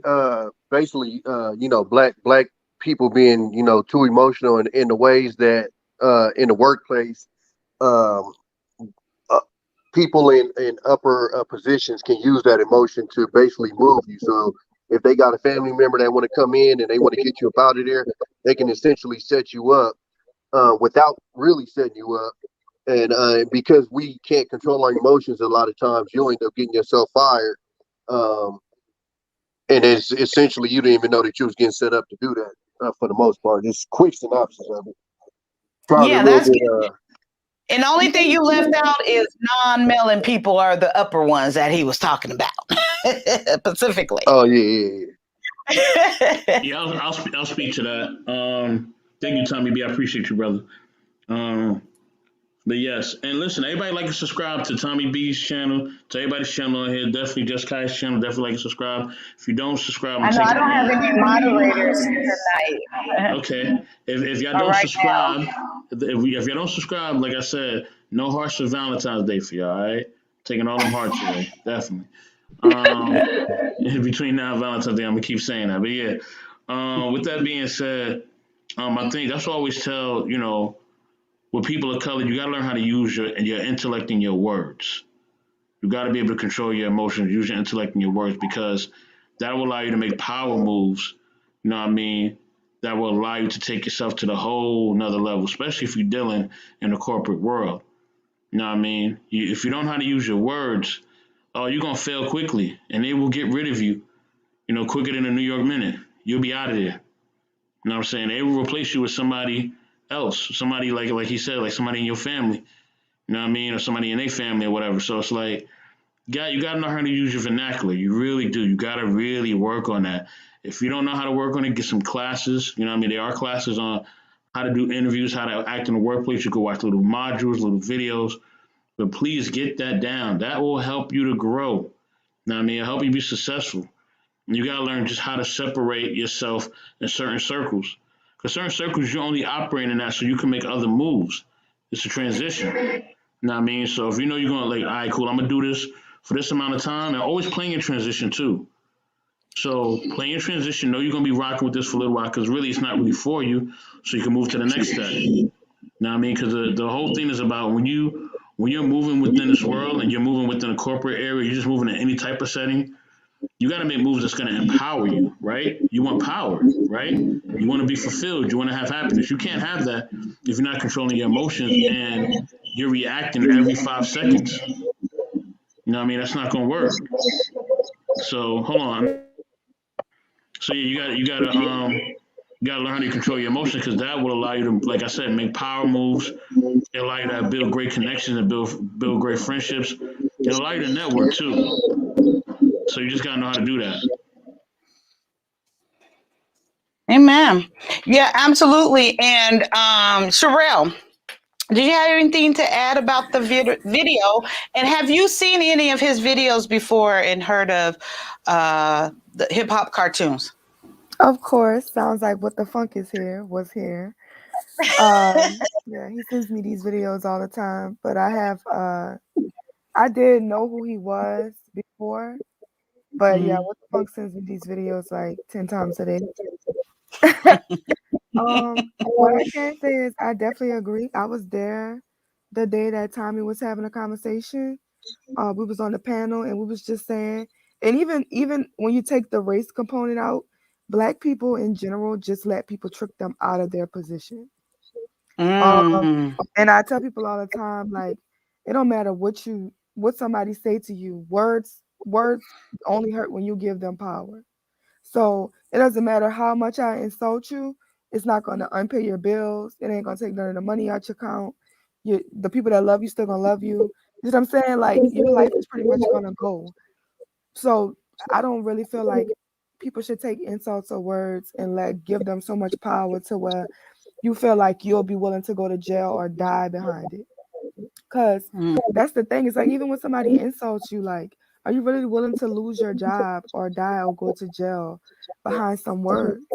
You're not, you know.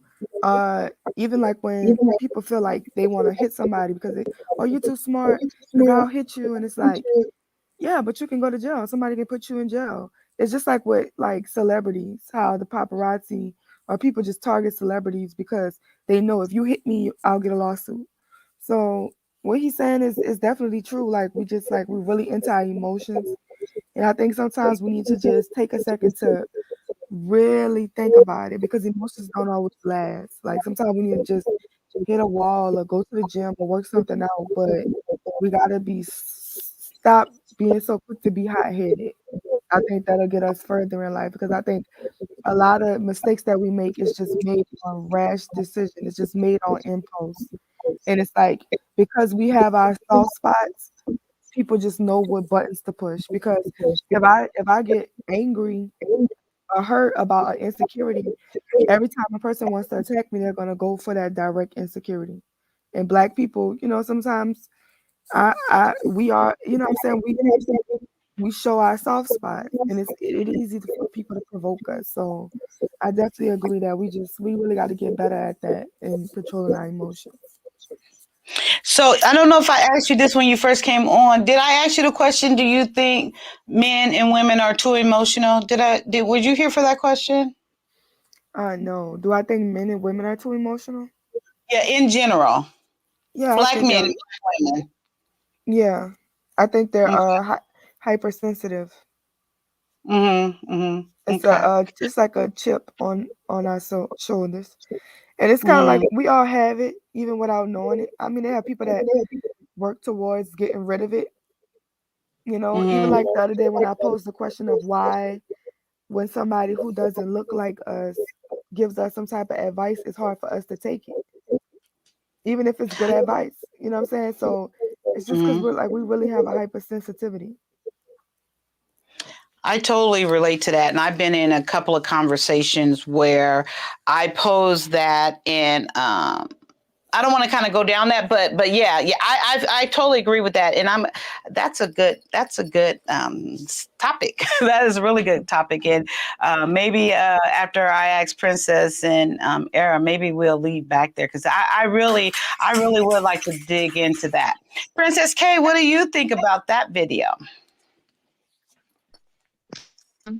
This is like the first time I've been introduced to hip hop cartoons, and I completely love it. This man, Mr. Neely or whatever, he No, it's really Mr. sounds like Neely. he sounds like my late papa. I'm just gonna say that. I'm just like I would love to sit down and have a conversation with him. Some Mhm. points were a bit um I probably didn't fully agree with, but definitely the whole we're emotional people. I think most of us have probably seen examples of this in real life, especially when it comes to blacks and whites. Like they're out in public, and then the white person, just starts saying stuff, and they'll do stuff, and then the black person gets mad, and then the white person is, why are you getting angry? Yep. What's wrong with you? You need help, and just feeding into that. And then the black person loses control. I'm just like Mhm. going back to the way I was raised, by military men. It's kind of like they always used to say, the moment that you open up yourself and show your emotions is the moment when you let your enemy find a way to infiltrate, basically. Mm. You also have to take the time to know yourself and know your enemy. If you already know these people are going to say this, they're going to try to catch me off guard, they're going to try to do this, guard yourself. I mean, we don't have to have our heart on our sleeve. There can be a jacket over it. That's the basic thing. And even in schools, typically where I grew up, the whole mindset was the first person who hits is the one that really gets in trouble. you both might get in trouble. But if it was something like that other person just hit you and you defended yourself by hitting back, you might just get a slap on the wrist. But basically, the person who went off and was emotional, out of impulse and everything like that, they're the ones that get in the most trouble. I think that's something that people in the Black community need to take the time to realize and fully comprehend that when you go out. It is the most sad thing to me to see something like a Black man who had a great opportunity, and just because of one moment of emotion and impulse, he just lost all of it. That I hate to see stuff like that. And I just wish, going back to what Tommy was saying, there's so many people raised by single mothers who act out of emotion. And so that results in men, well, boys who grow into men who act like their mothers in the same token. I mean, I've dated a few of them. It was so tiring. But, going back in the day, we need to learn how to act smarter, be more intent, like move with intention. Right. As Mr. Neely had said in the first video, in your Mhm. interactions with people, it needs to have some sort of constructive value. If it doesn't have a constructive value, then just let it go. I do the same thing. If there's no value in this conversation I'm having, if there's no value in my relationship with you, you're gone. Actually, I'm gone. There's nothing to talk about. There's no reason behind this. There's no logic behind this. It just doesn't make sense. So that's my thoughts. Amen. I really like that. And I just want to put this out here because I want to remember to come back to this one moment, Arab Black. Where WPT, he says that ties in perfectly relating to you took advice from the white school teacher. Yes. So I just want to put that up there before I lose the chat, what he put there. And I wanted to touch on that. So Black TV, I keep saying Black man because everybody else is Black David, Black man, but Black TV, what is your take on what we just watched? I think he was talking about psychology, in a nutshell, psychology and power, and how the white man uses it, and how he positions us and how we will position ourselves. He's saying the white man knows what we're going to do before we do it, because he knows how he positioned us. He knows what we've intaked, he knows what's going on. He's set up something that we're just following the program. And so it comes back to psychology for me. And when I think about it, it's just people's worldview, obviously we all, just from a American, coming out of America, we all live in different states and cities and things in America, and we all don't have the same experiences, yet we're all Black. Kind of going back to what you were talking about is when we were like just being in different states, but we can go through different things but still experience racism. You know what I mean? So, but for me, it's like I always grew up pro-Black. You know what I mean? I grew up that way my whole life. I don't have experiences with white people. I didn't come up engaging with them. Once I was made known of slavery, that was it. You know what I mean? That was it. There was nothing else for a white person to even believe, to think anything else. You already told me in a nutshell how you think, live, even in the Constitution, 3/5 of a man and all these different things. Like, it's so glaring in what the white people think about Black people, and also to the day, all throughout history, of what they think of us and how they try to position us to use us for their benefit. So I've always understood, dealing with white people, they're trying to use me in some type of way. So it was up to me not to be used, and that's part of my counteract to their psychology. So, and then you have other Black people around the United States, you know what I mean? I mean, they're buddy with people. They trust in people. They have relationships with different people. So everything gets mixed up. You know what I mean? Where we can't have a code of, look, this is how we do as Black people, and this is what we're gonna do. This is how we're gonna do it, and we're gonna make it like this. You know. So it's just a lot of things, but to wrap it up, it just comes back to psychology for me, and my psychology has always been pro-Black, stay Black, do everything you can for your people, your family, so that your people benefit. And if white people are gonna be involved, use them. So that, and the relationship now is he's used, not me. You know, I don't give up of anything of myself. You give everything to me. So, and I'll just end it right there.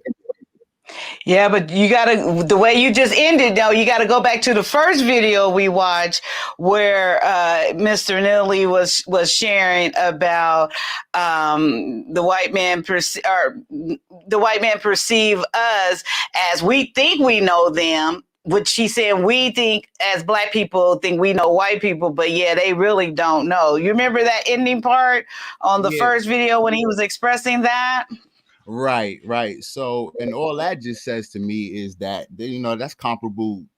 Like if he says we don't know him, I mean, we got written account of what the man has done for history. Like we have a whole his story to, you know, how could anybody say we don't know this man or what he, so that just hogwash. Like we know very well. But I think he meant it on a more sly way, like how sly the white supremacists come in and already maneuver it, already know our move. So this is what he's going to do to get his outcome. So I took it in that first video that we don't know how to maneuver and dip and dodge to predict their outcome as white people. That's the way I took it in that first one.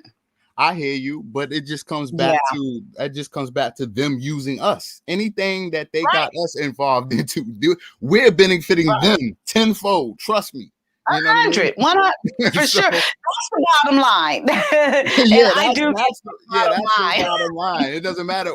Any way and interaction that we have with them, they're using us. They're getting something from us. If it's not information, if it's not our body, if it's not our anything that we have to offer, they're using us.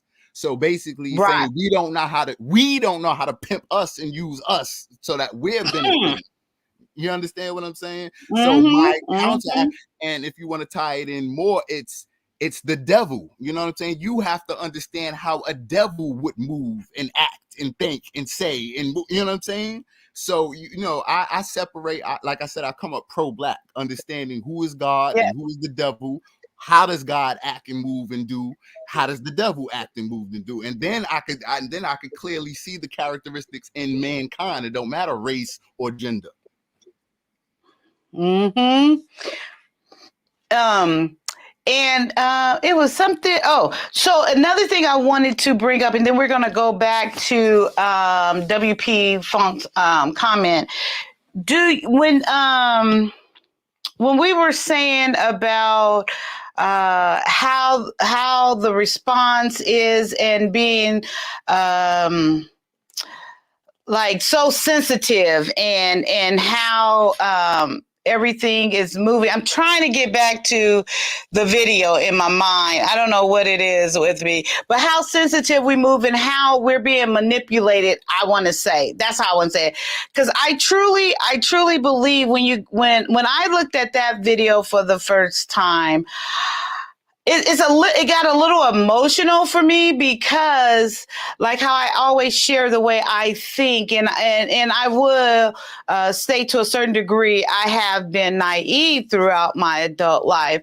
I go back to my nursing career. And when I first saw that video, multiple situations came to my thought about how, I don't want to say set up, you know, or how I could see multiple times and actually getting fired incorrectly because the setup didn't work out right because of my character and who I am. I had to get my job back. And plus they had to compensate me for giving my job back. So when I see that and hearing it from that perspective, it puts a little,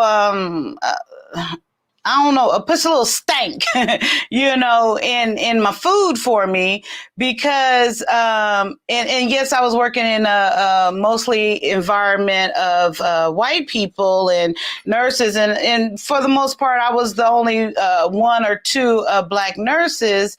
And when I look back on that, I already had a distaste once I finally decided to leave, and things were so in my face at a certain point. When I watched that video, it really touched home for me because I can see how, for lack of a better word, I was set up. For a lack of a better word, I was misrepresented to other people because, and it wasn't for me to lose my job in that sense, for someone else to come in. If for me, it was, I never could get the promotion because right when, okay, I should be getting this promotion and getting this higher responsibility and over so many people, something would always happen. My whole career,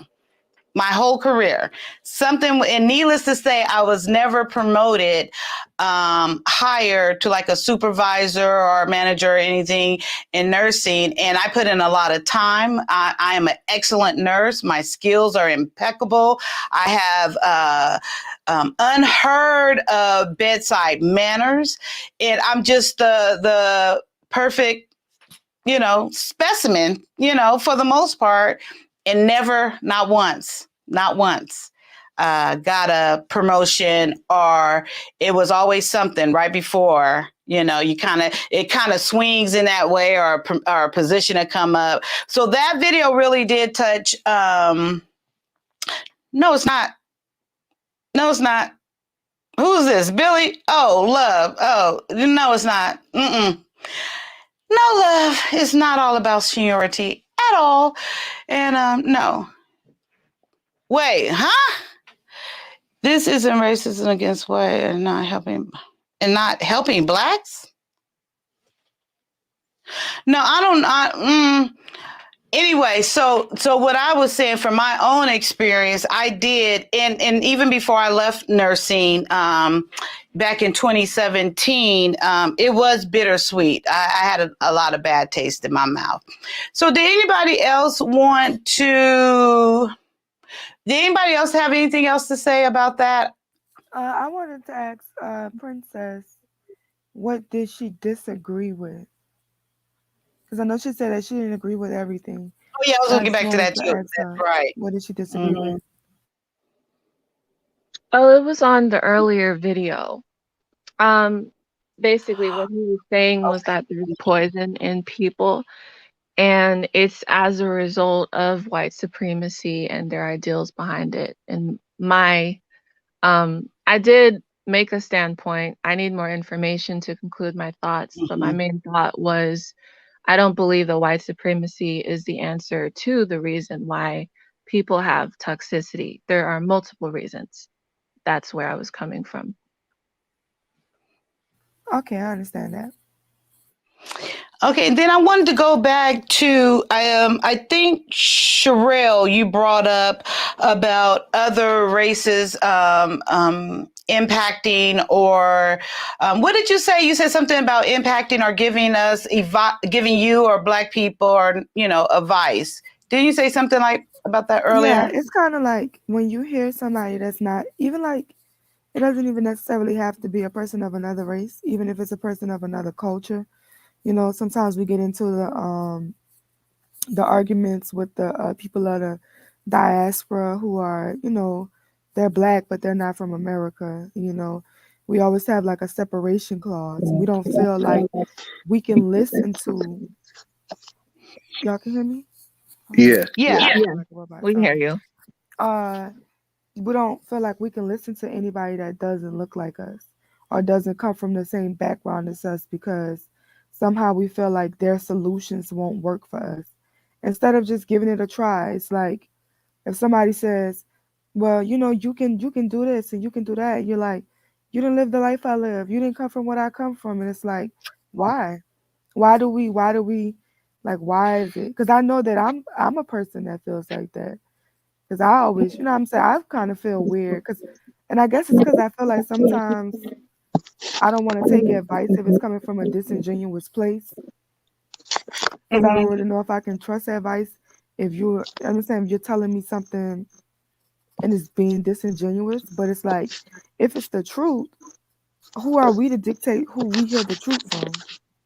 Like, who are we to dictate what's the truth or not, and who gets to tell us the truth? If it's true, it's true, and we're supposed to take it as it is, right? Yeah. So I wanted to touch on that. Oh, I hear some feedback. Okay. Yeah, so I wanted to touch on that in I'm still going to go the way I was, but he brought me back really quickly when he had mentioned about the story I just shared about the two nurses. I don't even know where it went about the two nurses, but I do subscribe to that. I am very selective if I take advice, or even if I would consider taking advice from white people. And I'm going to leave it there. I'm going to leave it black and white. And one of the reason is because like Sherelle was saying, I don't think that they can relate to me, not from an aspect of, well, you don't know what I've been through, and so I can't, accomplish this. Not from that aspect, but from an aspect to where I feel like you relate to me, and really it's giving me this advice, kind of to help me and empower me and encourage me, and coming from that type of place. So yes, I am very leery on taking advice from white people, period. Also, Okay, that stems from, can I say something? yeah, This absolutely. is my pushback, and every time I feel some type of way and I feel like I'm hindering myself, because don't get me wrong, I'm in a lot of different places where I hear information that I don't want to hear, but I listen to it anyway because I like to hear things that make me feel uncomfortable. Because I feel like when Mm-hmm. something makes me feel uncomfortable, there's probably some truth there or something that I Mm-hmm. at least need to learn. So when you think about some books that you may have learned from, or some movies, some TV shows, what if it's white writers? What if, you know what I'm saying? Mm-hmm. Who's writing those books? I'm not gonna say Mm-hmm. that Rich Dad, Poor Dad, or you know what I'm saying, or 48 Laws of Power, or you know what I'm Mm-hmm. saying, The Intelligent Investor, just different books that I've read over my life. It has had white publishers. Even Mm-hmm. just like anything. I read so many books I can't even think of them just off the top of my head. But should we feel the same way about that?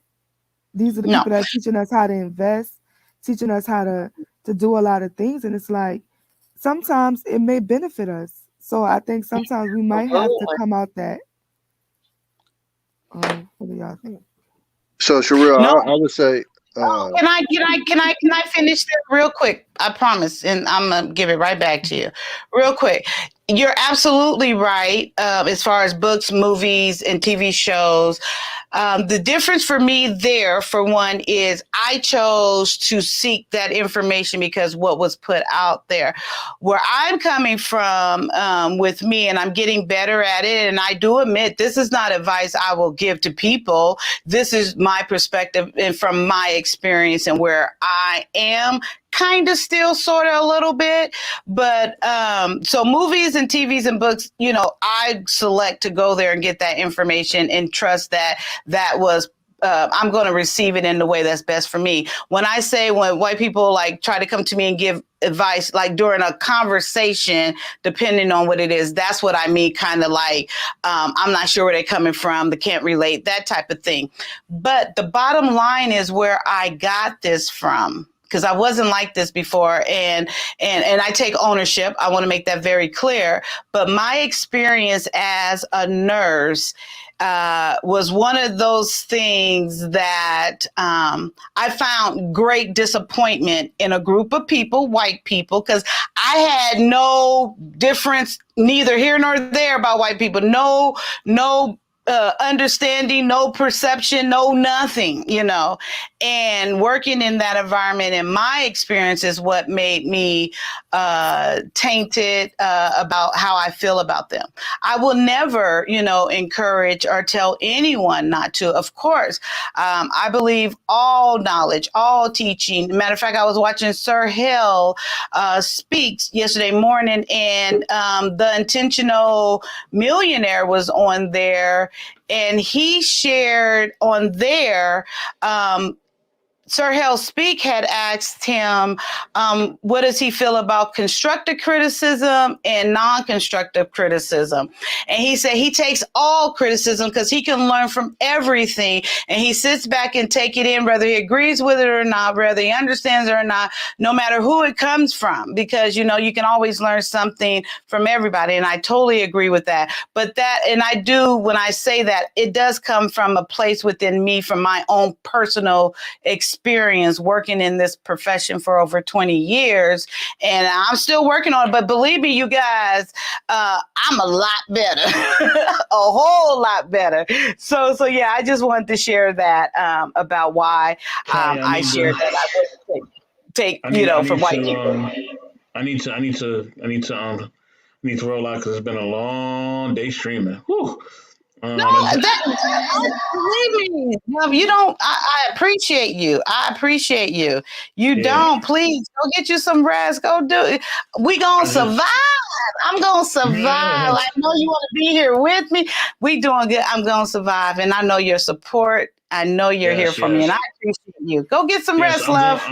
I'm gonna hit you up later on today because I have some business stuff I need to talk to you about later on today. But I just want to say you can learn from anybody. You got to learn how to move in a room full of vultures. You know what I mean? You definitely better how to diversify your options when it comes to life. You got to be very flexible. If you're not gonna be flexible, then life is gonna break you. With that being said, definitely like subscribe to Just Kyia. Let me hit that bell. Show us some love and support. Like and subscribe to Knowledge and Relationships. Everybody, I'm out. Have a good night, bro. Good night, y'all. Good night. Good night. Okay. Did someone else have any? Yeah, go ahead, Tom. I was gonna say to Sherelle, like I personally don't have a problem taking advice from anybody from other race. I don't even look at it that way. If you give me advice, you give me. I mean, I've even had pushback on people that say, I think they said the other day, like, oh, if they failed a marriage and you shouldn't take advice from them. I'm like, nah, because sometimes they can give you the opposite. I'm just willing. I'm willing to take advice from anybody. It doesn't mean I'm gonna implement it. But I think where it comes in hard is, so like when we had that whole panel the other day, and you had all the Haitians up there talking, right? Hey, let me say this real quick. I'm sorry, Billy. Do you, boo? I know you're kind of trying to distract me, but I want you to know, do you, and always make choices for yourself. Okay, that's all I wanted to say. I'm sorry, guys. I just had, because he keeps going on over here, but I just wanted to say that. I'm so sorry, Tommy. And please start over because I didn't hear what you said from the beginning because I was distracted. I apologize. Thank you.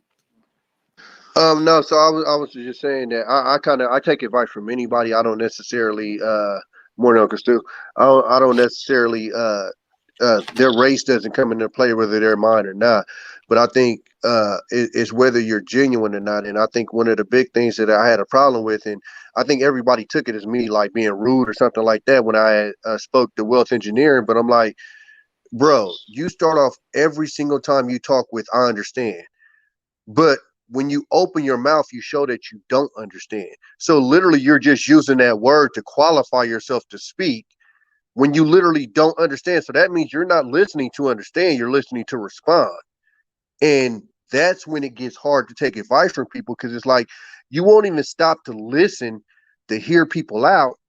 You're literally just listening to respond, because every time he started talking, it's like, bro, if you literally understood what we were talking about, you literally wouldn't have this certain response that you're having. And then as we had that conversation going along, that's why I had to break down to him like, okay, so now we got a whole panel here full of Haitian guys that are talking about how their culture is this and they're successful this, but ain't now one of y'all brought up how the fucking Zoe Pound is down there doing the same shit the niggas doing. Y'all totally ignored the fact that even though y'all got this super good background and y'all got all these values and stuff, y'all literally ignored the fact that even with all that, you could still end up just like us. So it's like when it comes off ingenuine, that's when people kind of have pushback, because it's like it, it doesn't feel I think that's when people start getting the feeling of, because even if you had listened to that conversation, it damn near felt like we was getting talked down to, because again, all they spoke about was, and they got good traditions and good customs, but it was the, oh, Haitians, we believe this, and oh, we do this, da da da. And listening to them talk, you would have never thought that the Zopound even fucking existed. And them dudes is down there in Miami tearing shit up just like the black folks down there. And they come from that exact same, background that they're pushing out here, which again, it's not a pushback against, their values and stuff, because it's great values and stuff to have. But it's evidence that if even with those said values put in the same situations as our people, they end up in the same situation. But in having that conversation with them, I had to bring that out. None of them even pointed that out. And Wait, so I've think always about had this it. discussion with our people is, instead of us pointing to the good stuff, like like the Haitians did on that panel, we instead point more towards our bottom and our bad folks, instead of even highlighting, because I think we're doing a hell of a job considering what we've been through in this country, the setbacks that we've had in this country time and time again. I think we're actually doing a great job. I see a huge advancement in the mindset of my generation and below. I mean, and past, way further than say my fathers and my grandfathers. And they went from literally put all your money in a savings account and save, and be super, super, super safe. Don't take no risk. Don't take no risk. To most of the people, around my age that I know a little, at least something about investing. And I know that this next generation is going to know a hell of a lot more about investing, because especially now that you got the crypto out there and all this and this and that, I guarantee you this next generation of blacks will know 1,000 times more about investing than previous generations of black, because I mean, and I don't know, maybe, it's just my gene pool, I don't know, but like my family, like we were super, super safe. It was get a job, it was put all your money in the saving account. It was just, and that was your way, and buy you a house or whatever. But, even when my dad had moved up to where he started getting real estate and stuff, and then on to me, like I got money in the stock market, I got money in the crypto, real estate. Like, so when my kids, and I got into the stocks and stuff in my 30s. So when my kids get to 18, they'll already be knowledgeable of stocks. They already own stocks now that they don't know about, but by the time they get to 18, I'm going to have them to where they're ready to trade on their own.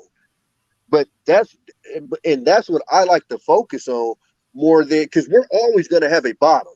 I don't understand the point of always focusing on that bottom. Is my thing, because it's always going to be there. Can we kind of help some out from there? Absolutely. But we focus on that bottom as if that's almost a representative of our whole race, and that's where I get irritated.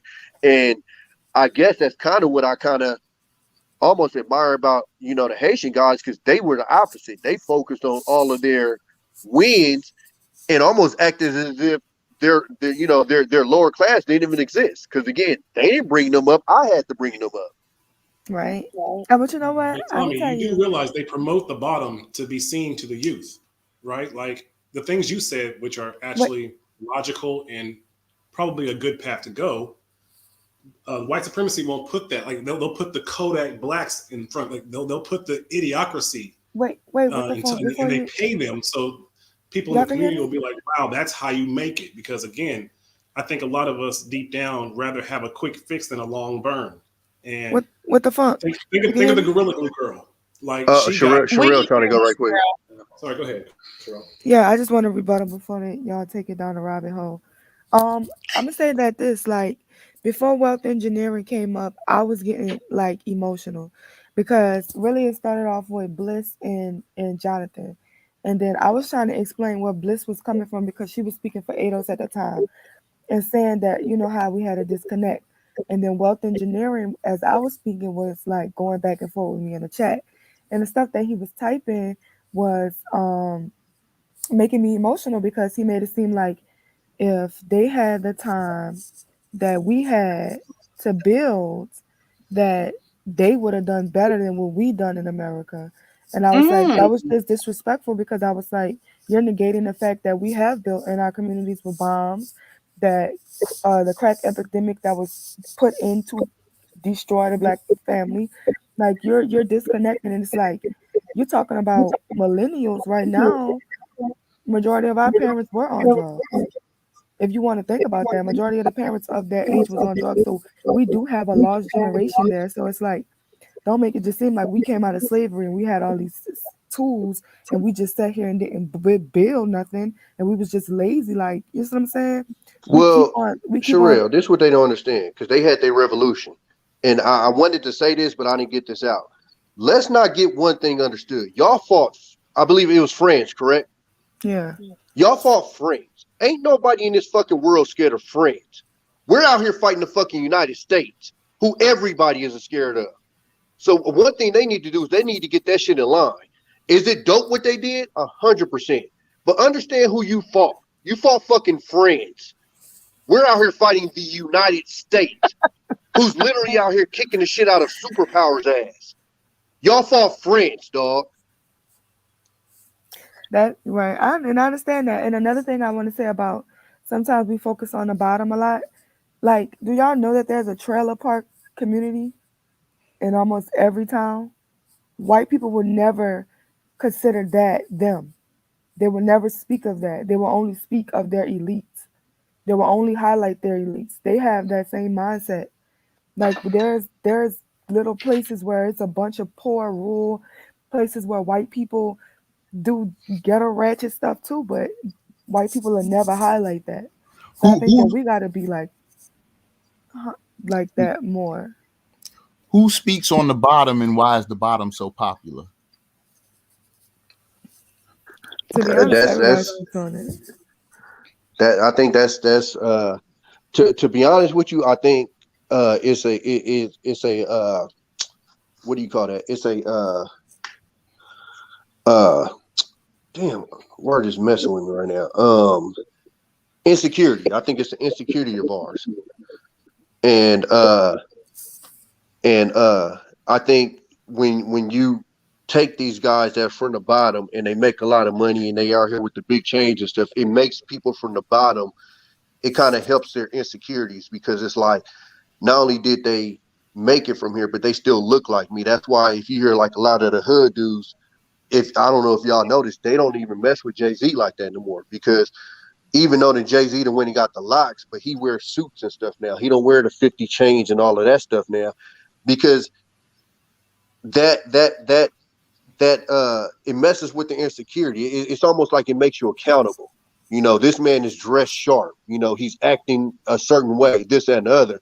Whereas, like what the funk was saying, if you got a Kodak or something out there and he acting a fool and he rich, well, when I act a fool, I'm acting like a rich guy that's successful. So, you know, it almost don't even make you feel as bad because he doing it, I'm doing it. You know, it's sadly, I think it almost makes you almost feel like you, I ain't gonna say doing the right thing, but it doesn't make you feel as bad as say if you had to look up and these successful people looked a certain way. If you had a Martin Luther King out there, you would know that if you was acting like a Kodak, that you was an idiot. But instead, you got a Kodak up there, and it's like, well, Kodak doing it too. Kodak in jail every other day too. Okay, let me say this too, Tommy. I understand it, but I think what we're trying to say is that some people come off condescending. And then it's like, I don't want to learn anything from you when you're speaking to me like you're speaking down to me. Right? And that's kind of like sometimes why it's like, I support all of the peace shows except a mirror show. I know one show, somebody said something about building, like a man was telling her black people built this country. You know who built this country? And she was like, oh, the Mexicans. And she laughed it off like it just, I just hate people that just feel like they're going to just dismiss everything. I'm not saying that we should be victims or nothing. I actually think our story is a victory story because we beat a lot, but to just dismiss our history like we have to forget it, that's bullshit. The reason why Holocaust is taught in history class and in English class is because the Jews know that if you stop teaching your history, that shit will repeat itself. You will never ask the Jewish people to forget what happened to happen to their people. And I'm telling y'all, the way that some people speak in these spaces, in a couple of years, they're going to be trying to make it seem like slavery never existed. Well, they've already passed laws and stuff to try to stop teaching certain stuff in school. But I mean, as bad as the Holocaust was, and it was terrible. I'm not trying to downplay it at all. It was what, 7 years? Right, We talking about 400. right. I You said, know what I'm saying? I And then literally, after the 400, the shit that you had to deal with after that. And again, like you said, Sherelle, ain't nobody trying to sit on it, ain't nobody trying to dwell on it. I handle my business out here.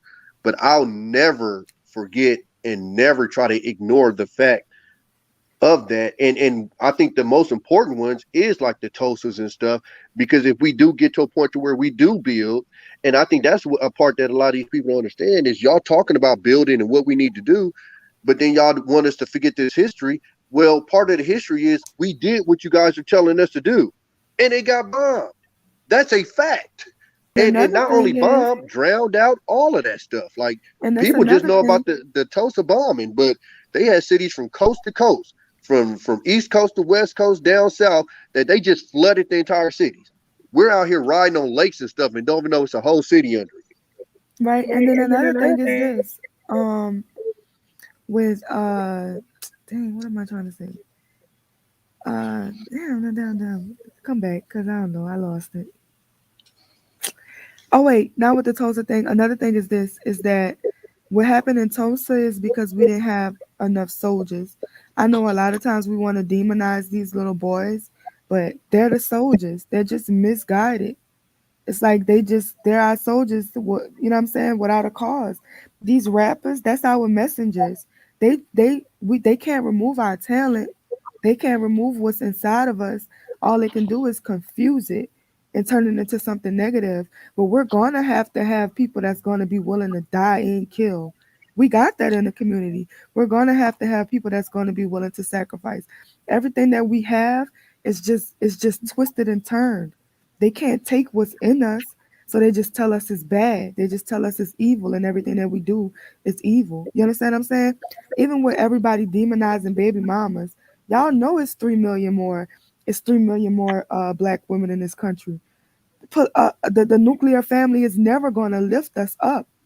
So whether as a man should have had many wives and somebody was able to be able to have that many people in one household, now we have a bunch of baby mamas because it's illegal, which is the main reason why they took the father out the house, why they put the drugs in the house, why they have the crimes in the marginalized places and stuff like this, to keep the black man at a minimum. You see what I'm saying? Because they know that if their system is built on a nuclear family and they tell us this is against the law to practice it, and then they demonize us when we do it out of wedlock and have the baby mamas and stuff, it's gonna always look bad. Everything we do is gonna be evil. Everything. I want to bring up the point about you think that these rappers are like our messengers and they're the soldiers, and in actuality, we don't want that war. We are not even close to armed the way that white people are armed. We are not even like they have legit drones and other type of weaponry that we have no defenses against. Facts. But instead of us trying to say like we need to prepare for a war, I think we need to like bottom line to say leave us alone and try to build from within. Again, I think we could learn so much from Amish community. And again, we have land if we approach the natives the right way. And if we bring our resources to the natives to put them on a pedestal and we take a humble step back, because that's the only way I think we can really change is we cannot win this with aggression. I thoroughly suggest watching the movie Office Space, where the man ended up completely stopped trying to work, and that's how he ended up getting promoted. I think as a community, we have to learn to just completely stop trying to get recognition from the system and align with natives because they have the land, they have the resources, they have reservations, and the reservations, trust me, are horrible. It is a whole different type of thing. But we can go there and build an infrastructure for them and just ask to belong and bring our entertainment and then entertain the world while we're benefiting the Native Americans. Because again, what's happened to them happened first. They kept us, they enslaved us, but they eradicated them. It's been a global genocide. And I know a lot of Black people have some weird kind of animosity towards Native Americans, which is all, again, put in place by white supremacy. They did it to natives first, then they followed the same formula and did it to us, and then now they're doing it to their own people. They want a global genocide. They want to get rid of the population. Then they're going to do this one way or another. We need to get ahead of the curve and align with natives and rebuild their structure for them and put them on a pedestal as well. Do you think they will let us though? Because I mean, look at Gaddafi. You know, Gaddafi tried to unify that currency, and they, you know, made him public enemy none away. He took his ass out. And to be honest with you, I mean, I love all of these ideas I hear, but the only thing in my head that goes is they control this news media. And I give you my perfect point. My dad was in downtown Oakland when those riots was going on. Well, the protest. And when he went to the protest, he was calling me. And I'm looking at the news like, damn, Pops, you cool? It's going crazy down there. He on the phone with me like, where? I said, where you at? It's supposed to be on. He said, man, ain't nothing going on down here. The way that the news depicted it, you would have thought half of Oakland was on fire. It was literally one street. And I say that to mean if we do start doing that, they'll do that shit to that, and they'll literally give the reason, because that's what they do with the media is they set you up to where you're okay with where most of the population will be okay with you attacking, and then you get to attack, and then you get to create the narrative after, because all of the people that's there, you know, pretty much are dead, and so they can't tell you what really happened. And so that's what I'm scared of happening, to say something like what you said happened, what the phone happens, and then of course the government is going to peep, and they've done this every single time we tried to rise, and once they peep, if they see we getting too powerful, oh, they dealing drugs over there, oh, they doing this and this, and we can scream to the rafters. But I mean, perfect example is COVID. They own the news. That's why they're able to push what they want to push, because they own the news. So they'll be able to push whatever they want. Majority of Americans are too lazy to actually investigate anything, and they'll come up with a good narrative on why they need to, you know, like you said, fly a drone or something over there, and then they'll just bomb the whole shit out, you know, throw everybody in some ditches or whatever, and it'll be a good afterthought. And that's what I'm scared of. But the thing is, really, if we keep it 100, if they really wanted to get rid of us, all they have to do is turn off the grid, and we'll end up eating each other alive.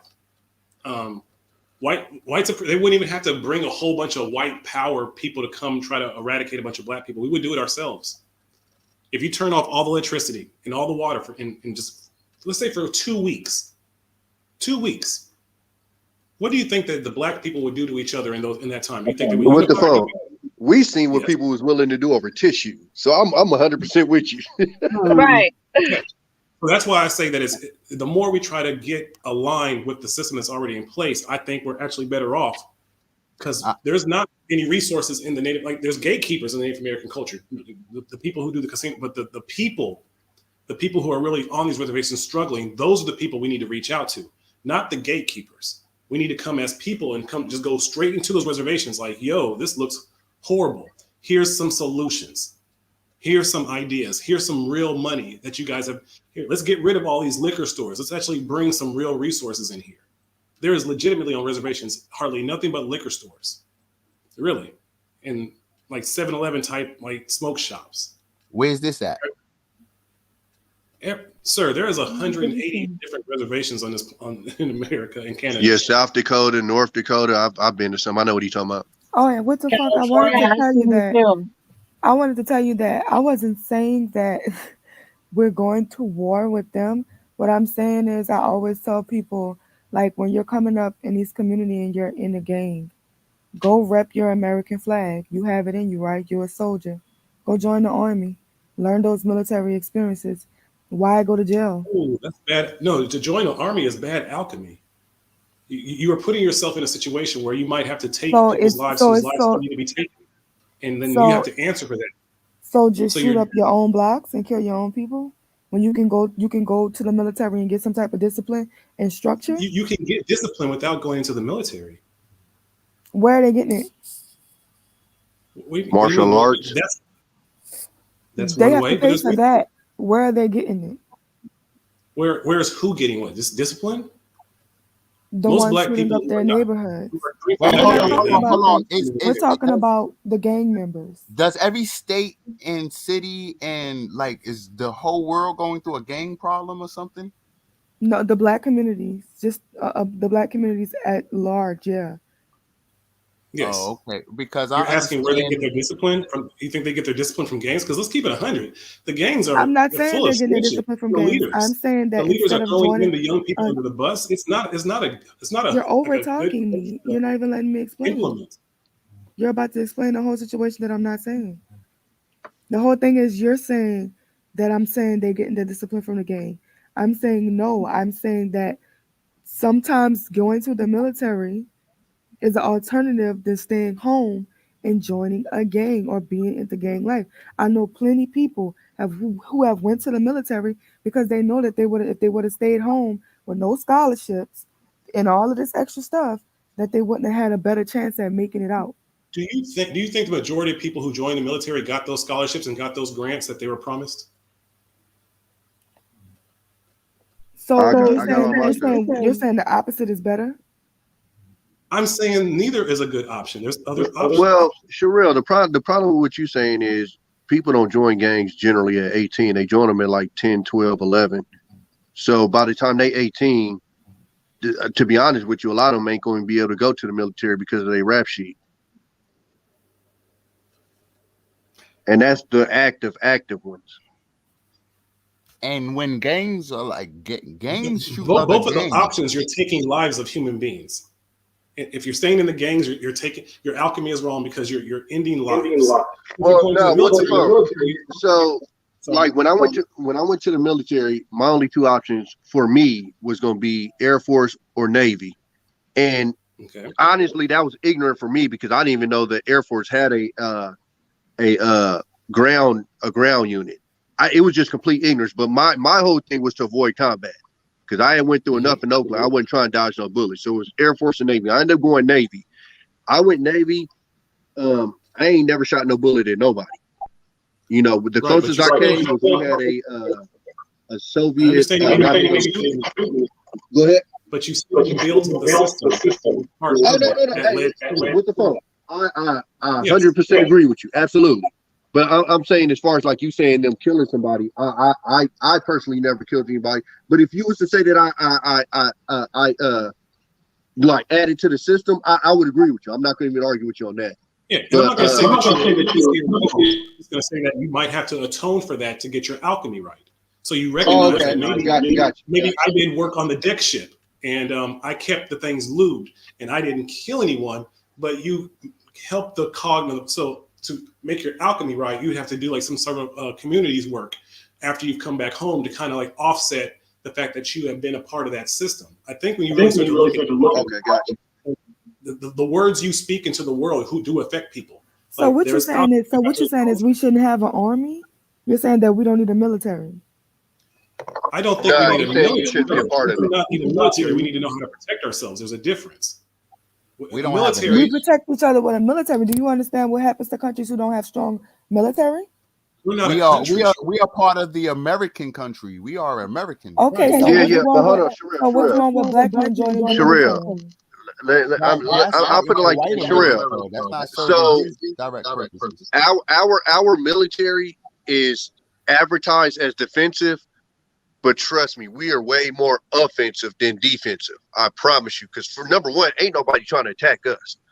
When I went over to Iraq, I seen some shit over there, and I was like, "Yo, we way out of line." We was out there guarding the oil well, and they was telling us it wasn't even ours. They told us straight up because these people want to go burn down their own oil, and we won't let them. And I said, "Wait, how does that make sense? We stopping them from burning their own shit. This is wacky." And it's other shit that you see when you out there and you start seeing a bigger picture like, oh, It's deeper than what the fuck I thought it was. So they advertise it as if like, oh, you're defending America. But far more times we're on the offensive and we're part of fuck shit that if you don't even literally sit there and think about it, you won't even understand some of the fuck shit that you're part of. Because I actually was gonna have a conversation with some of the guys that be on the panel. I think Cheeky is in the military and Zoe. Because I think they believers, and I was gonna ask them about that. If that. But I get what you're saying, Sherelle. My only problem with that is, in my experience, dudes that are to that level to where they active in gangs will like listen to me when I tell you. I barely made it out the military with an honorable, barely. Them dudes are getting to the military and be coming out with straight dishonorables. Like I'm telling you for a fact, because I went in there and I did the most. And I won't speak on a lot of what I did in there, but I went in there and I did the most. So them dudes I know would go in there and they would do the absolute most. And most of them gonna end up coming out worse than they came in because they're gonna be coming out with a dishonorable or other than honorable or something like that. And it's just it'll be a way worse thing for their life than when they went in. Okay, I see Big Bad Boy. I think the middle ground is understanding that what we I'm do need a National trying to Guard, say. but we do not need a military. We need a National Guard that protects us in this village space that we're trying to have, where we're actually trying to The evolve and National become Guard better. isn't And we the need military, people isn't a form of to protect military. us. Sorry, go ahead. What's up? The National Guard isn't a form of military. Yes, but when you say military, that means offensive usually. We don't No, need a we're gonna military need because we can't fight anybody right now. We we're only gonna have been need fighting ourselves. So if we actually tried to have a military, they would maybe the USA would take that as a threat. And if they took that as a threat, we would get destroyed. But if we had a so wait, National Guard, you're trying to create a community that's not a part of America in America and then yes, just like the Amish marginalize. do, just like the Mormons do. So Yes, the Mormons have done that. Amish have done that. There's no reason why the Black community it's a can't do big that. difference between the Amish and us. Yeah, they consider white. That's Amish are my white. only input. They consider white, so they kind of can do that. But like Killmonger said, like, look, the more we try to align ourselves with a system that does not value us, the more we're fighting a losing battle. We need to actually maybe step away from the system. That's why I say watch the movie Office Space, and then maybe start to rethink how we can be as a community.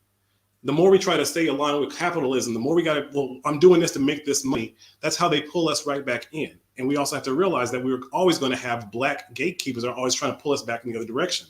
I think there, in a way, has to be a separation for those who just want to have a completely different outcome and let them try to build something. Yeah, I think I agree with you. Like I said, my only worry is, they did it with the Panthers. They did, like, anytime they see us trying to make an advancement, like, and what you're saying is powerful. And if I see that as powerful, they damn sure will see that as powerful, and it'll become a target. And for me, it's only a matter of time before they send somebody in there to try to find some bullshit. And if they can't find some bullshit, they'll send somebody in there to plant some bullshit. Like, it's like, man, I'm from Oakland. Like, man, my OGs was Black Panthers and stuff like that. So I know what actually went down with that whole shit.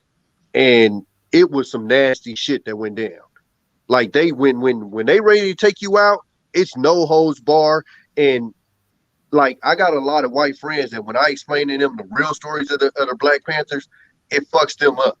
Because in their head, the way that they've promoted the Black Panthers for us is that they was this radical group and they this, that, and the other, when in actuality, the Black Panthers literally align with a lot of what these white folks tell us that we should do. Oh, well, you guys should do this on your own. I'm like, well, that's what the Panthers all did. But the way that The they Black Panthers promoted it, all right. Say that again? They're a black NRA before, like, because there is no Black NRA right now. And essentially the Black Panthers were arm yourself, protect yourself, be smart, be vigilant, be trained, which is exactly the same shit. And know the law. Absolutely. And militia so against the government. And there's no problem having militia against the government. But Black cannot. One a lot of whoever it is, I think that might be me. I'm on my phone, um, but yeah, that's just my only thing, man. Is I just think if we do, like I said, I understand everything you're saying, and I think it's powerful. I just think if we do that, it's only a matter of time. They just gonna press the button on it. They gonna send somebody in there. Like, I mean, they did it. They sent the dude in there with the Panthers. That was the same color, and he tried to set them up with a robbery, and they caught on to that. And it's just what they do, man. We got a federal building named after the dude that they admit illegally did the shit. You know what I'm saying? Like the Hoover ass. So I just don't put nothing beyond them, you know. And like I just said with Gaddafi, you know, Gaddafi tried to step out of line, the same kind of radical thinking we thinking right now, and they said, "Oh, okay, this dude is this, and this. Wow, he out of there." And you But got is it Americans being celebrating that radical or shit as if logical? they just killed the devil. Are we being radical or logical? I think we're being pretty logical. No. What the phone? I'm saying it will be looked at as radical from them. I don't think what Gaddafi was saying was radical. It was logical, but to them, they painted it as radical. You know, even the people don't even know the real reason why they got rid of Saddam Hussein. You know, it's like if people really went deep into this stuff, they don't know who they messing with over here. And that's why I said with the Haitians when they be we went through exactly what y'all went through. No, y'all didn't. Y'all dealt with French, bro. We're dealing with some of the evilest motherfuckers on this earth. These dudes are, and they surgical with their shit. If you think about doing some shit, they'll get you out the way. The dude that uncovered the whole the crack thing, that man committed suicide by shooting himself in the head 2 times. Y'all make that make sense. Like they don't play. When they out to get you, they out to get you. Yeah, the dude that I forget his name, Gary. I can't think of his last name, but he's the one that wrote the paper, wrote the paper that basically put them on blast about the crack epidemic. And they found him in his house, committed suicide. Erased himself. But yeah, 2 times in the head, boom, boom. How that happens, nobody knows, but it happened. So when they want you, they want you. I don't know if that was a suicide. No, yeah, that's why I said. That's why I said how that happened. Exactly. All right, jump in, Kyia. I think we've gone down the rabbit hole enough.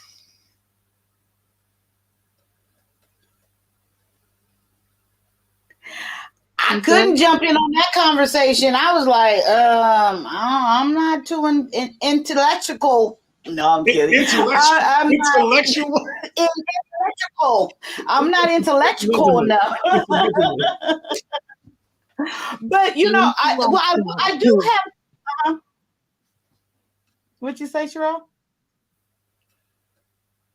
Oh, but I do have a question because I'm like I always say I'm here. I know that I learn way more than I ever can put out there, and so most of the time, or all the time, I'm here for selfish reasons. But I wanted to ask what I wasn't understanding as you guys were communicating about. Well, there was 2 things. WTP, when you said about merging or aligning with Native Americans and then go help them build their, rebuild their community and pour into them. Okay, so I kind of see what you're saying, but my mind is not understanding because I don't know too much about like the property and who, but it just seems like to me that would be a step back from the way I'm thinking. It would be a step back, and you are putting. It sounds like it would be putting us. I can't think of another way to say, but like a new master, like a new overseer. I mean, I don't know how, I might be too strong of a word, but I'm just trying to understand. No, not a new master. One, I think it's very important that we skip the gatekeepers of the Native American community because they're not taking care of the people who are on these reservations. They care about their bottom dollar, which is the money of the casinos. I'm saying that the gatekeeper is also with the Native American. I thought the gatekeepers were. Absolutely. Yeah. Oh, okay. That part, I was missing that part. Okay, go ahead. So what I was saying is that if you study Native American religion and their philosophies, a lot of the people and the elders of that community still follow that to a code. Think of a lot of the black people in New Orleans in Louisiana. They also have a very spiritual code that's aligned with Native, aligned with I don't want to say voodoo, but like that's what they call it. But witches, like there's a whole hierarchy of spirituality that I think we need to tap into. And the thing with that is that they actually have a legit code of honor, and they really don't do the wrong thing. So them being a master so much would not be a bad thing because they believe in alchemy and what you do and what you. Whereas a lot of times with Christianity, it's like if you do something wrong, just say you're sorry, and then you're okay, and that's not correct at all. Are you talking about tapping into like some type of? Are you talking about tapping into like some type of dark wisdoms or magic or something like that? Because I'm just saying, trust me, white supremacy. I mean, black people. Trust me, white supremacy has been there and done that, and they're already using it. Yes. My thing is that black people don't do that. We don't get into that type of. We do not again that at to all. Our own detriment because we did that in the past. We did that in our native countries. We did that in Africa. That was the norm. And the same thing of dancing around a fire, which maybe us would see like, oh my God, that's scary. That was something that we did on a weekly basis thousands of years ago. And I'm from New Orleans, and it's still done. Even with the Indians, every Sunday, our Indian tribes, they dress up, and there's a person in every different situation, and they play brass bands, Congo beats, and things like this. And it kind of starts at Congo Square, and then it just goes all around whatever unit because every ward has a different set of an Indian tribe. So we have the Night Wall, and that's Big Nine, and we just come out, and it's like the entire city every Sunday. But then we have 3 Sundays, which is Super Sunday for the West Bank, Super Sunday for Uptown, Super Sunday for Downtown, and Super Sunday, which is the major Super Sunday where all of the Indian chiefs come out in this big old sphere, and it's like from every ward, and it's like everybody's dancing, celebrating, and they get to show, and it's like they have to literally hand craft their Indian suits every year, and you can't ever wear the same suit. So the history is deep down there. So yeah, it is practiced. The only difference is because we were owned by the French in New Orleans. It wasn't like, so it's a little different. Under French rulership, slaves were allowed to be free on Sunday, which is why a lot of times people don't realize that a lot of Black culture, even with the food and the music and everything, jazz. New Orleans is the birthplace of jazz. New Orleans is the birth. Everything is Cajun, and a lot of the stuff is coming from us because we were able to hold on to a lot of customs because every Sunday in Congo Square, the slaves were allowed to be free. Let me make a distinction. Like you're Haitian though at the same time, right? Sure. No, I'm not Haitian. Still Black. That's the thing. It doesn't matter. I'm not Haitian. I'm from New Orleans. Oh, okay, New Orleans. Okay, New Orleans culture and things like that. Okay, yeah, because I just know other cultures practice a lot of other things, and I'm just saying I'm a Black American Negro. My family is Black American Negro, and not mixed with anything from the island or any other of those like foreign. I would say foreign cultures. I'm Black American Negro if too. You're a Black American Negro, then how do you think that you're not have any mixed foreign in you? No, when we talk about culture, right? Cultures, what we practice, right? What our families pass down to us and things like that. That wasn't from my grandfather to my parents to me. Those cultures were not passed down. Okay, so you do acknowledge there was a culture before that was possibly erased or forgotten. Yes, we all know voodoo and African and Haitian and what went on with them islands and stuff like that. That's why I made a distinction saying that I am not a part of any of that. Oh, that's funny. New Orleans is not an island, even though we would consider it one. But New Orleans is a part of this United States. Right, but those particular people practice voodoo, right, and have those traditions, right? So culturally, that's in those particular people from New Orleans are different than people from. Yes, New Orleans does not represent the whole of American Black culture or Black people in America. New Orleans does not. What is the American Black culture? No, we have a unique culture, but okay, so you're saying we're that's not why Black. I was making distinctions. That's so you're saying we're different. We're different kind of Black people. Black. You're obviously Black, but I'm saying culturally. Black. Every Black person is not the same. That's what we really need to get the distinctions down. Every Black person is not the same, nor has the same Black cultures. that stem from the Every single islands and snowflake other. is different, but they're all a snowflake. I Every I single that's what snowflake I'm that's trying to come down tell you. from the clouds has looked Our different from culture every does single not But snowflake. even still, our New culture does Orleans not would not stem from the islands. New Our Orleans would culture not does not stem from represent the islands New at Orleans. all. New Orleans would not represent the whole of American Black culture. I'm not saying that it would. No Neither one's would Well, trying where to you make New come Orleans from. whole as the representative of America. I'm just saying that there's knowledge there that we could learn from because essentially we have a lost code and a lost culture. So it makes more sense for us to learn all that came from Africa into the continents erased. So it means that you can actually learn from a little bit from Jewish culture, a little bit from New Orleans culture. All of these cultures came from Africa in the first place. All these religions came from Kemet. So we must learn from every single one equally. Learn a little bit of Buddhism, learn a little bit of Tao. Learn, hell, even though Mormon is completely flabbergasted and made up, we can still learn a little bit from them as well, and then And the form crazy a thing is, whole new way of thought. what you don't understand is majority of during the Louisiana Purchase, understand that New Orleans was already an established city. The reason why they bought all the states and all the property that came with the Louisiana Purchase was because they needed New Orleans because it was the port where all the slaves were imported in the first place. Just because slaves were allowed to be free there was Sunday and they were open to hold on to their traditional culture, you dismiss them because they had the opportunity to hone their traditional culture, and you say that they're less than what other Black Americans are who was removed. That's crazy.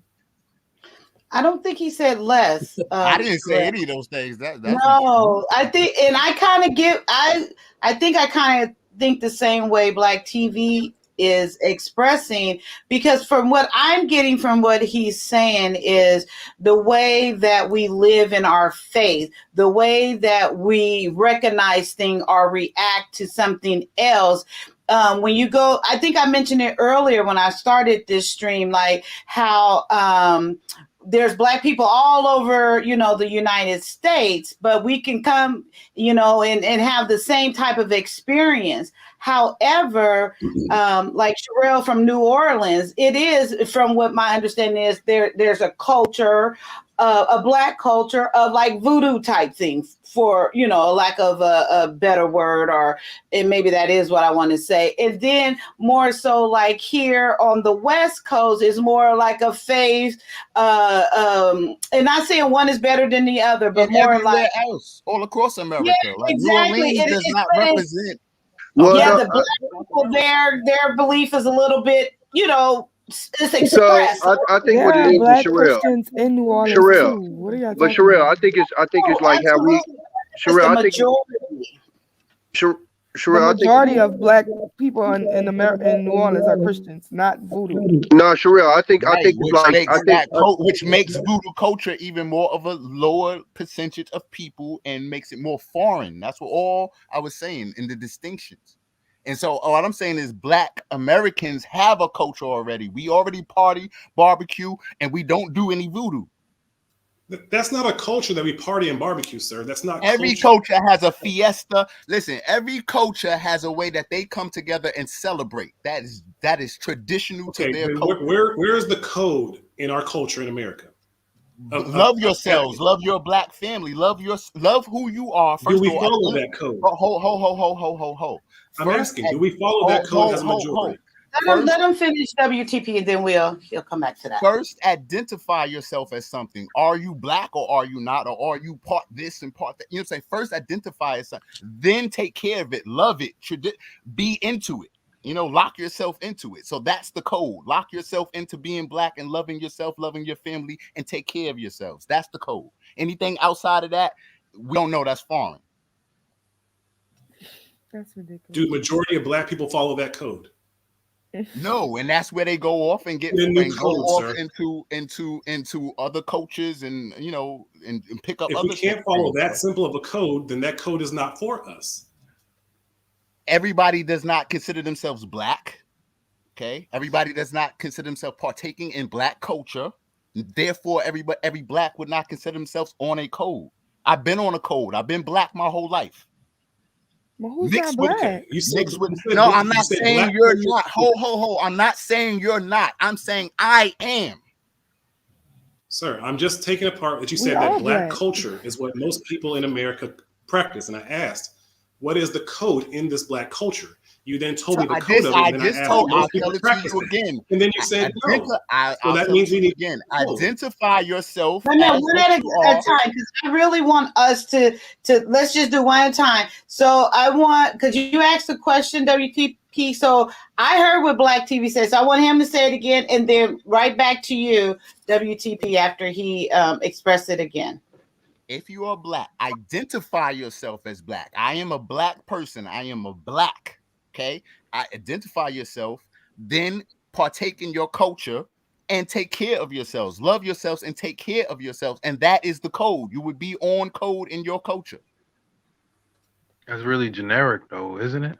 I think we should look up It the doesn't matter if cartoon it's that's on the- generic or not. Let First WTP identify. First identify. Wait, it might Black not be TV. generic. Okay, wait, TV. I wanted WTP to go next, and then I'm hopeful you can go after that. But let WTP respond first, please. All right, go ahead. I think this is a perfect opportunity. It's a 3-minute video. And on the channel, all you got to do is type in on hip hop cartoons. I think it's under Black Pride. And we can watch that and then continue this conversation. So, Absolutely. yeah, let me pull that up for you. You said Black Pride? Oh, no, I have it. I'm going to share it with everyone. If you wanted to say share something else hopeful. Yeah, No, I think Black and Proud No, is let's- exactly what they want us to be. Pretty much Black being a brand name. Like, so if everyone is understanding of these words meaning something, and knowing that Black is an adjective, right? And we all know that adjectives only describe nouns. You know what I'm saying? Black Pride and Friendships?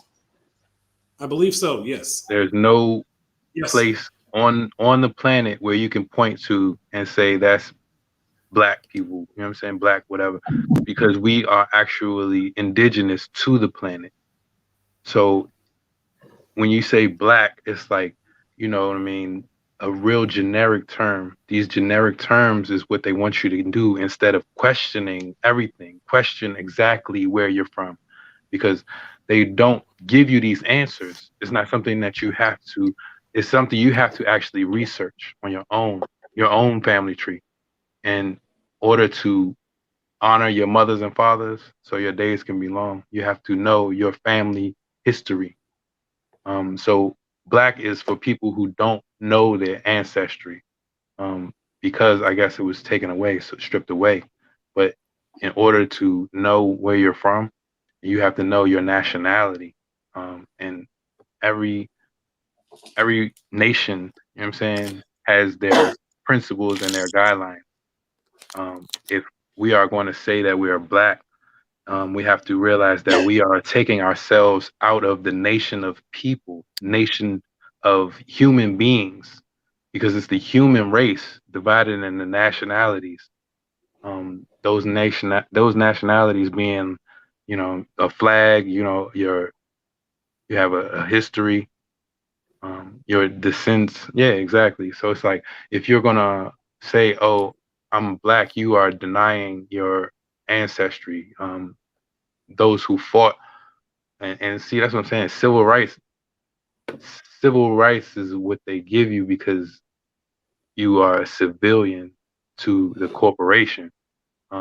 Because what happened is emancipation did not free any slaves. What happened is they transferred it.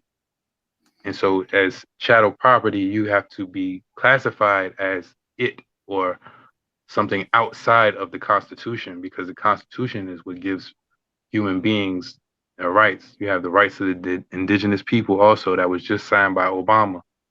And so when you look at these things, you realize, okay, the colorism is what's happening, and they're trying to say, oh yeah, it's racism or whatever. But no, you're ascribing to color, and colorable laws and ordinances, statutes, all that, your limitations, instead of having life, liberty, and the pursuit of happiness, and all that entails.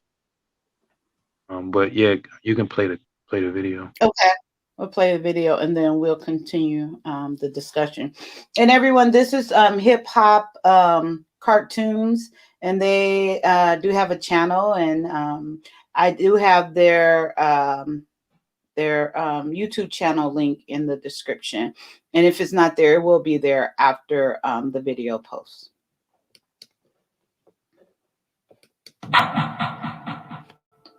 Deals with black pride, and the second one, white friends. Now, don't try to be proud to be black. First of all, I've said for years, well, what are you saying and who are you talking to? You say you know, say it loud, I'm black and I'm proud. To whom are you talking? And what is the effect supposed to be? I've always said you're black because whatever that created you made you black. Marcus Garvey said that. He said that God made black people black and he didn't make a mistake. End of story. Right there. In other words, you were made black. You shouldn't be proud of something that you were made in the first place because you didn't have anything to do with it.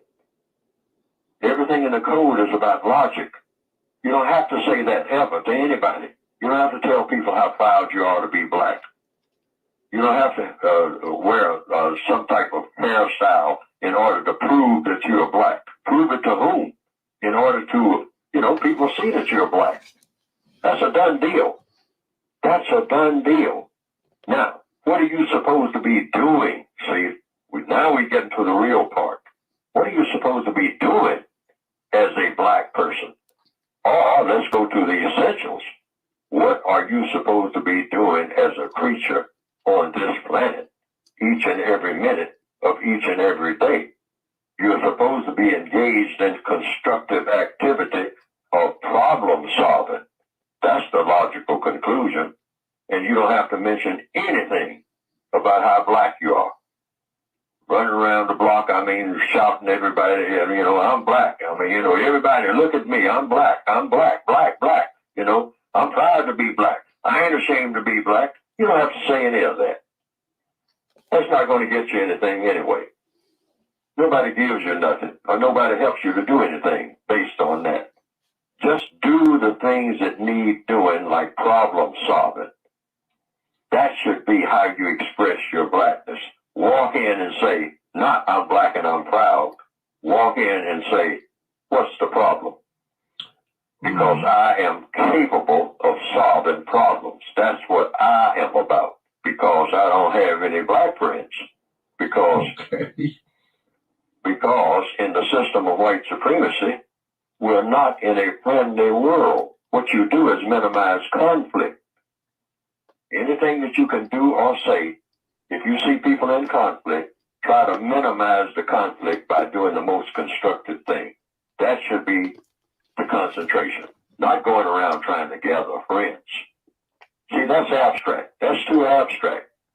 Black people, non-white people, should get away from the abstractness. Of course, everything starts from abstractness, but you're supposed to get to focus and clarity and make something practical. Everything that you do on this planet is supposed to be practical in problem solving. Okay, and it looks like Trash Can What said in he the world? missed the point. What I totally got from that is that it doesn't need to be vocal. I mean, it's pretty much a very simple message. Like what I got out, it doesn't need to be vocalized. It doesn't need to be so much emphasis on it. Go out in your purpose. That's basically what I got from it. But WTP, you requested that video, so I'll let you continue on. Okay, I think the point maybe that Trash Can missed is we spend a lot of time, and I think being woke has been the new black in this last, I'd say, 6 or 7 years. And we've had a whole lot of people putting money into being woke and being this image, and it's made part of now we have a little war between the women who are woke versus the women that are wearing the wigs, and the men who are woke versus them. And it's all confusion built by white supremacy, and it's all part of a bravado. We are not, those people who are doing the whole black and I'm proud, it's not with a sense of humbleness. It's more of like, I'm better, I'm this, I'm that, I'm more woke. When in reality, we're all prisoners of the same jail. So to say I'm black and I'm proud, again, he asked, who are we saying that to? Most of the times we're saying that to each other. We're saying that to ourselves. It's rarely that you see a lot of black people go into a white area and yelling, I'm black and I'm proud and doing all that hotep shit. Most of that hotep shit is between each other, which is also in a way of just being more aggressive and also leading to more arguments and more dissension. You were made black. You didn't do anything about it. You were born that way. I told this to kids all the time. It's like, you don't have to act black. You are black. Be what you want to be. You're still going to be black. If you like anime, if you like nerd shit, it doesn't matter. You're still black. You don't have to portray yourself in some type of what you're seeing on television. You don't need to. And black people will do this and be like, oh, you're not acting black. When you're reading books, you're not acting black. You're still black. So what does it mean to act black? Why are you acting? You shouldn't have to act anything because you already are black. And that's what I'm trying to get at, that when you are born into these brands and you're born into a label, right, that you can transcend that. You can get past that. That's what I'm saying. We need a solution. Notice how Chinese, Asian, Portuguese are not labeled by that color. They're not talking about, oh, I'm brown and I'm yellow. None of that bullshit. We the only ones talking that color shit. And so the color. I just let me know if I'm off a little bit here. The way I perceive when I say like I'm black or I'm black, I'm proud, whatever, it seemed like it's a part of the evolution of us transitioning from slavery, from what was the Civil War, from it just seems like to me, because when we had a label as slaves, wasn't our name in that label. So the way I see it, and please let me know if I'm totally in left field here, us calling each other black and being proud of it, it seemed like it was just the process of the evolution of us expressing our freedom, our independence, expressing us and differentiating us from what we came from, what we were called. That's the way I perceive it, and that's what I'm trying to say when I say it proudly and make the connection of saying that. No, I get what you're saying, and that's I'm glad it's what's called prima facie. If you look this up, prima facie is so pretty much it's a semblance of the truth. It's a semblance of an identity that is actually falsified. So it's like, okay, so before black, right? You remember colored? How about colored? You remember coloreds? Yeah, if they coloreds only. That wasn't that. Okay, well, that's part of the evolution that I'm speaking of. Then, yes, right. So what I'm saying is, instead of you can't evolve from color to a color. That's going backwards, isn't it? That's no. Instead of saying color, now I'm saying one color, black. Mm-hmm. So that's a backwards evolution. But we do have an evolution here in the United States. Here, since we've been off the slave ships here in this United States, we have an evolution. So we went through civil rights, right? We were looked down upon, and we weren't proud to be black, right? So then when in the era of that James Brown song, I'm black and I'm proud, that helped give us more self-esteem. That helped love us more. You know what I mean? That helped us to be more proud of each other, right? And be more secure. So that's part of the evolution of being black. How did it help us get more proud? I think you're missing what I'm saying, bro. I'm sorry. Go ahead, Sherelle. She said, how did that make us more proud? Because at a time when we were getting hosed, right, and there were a lot of different things that were going on with black people in those civil rights eras where we weren't proud to be black here in this country. So, we had to have evolutions and different songs and different things to lift our spirits and make us proud and make us hold our head up and proud to be black. Okay, so do you still think that applies right now? I would never turn that in for anybody. You know what I am a proud black man. Right, you know exactly. what I'm saying? We call ourselves black now, and we're proud to be black. We're still killing each other like crazy. I'm not killing anybody. We're not killing anybody. I'm sorry. Let Black Sherelle men are say it. still Let dating out Sherelle the clip, Yeah, but I'm dating not out their though. race like it ain't nothing. But I'm not But though. there's still spaces in YouTube right now where Black women are calling to eradicate Black babies, like literally not birth any Black boys. Wait, There are I'm Like still they sorry. might not spaces. identify Black or be on There are code or be still into their culture. spaces That's where them. Black Wait, men are in YouTube that Black men are just obliterating the Black woman and putting her down. So how the hell did calling ourselves Black make us proud and we're still on bullshit? Well, we're no, no, past no. that. At those points in times, it was This is important. happening right now. Yeah, I Exactly. know, but we were talking about Exactly. We, Black and Right proud. now, wait, because of not having an Not identity. us to right now. We're not Wait, on that right now. please. Okay, no, but see, Sherelle, and also I agree with you, Black TV. So what I was saying, so when that started, like us saying Black people were Black and we're proud, okay, that's what we were calling ourselves. What was that, like the 70s, 80s, Yeah, kind James of, Brown. right? Okay, Yeah, James Brown. so 70s. right, so and then it tried. So this is my outtake. It tried, and I believe white people tried to give us a new label, which is African American. That's the way I see it, and I could be totally wrong. White people But it didn't give seemed us like, that. White okay, people Yep. did wait. not give us I know that. I could be wrong. I could be wrong. I Black could be wrong. politicians gave us that name. Okay. Amen. Like I said, I could be wrong. But the way I was looking at it, so we have we call ourselves Black and I'm Proud, and then the next term, which I had perceived, white people tried to give us a new name, African American, which Sherelle just corrected me that Black politicians tried to spew out that name, but it didn't catch, it didn't stick. We're still saying, I'm Black. We're Black people. Now going to what Sherelle was saying about why are we still doing A, B, Z, and E. I was just saying that's why we call ourselves what we call ourselves.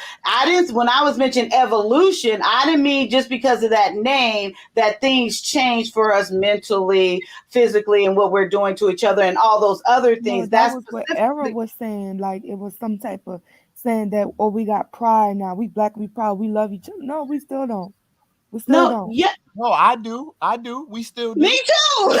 Like, Me what are Y'all you are two too. talking about? people. Like, That's I not don't know the who you're general paying I'm consensus. attention very to, proud to be but I'm Black here to too. be a living example of that's not it.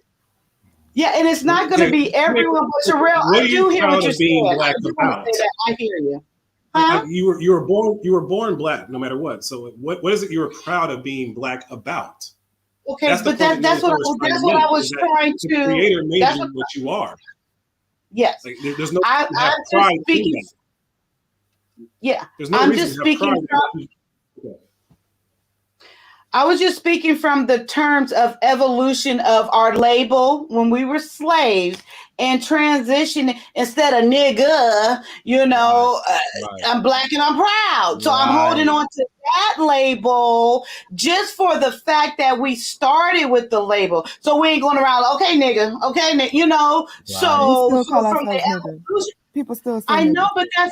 but I know, but I guess maybe I'm not being clear. I'm not sure, but I'm just talking about the label factor for one of how it started, the origin and the And evolution of that. For that's one, what they're saying. That's what they're saying. That's what people keep explaining to Black people is that we fall in love with labels and symbols, and we're not Hmm. seeing anything happening that's actually being positive, that's tangible, that we can touch. You can't touch Black. You can't touch a name. You can't touch a symbol. You can't touch these things. These are things that are not tangible, that are not pushing us forward. It's bullshit, and we keep running Hmm. with it. That's all they're trying to say. Exactly. It came from a Thank who you, good is Shay. that? place. It I started. don't. Yeah, I don't do all those Thank you, things, baby. bro. Wait, I don't. Playboy, Okay, Me Playboy, in give me particular. one second. That would be that day. Playboy, Wait, I give don't. me okay, one okay. second. Playboy, give Let's me one let's go second. to That's what Eric WTP. is He trying to brought us say. here. That's what Eric is trying to say. Oh, I was okay. I was wondering. Okay, I'm sorry. Yeah, sure. I hear you. Go ahead, WTP. Okay, I think that's the point that you're trying to make is that it came from a good place because you wanted at that time to get Black people to get prideful of who they were. And in a Yes. sense, that was very much necessary because they were under the boot. But what's happened is it's the same thing that's happened with hip hop music. Hip hop music started from a very righteous and good place, African Bambaataa and hip hop of that nature. And what happened is it got perverted and turned, and now it has been used to enchain us. I think the same thing has happened with this whole Black pride thing, whereas reality, it started to be a good thing, but our actions did not show it because, again, if we were like, I'm black and I'm proud, I love you, brother, I love you, king, queen, and all that, that was really truly in our code and in our nature, we would not be doing to each other the things that we do. We would treat each other Well, who completely is this different. us? Do you do that? Do Let him I do feel. that? Let him finish. Black TV. Let him finish. And you can go next. Just let him finish it first. Okay, go ahead, TP. Go ahead, WTP. Okay. So that's the point I think the Shrell's trying to make, is that we have all these labels on the surface of us, but deep down, we do not adhere to them. The same thing that we have all these labels in Christianity, but deep down, we do not adhere to them. I don't judge Black people by what we say that we are and what we say that we do. I judge Black people from 20 years of bartending and seeing what happens when we're in party mode. And when we are in party mode, we are, as a majority, savages. I've seen in Black college campuses when it's party time, and it turns into bullshit. I've seen in bars, turns into bullshit. Every sporting event, it turns into bullshit. Whenever we are around each other, and you can think about when Black people go to one college versus another. When you go to a historical Black college, more than likely it's there as a joke. It's a free for all. You're not really learning the way that you really be learning. But if you go to a predominantly white college that's maybe 30 minutes down the block, you end up taking your education way more serious because you are outnumbered. And you start to see that, okay, we're outnumbered. We represent each other. We want to send a good look out because everybody's watching us. But if you go to a Black university, it's very rare that you find the majority of the university taking the education seriously. Okay. Wow. Okay. Wait one moment, Hopeful. So and to Sherelle, I think what my point is just getting missing. I'm gonna try one more time, and if it doesn't, it's good. We can let that lie. So when I go back to when the time, the 70s, 80s, Black and I'm Proud, it was a progression at that time. Okay. So nothing. So from that, a new change from that evolution or evolving, a new change hasn't happened. So we still go back and we still continue to call ours. I still can continue to call myself Black proudfully in relation to that time. Now, if we get to a point where we evolve to something else, so-called better, more united community, and that do or do not come with the label, it doesn't matter. It's not about the label itself. But say we evolve to what we're talking about now, how we're saying the community, we're still killing, we're still doing this and this, and say we get to a point, whoa, we see some light, and say a new name title comes, amen, say it doesn't. And then say that will wipe out calling us self-Black, where we're just people, we're just Kyia, we're just Sherelle. That's fine with me too. But at this point is what I'm saying. I'm not correlating Black and I'm proud of what I see in my Black people now. I'm not saying I'm Black and I'm proud of what's displayed in hip hop and what's displayed. I'm not saying that. I'm saying from that, when I started calling myself and identifying myself Black and proud, I still am that from the origin of where that name or that title came from. And I know we always say it's not a totality, but in that I don't, my kids don't even know rap into that, nothing. And they don't see all of that. And that's just me, that's just here. But we know it's out there. They know it's out there. So yes, it needs to be addressed and all this good stuff. No, I'm not proud of it, but amen. So that's all I want to say. But Black TV, you can go. You were trying to say something. Yeah, it's just I don't know. I just hear us constantly getting drunk down to the depths of society. Like we always talking about gangs and the lower classes of things. And I'm like, we are not these people that are even here on the panel, but we're trying to bring these people up and make it a problem or epidemic. That's just one thing. But as far as the Black and Proud thing, that was a time and period that we needed. And as far as me, I listen to the most hardcore of hip hop, you know what I mean? And things of that nature. I listen to some of my most strongest influence are a lot of hardcore things, but I also listen to a lot of lovely things, you know what I'm saying? And things that impress my heart and my soul. And that just makes me me. That's the person that I am. You know what I mean? It has nothing to do with the next person. So having a sense of identity, but that's all Black and proud to me, all of it. You know what I mean? It's my sense of identity, and I'm proud of it, and I love it. I love my people. I adore my people. I cherish them. You understand what I'm saying? So That's the line. That's yeah, the black and proud that I am. You know what I mean? All of I it, just and all of us. You know what I mean? When I'm talking about black people, I'm not just talking about one city, one state, one small town. I'm talking about all of us, earthly. You know what I'm saying? And the things majority of us go through. So, you know, that's black and proud to me. And that's what I represent. And that's what I gravitate towards. Is New Orleans black and proud? Because earlier you completely I don't know if New left them in a Orleans is whole black different. and proud. You can't ask me. Don't Yeah. do that, UTP. what I got. I'm What he was listening. trying I'm to listening. say. I We just were talking represented about myself. religion. We were talking about faith, so that's in a different Hey, just think context. about You it, though. can't. You're migrating to two topics now. He was specifically, and we were talking about Native Indians, and then it got onto He the was saying that voodoo and what he type said of they're not American black. He said they're not American black. No, Correct? no, I'm not going to speak for That is what him, he but said. from what I was understanding, he was just going by like we're all black, but there is a distinction between blacks depending on where you were grown up, where you grew up, what you was influenced by, what I think we were saying like culture. That's what I relate culture to, is what you was influenced by while you were growing up. So there's a variety of us black folks, you know, that it just depends on what you relate to, what you grew up around, the culture part. In the And he was 60s, just saying, so during we the were civil talking rights, about it wasn't I religion. am a black man. It was I am a man. They had the protest out and they had the sign saying I am a man. I know, but It was you're not doing saying I am semantics a black here. man. But okay, so it evolved to I'm a black. I It am evolved a to that. man. Can I ask you what was So going? it's not about being proud to be a black man. It's you don't need to look. Let's keep it 100. Black people, we are the most prideful people as it is. No. And I don't take it as pride in the way you're saying. But what I'm saying is, okay, why are you, WTP, trying to take away what I feel? Not okay. I'm rewind. Why are you coming black, back? not you. You came in. I was speaking to the black TV guy, and you came into it. Amen. Hallelujah. And a whole Bible. Okay. Thank you. So why for black TV, and I'm putting me in there because I 100% relate to what he's saying. So I'm saying me too. So I'm inviting me. Okay. I invited Miss Kyia along. And what I'm saying is, why is that? Why couldn't it be we express, and I'm making us a we express how we feel about black people, black and proud. You have expressed what you said about it and what you think about it. Amen. We done went 2 rounds, maybe 3, and I have participated in that. Okay.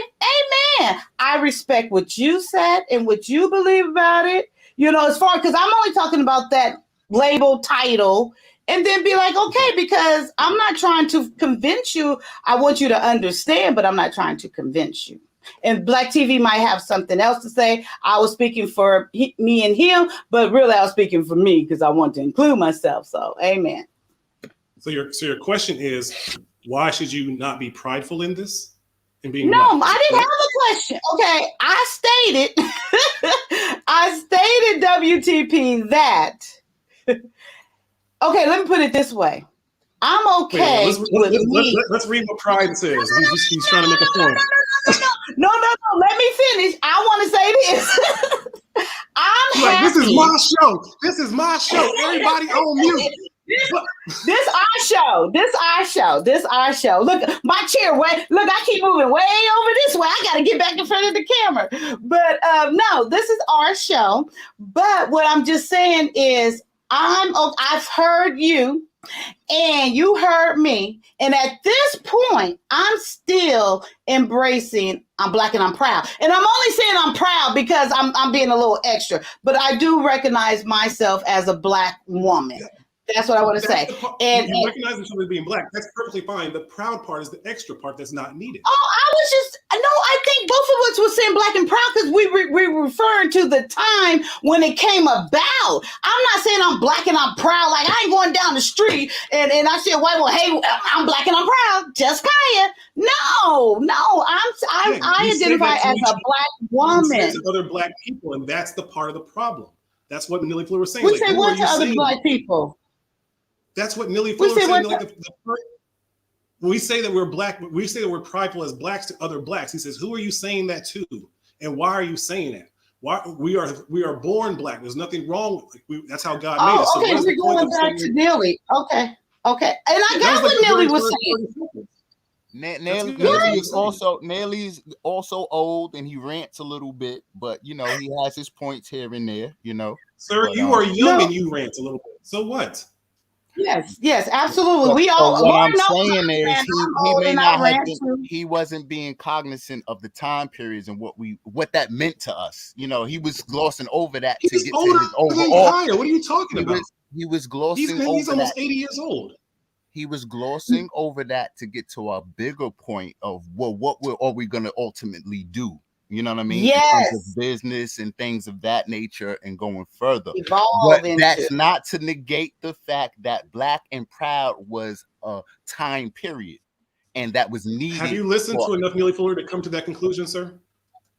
It doesn't matter what Neely Fuller said. I'm speaking for me right now. Okay? You can't say what his message is if you haven't even listened to read his book. But his overall point was going over the Black and Proud thing. If he doesn't want to acknowledge himself as Black and Proud that's and one time, that's why I'm not speaking for Neely right now. Wait.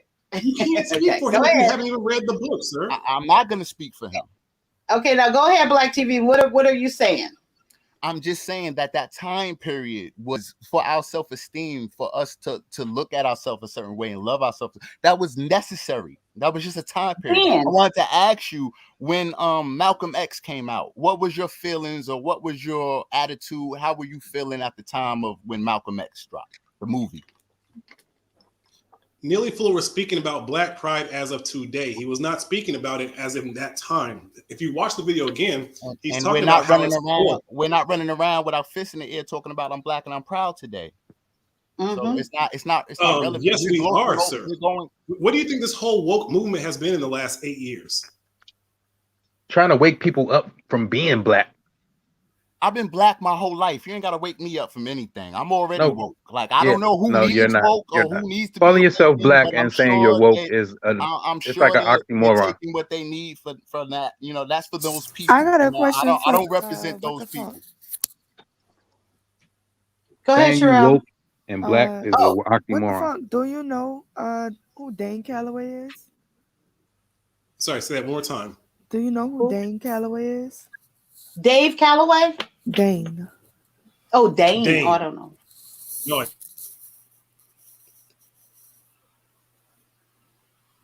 Sherelle, are you there? I'm not frozen. I think he froze. Oh, he said no, he don't. Oh, okay. Yeah, I do. Go ahead, Sherelle. What? Huh? It's not gonna make no sense because I know he don't know who he is or whatever. It was gonna be like something towards what he was saying about the Indian reservations or whatever. Oh, you was gonna make. Oh, okay. Yeah, but he's not familiar with him, so it's not gonna make no sense. Oh, okay.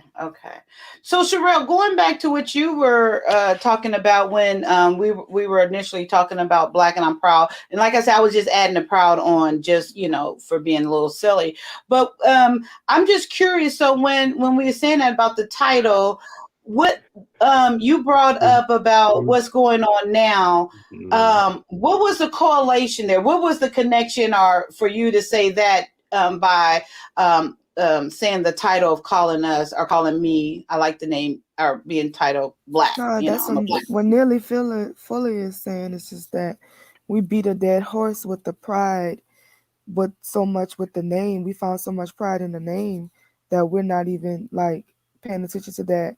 We're not setting the example of anything to be prideful about.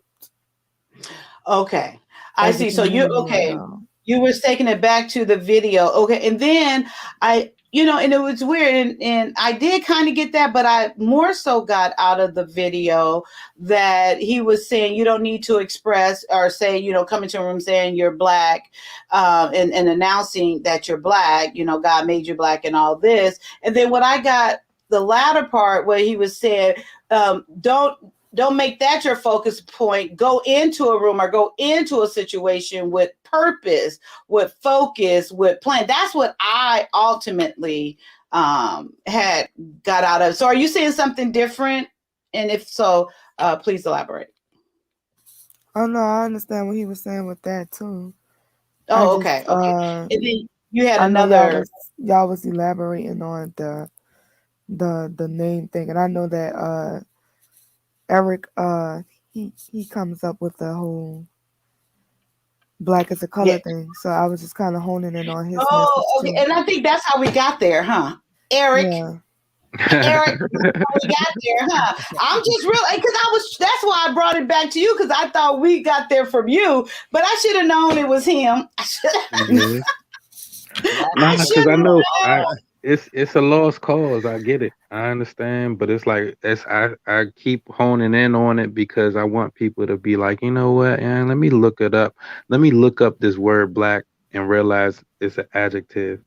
Let me look up what adjectives are and realize that they're We're not not about to go nouns. back there. We done had a full thing. Yeah, I already Eric, know. Eric, we ain't going back there. And okay, so what did you think about, I don't even know if I want to And ask this. see, and what you see what you just highlighted. She said, I'm not asleep. She said, look, I've been out here living, pushing my way in the space, all that. So what I'm saying is it's like, okay, if you are able to do things and feel like you're not a slave, or you feel like you free to do whatever you want, you got to feel right as long as you got money, right? But what do you have to do to get money? Mostly work, huh? Mm-hmm. Unless you're getting, some type of inheritance. And so on one side, they getting money that they passed down from generation to generation off the backs of our ancestors. And on the other side, we got us who are claiming colors and thinking that we are, doing fine and we don't need reparations. But we do need reparations for real. I think we should get reparations for real. And we're not going to get reparations claiming to be. I was doing that to Black Big Bad Bulls. Power to the people. I understand. I get it, Big Bad Bull, but it happened, and Eric took us there, and he's the one that yeah, I'm blaming Eric. Okay, I got a tough. Take this anywhere. People was putting words in my mouth. I was just talking about myself, and I was talking about Black Pride. I didn't say anything that everybody was putting that on me. conversation kind of spiraled because at first it was One the Funk saying that Black people should seek, probably try to research. I'm not using his words, but probably try to research about spirituality. And Arab Black's point was to say most Black people, they shut down when you mention things about stuff that they feel is related to witchcraft. That is a fact. Yes, that kind of fun into something completely different. And it's very true because a lot of Black people, what they don't realize, there's different levels of witchcraft and all of that. I have researched into it. I don't practice. I follow Jesus, but I'm someone who takes in information from all types of areas of the world.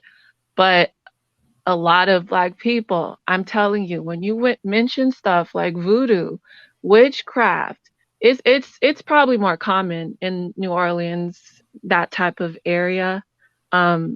My family is from New Orleans, so a lot of the stuff I was raised into was like, make sure you know the bloodline of who you're gonna be out with. Make sure you remember your bloodline. Don't be walking on other people's property because you could get cursed. On the other side, I do have Native American ancestry, and some part of that is like, we have to smudge before we walk into my grandma's house because she wants us to, eliminate negative energy. I don't really put much thought into that, but I'm listening to whatever she says. So, but along with that, it's like you also have to take a plate with a little bit of whatever was served at the meal and then put it outside, set it on fire so that the gods can eat it. But back to what I was saying, Arab Black TV was simply just saying that most Black people shut down when anything like witchcraft, anything other than God or anything like that, they shut down. They don't accept it. So that was really all he said. I don't understand why it went into a whole a whole rabbit hole. I Because of don't even understand why we're arguing about a color either. You know, I'm just that's like, at what I this was trying point, to it's a say. placeholder. It's a placeholder. Because What words else mean are they things. going to call us? What? African It's descendant? not what they call you, it's what you answer No. to. My point though is it doesn't matter. It What does you matter. describe yourself as is what you describe yourself as. There are so many other things that are important for us to focus on, such as the toxicity in our community. Why are we focusing on a fucking color? I'm sorry, excuse me. No, you Why? girl, you're fine. Going back to But big. you know, if it matters to you, Why? it matters to you. We can agree to Yeah, disagree on that. why say, oh, it doesn't matter, right? And at the same time, if it doesn't matter, right, then why not take the extra step to find out your ancestry? Is there something wrong with wanting to know where your people come from or who You you know I what? never said descended anything from? about that. I never said anything about that. Yeah, but Eric, I'm going. Yeah, I never had an interest. I mean, Eric, I'll take you up on that. I would love to find that out. Would you pay for the? Are you going to pay for the testing and whatever it costs to get it done? Because I will do it. Absolutely, it's no problem. I would love to. I never had any real, desire to do that. I had, like I said, I personally, let me speak for myself. I had already come up Black and proud. Like I already know who I am. I don't need any extra anything. You know what I mean? If I did, it would just be, just for shits and giggles. To But feed your narrative. yeah, no, I don't need to find out in my ancestry. I already identify as African American. I come from African people. I come from Africa. That's my bloodline. That's Africa my is a people. continent. Yeah, but the people from Africa, the America is two continents. phenotype of big nose, big lip, dark skin. I already come from those people. I already identify with that. So I personally don't feel a need to know anything Well, else. everybody comes from Africa. So that's good enough for Right. me. That's good. I'm good right there. I'm good right there. And hopefully, if you want to Everybody, pay for even the my white treatment, people, but let they me don't call know. themselves African Americans. Why don't the white people call themselves African Americans? They came from Africa too. I don't know what the white people thinking of doing, but that's Because why African I'm speaking American for is myself. 3 different continents. It's North America, South America, Africa. Those are 3 continents. Okay. It doesn't point to any specific origin. Okay, but so so what's the point here now? Like, I don't understand. What's the point? These Huh? labels. Okay, so look, why would they I, put labels on you? Is what I'm saying. Why would they put labels on us? Why? They don't have to okay. because we'll put it on ourselves. Right, we'll put it on ourselves. Right? Why? Why Well, wouldn't we they want have to a know? consensus. I know that they want to keep track of everything. They categorize everything and keep track of any and everything moving on this planet. All right, I guess it's just going over. So, what's the next topic? No, Eric, that's the first time I heard you give up like that. They must have wore you out on Black Man Unfiltered today, huh? Yesterday, they wore you out. Huh? It's all good though. It's all good. I ain't got no issues. No, I'm talking about. Who's Eric? I thought Hopeful was Eric. Is that Eric? Yeah, he's No, Eric. I'm Ever Black TV. No, Hopeful Eric. is Eric. That's Eric. why you keep thinking we saying your name and we're not saying your name. We're saying That or is that East? I'm sorry. Pardon me. I wasn't talking about you, my brother. We on the same team. I'm talking about. That's my bad. Pardon me. Pardon me. I'm talking about Hopeful right down there. Okay. Eric, I heard Sherelle call him Eric earlier, so I just ran with Sherelle, it. my little baby. That's why. Oh, yeah, little baby. So they wore you out hopeful on Black Men Unfiltered, because I ain't never heard you like, okay, what's the next topic? I ain't never heard that come out of your mouth. Yeah. Nah, because I'm finding out a lot of times, if you try and say something, some people they could get it, and then if you realize they not getting it, it's like don't try like what they call beating the dead horse or that. Don't beat a dead Right. horse. It's like what You somebody in gotta the I'm give comments it. proud said. of you, Eric. You have This what it's evolved like. since This what last it's week. this what it's Go like, ahead, Eric. girl. Eric, Yeah, you can wake up a person that's sleeping, but you can never wake up a person that's pretending to be asleep. that's true. Oh, I like the way you said that. Even though I'm not pretending to be asleep, but I get what you're saying, and I like that. I like that, giving pushback just to be giving pushback for the sake of discord, going back and forth and mess. That's the way I took it, right, Yeah. Shira? Yeah, like Yeah, Nah. well, I mean just people that don't want to receive your message in general. Right.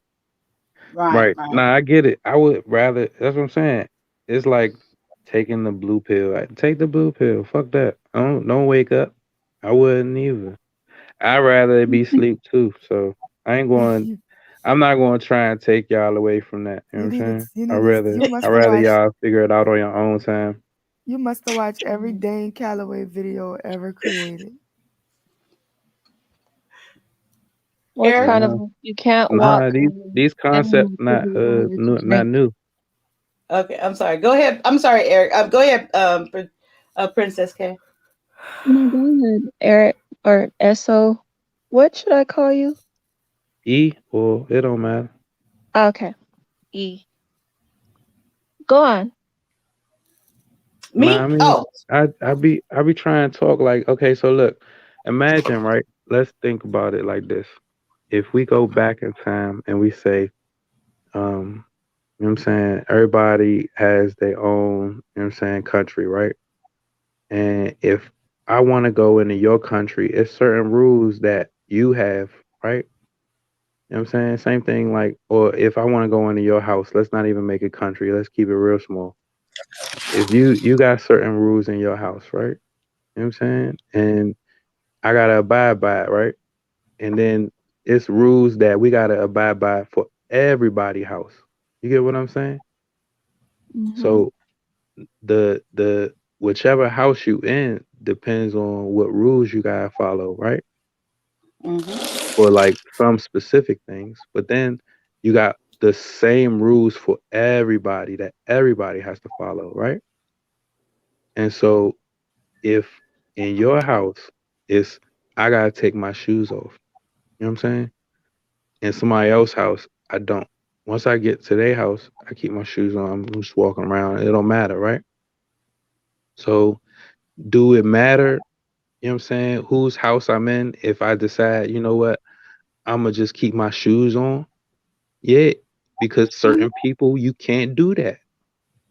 So that's what I'm saying. These labels, if it's whose house is it, matters. Which name is it matters. Where I'm at, all that matters. You know what I'm saying?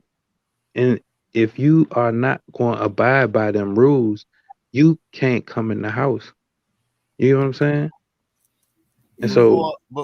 Before a nation gets started, right, or you're starting anything, a community, everybody has to decide on the rules, right, on what the rules are, right, to be a mhm, part of it, right. So when it comes to America and Black people, we were the footstool that was built. You know what I'm saying? That that this nation was built on. We built it. So we didn't get to be a part of the rule making. You know what I mean? It was actually, a lot of things were ruled against us, and we were ruled no, out of. it's we the people. Right. So all through the years, it's a reestablishing of who we are and where we at, where we're trying to go, what we're trying to be, and through the generations, these things will come into fruition. But Mhm. with certain titles and things like that, it matters. Everything matters to you. You know what I mean? What do you adhere to? What do you answer to? That's personal. You know. So, that's why I asked, people have to identify as something first, you know what I mean? Practice a culture that you can, that you identify with, and therefore you're on a code. Yeah, I get what you're saying, but everybody doesn't do that, so there will be many different ways of living. So let me ask you this: would you let a white person call you a nigga? Possibly, yes. And so that's what I'm saying. It's certain people who feel like they understand what that word means and what it represents. And that man with that different skin tone saying that word to you is offensive. So if you are not offended, then this conversation, that's what I'm saying, the conversation is over. We can go on to the next topic. I get what you're saying right there, relating it back to your scenario of going to different people's houses with different rules. But with that, just with that word alone and with the position on that, and trying to evolve and trying not to let it affect you, and trying not to be, as we watched the video earlier, so emotional and reacting to things and stuff. Mm-hmm. Do you think that that was fair, what you just said, Eric, about then that ends the conversation? Yeah, that's fair enough, right?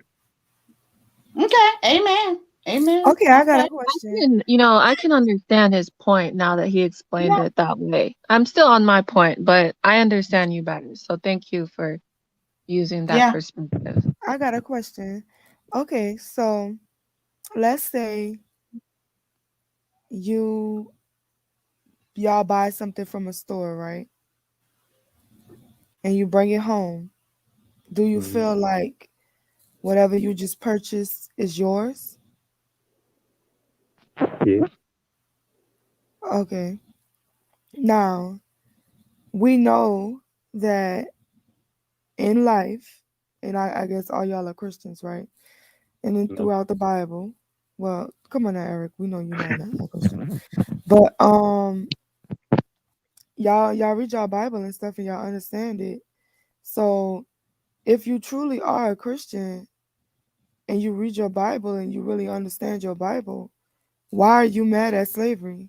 Do you not understand that during times of war, the people who lose the war go into captivity and they should be subjugated under the laws of what the people that captured them have to deal with? Why is it such anger? Why are you angry when basically the God that you serve is the main reason why you and your people were enslaved in the first place? That's too real.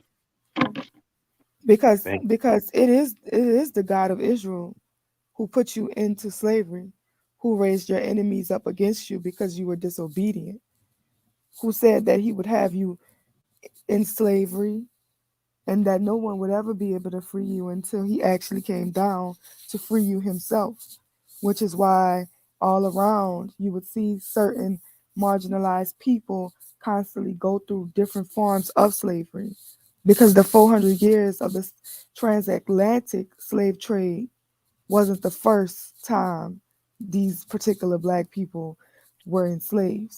You were actually slaves a bunch of times. It just so happened that everybody kept buying you because you were good builders and they could capitalize off you. So everybody just wanted a piece. And they did. They traded you around the world so that you could build for them because you lost. So you came up and you got a different situation. Why do you feel like you're owed something? If it was the roles were reversed, and me and Kyia said, me and you are going to fight for a car, but it's my car. I bet you my car.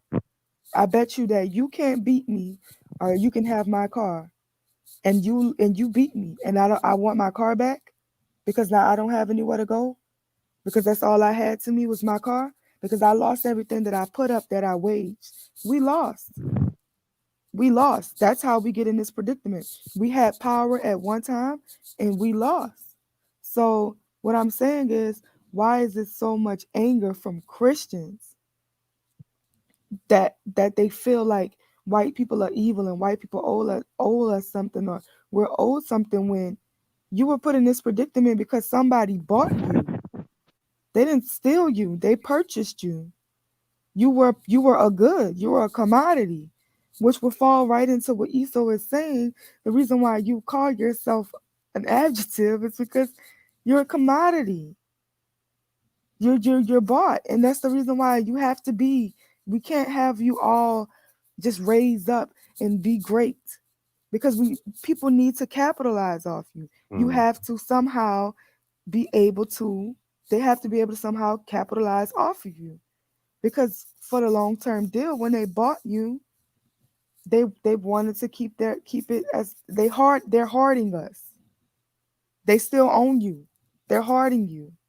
That's the reason why they took your language away. That's the reason why they took your religion away. That's the reason why they took your culture away. That's the reason why they took your name away. That's the reason why they turned y'all against each other and made y'all hate just the even actual reflection of your own self.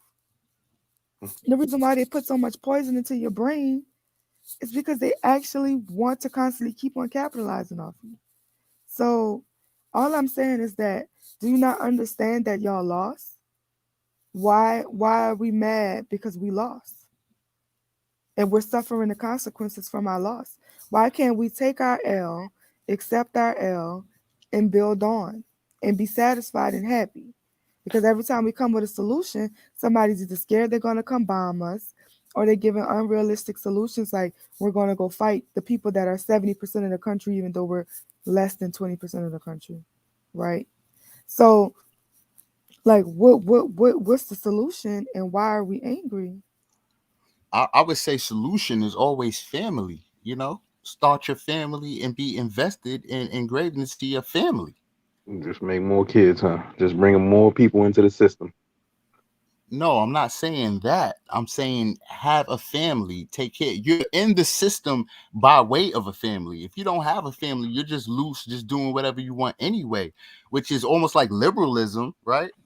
Or being liberal when people families are conservative.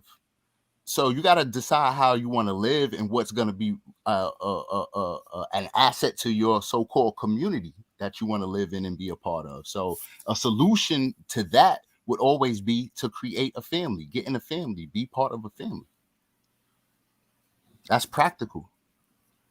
So even though black people in this country are considered to be bottom feeders, and the people at the bottom of the pyramid, so that the people at the top can eat, they have to have a certain amount of us, and a certain amount of us, the larger amount of us, have to be in poverty. Even though that we just keep giving birth to bottom feeders and stay bottom feeders, and then let one person get out. So we're okay with the crab in the barrel, as long as three or four crabs can do a touchdown dance, and we can watch those crabs on TV. Let the rest of us continue to boil so that the rest of the country can have the spoils.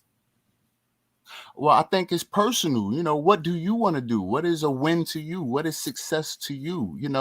I mean, we can't think for everybody and expect everybody to make the move that you individually want to move, but you can find somebody who does think like you and wants to partner up and do the same thing that you want to do. And that's the best thing that anybody can do, is partner up and do some business, get some things done, and be a part of the American fabric and structure, or just be a part of any type of structure that's moving forward. And it's usually families that move forward, not individuals.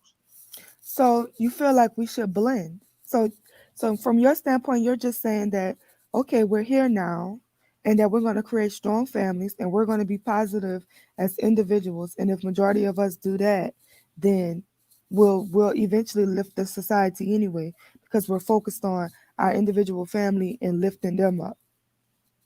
That's what you're saying? No, I'm just saying that the family structure is important, right? It gives us our foundation, and it's not necessarily about crabs in a barrel, or if this amount and do it, but we're talking about changing our epidemic. Our shared epidemic is family. So you were talking about solutions. The solution would be to create whole families first and foremost, in my opinion. But with the amount of broken homes that we have, how do we mend that? do we just move forward by creating different homes that are together, or what are going to do with the already broken homes?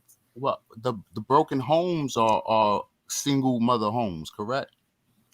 They could be single father homes. It's Okay, homes where single family where homes. there's not two parents in it. Single parent homes, right? So the object would be obviously for those single parents to connect and make a Brady Bunch, or do whatever needs to be done. Just connect and make families. Yes, broken homes is a problem, is an issue. So the solution would be to unbreak it, make something, get with somebody and make it whole. But what about the fact that black women outnumber black men by over 3 million? Well, maybe get into a polygamy situation, whatever it takes to raise the family. If it takes a village, get the village going. Just make it happen. I think solution based means getting it done, getting in it in actual real time and actually doing it, not being on the sideline and talking about all the problems and there is no solution. So you got And to so, identify a solution and then say, yes, this works, this will help out, this is how I contribute. so question, because bigamy is a crime in this country, you can't legally be married to more than one person. Uh, Even people that practice polygamous relationships, do you know that statistically they would still come out on paper as these children are living in single parent homes, right?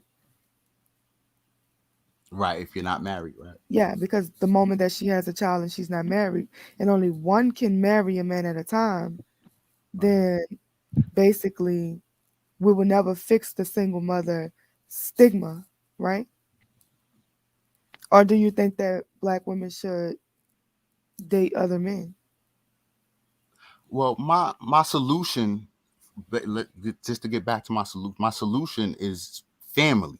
So create the family, and you can do it through traditional marriage. You can do it through polygamy, or however you need to do to create to mend the broken family. You have to create a family. So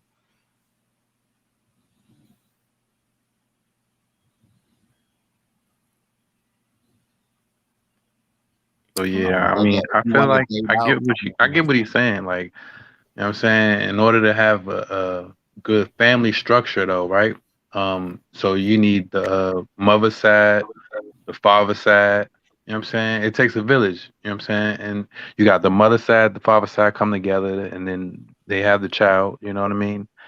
And you have the mother's mother, mother's father, the father's mother. You get what I'm saying? Yeah, And I don't if think that having more kids in poverty is going to change black people's situation. if we go At back at far the enough, clip that y'all having them in poverty, if at we go like back y'all far having enough, them that's what I'm saying. I poverty mean, rate. I'm getting to it. Family, yeah. Not I'm not talking about going forward in the future with the kids. I'm saying as far as for family structure, and as far as for your family structure now, like your history, your mother's mother. You get what I'm saying? Her mother, her father. What? No, that's Not not what he's saying. You talk about my ancestors. Them people Yeah, ain't your alive. ancestry. Yes. If we are understanding of where we come from, I think we will have a better idea of where we're going, because if we don't know our history, we're doomed to repeat it. Facts.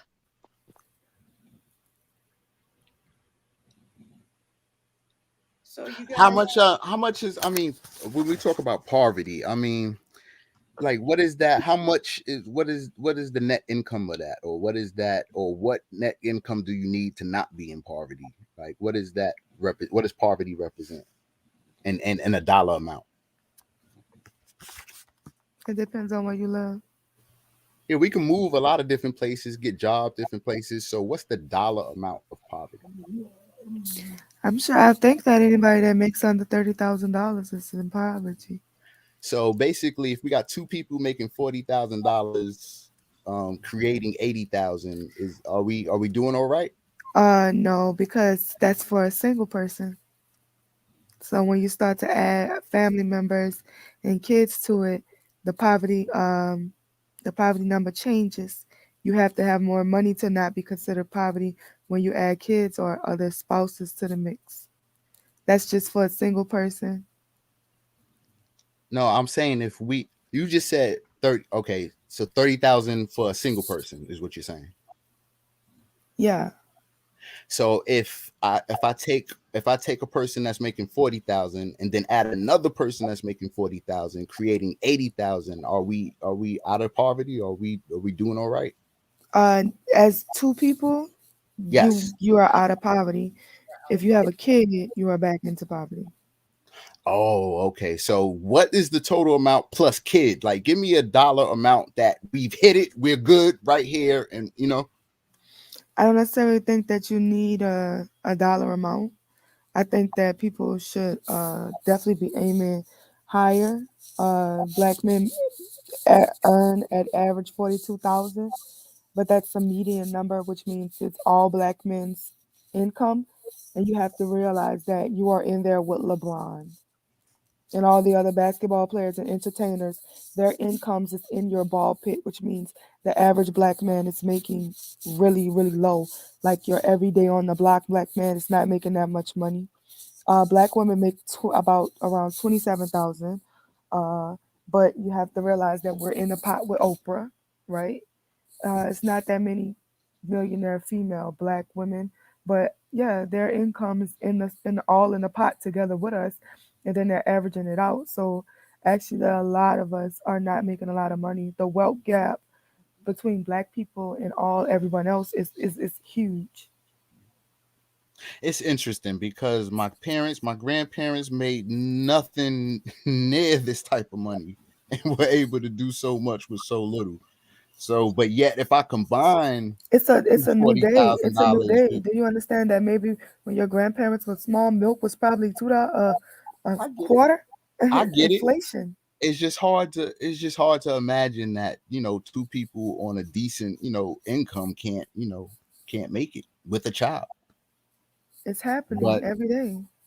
no, I think broken homes and people trying to do things by themselves is happening every day. But I don't think the families and us working together is happening every day. Do you know that the number one cause for divorce is financial reasons? Two people are living in a household together and they're not able to afford things. And they're getting divorces because of it. Okay, Hmm. so then definitely as a solution, family is just not it. Okay, Nope, got it's not No, because family you gotta get the. family can be a solution, but you got to do more than that. You can't just be having kids and calling that a family. You have to actually put in the work and try to heal yourself, get some financial literacy about yourself and set up a foundation before you just start having kids. I don't think people even think about that because at the end of the day when you're not making enough money, what kind of neighborhoods are you going to have to subject your kids to going to? What kind of education are they going to have and what kind of schools and children that they're going to have to go to school with if you're not thinking about making them out, and you can feel like you're going to influence your child more than the society will, but you won't. Your children is going to go to school, and if you live in a bad neighborhood, your child is most likely going to be affected by that. Just like people say they move in nice neighborhoods and send their children to nice schools, so their chances could be higher that their child will come out more privileged and more educated and things like that. It happens the same way in a negative route.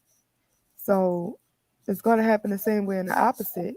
If you're raising kids in the hood, they're most likely going to turn out to be some hood kids. And No, when you're thinking yeah. about these areas where if you can't really afford nothing but something cheap, the places that's really cheap, the crime is usually really bad too. Shit, the motherfuckers got call the police. I don't know. They don't even like the police. You will die for calling the police. We're not taught How in they know it was you?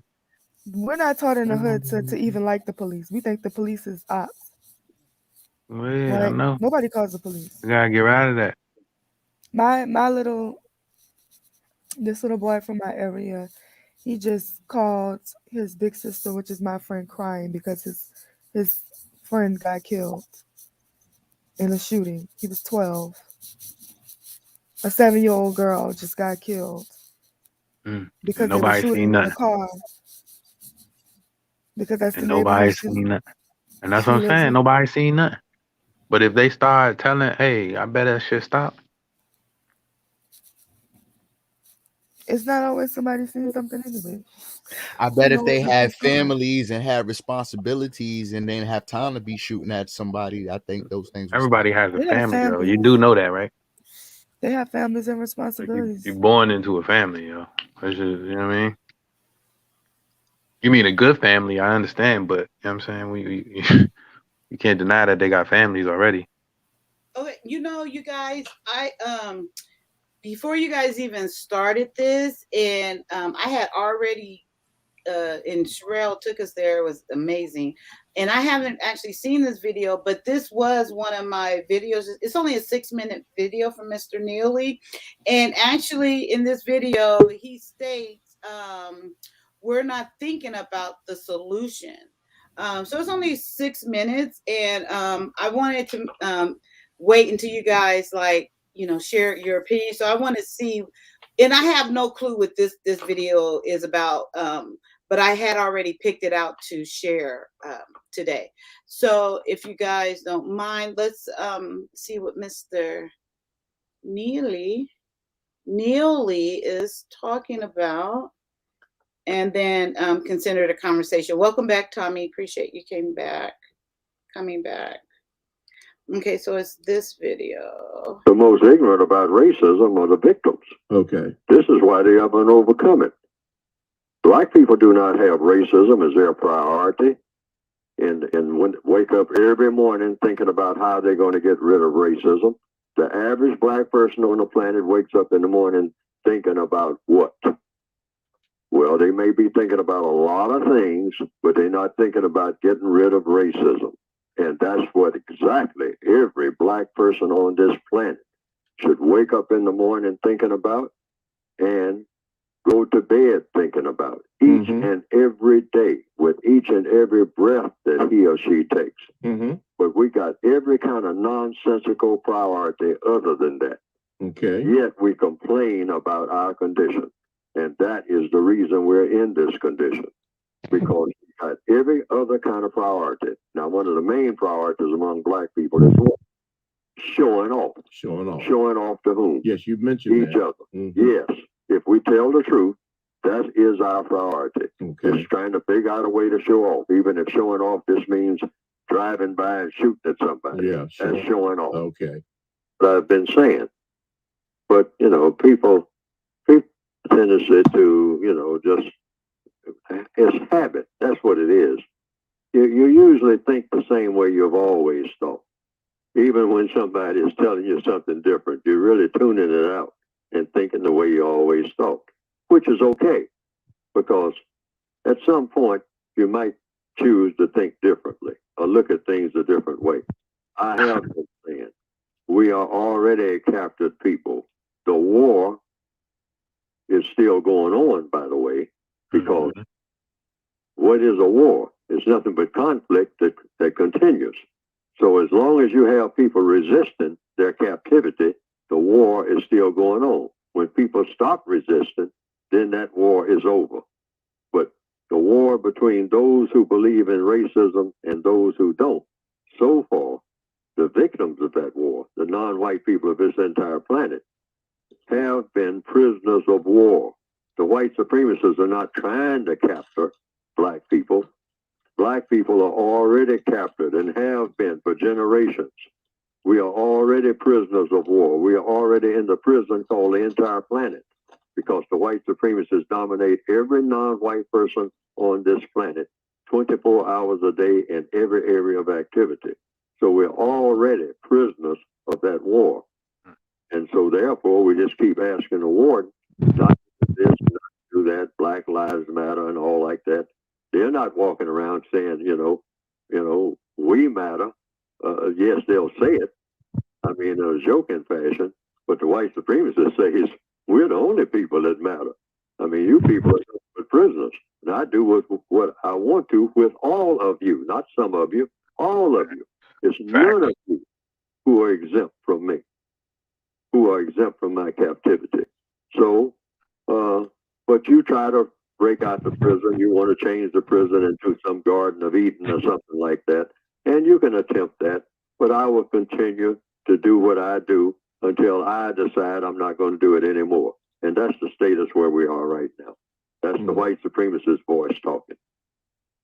Look at what people like myself are doing, or anybody who's talking about racism or talking about producing justice, heaven forbid. They are against it, but they will permit you to talk about it as long as what? Since they are very logical, very smart, as long as you are not effective. Okay. Now, when people listen to Neely Fuller talk, they just say, oh, yeah, that brother, he's okay. I mean, you know, and all like that. But in business as usual, they'll go right back doing the same things they've always done. You know, everybody does the same thing. We will continue what we call our traditional black culture, which is a failed culture, by the way. The evidence shows this. That's what black culture is. It's a failed culture. It hasn't solved our problems. You know, we hadn't added any new dimensions to it. It's still the same basic culture that we have always had. The white supremacists do not look at the speaker when black people are speaking to other black people. The black people look at the reaction to the speaker. See, that's their pattern. That's their logic. Yes, sir. And it's the logic that makes sense. See what I mean? You know, you don't care what somebody says as long as nobody's changing, as long as nobody's doing anything different, just going through their same routine, celebrating the same things and all like that. Yes, sir. I mean, you know, looking forward to the same things. And so they just go out and take a look at what black people are doing out here, slaughtering each other all over Southside Chicago. And they say, who cares about what Neely Fuller says or anybody else? You know, black people still act the same. They don't change. They still want. How you figure that, man? Look around you, man. They own this shit. They own this couch you sitting on, the shoes you got on your feet, this building, this school, this country, you. We're behind enemy lines, dog. One beat down and never compared to 439 years of captivity. Never. I don't know shit. Fresh.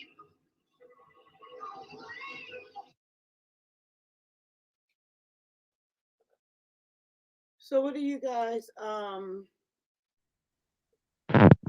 of cryptic, but pretty much he said you should think about it. And what we got to realize is race is like fictional.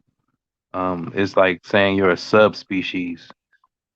So it's the human race, and that's what we all are. We are all human race, and the human race is divided into nationalities and families.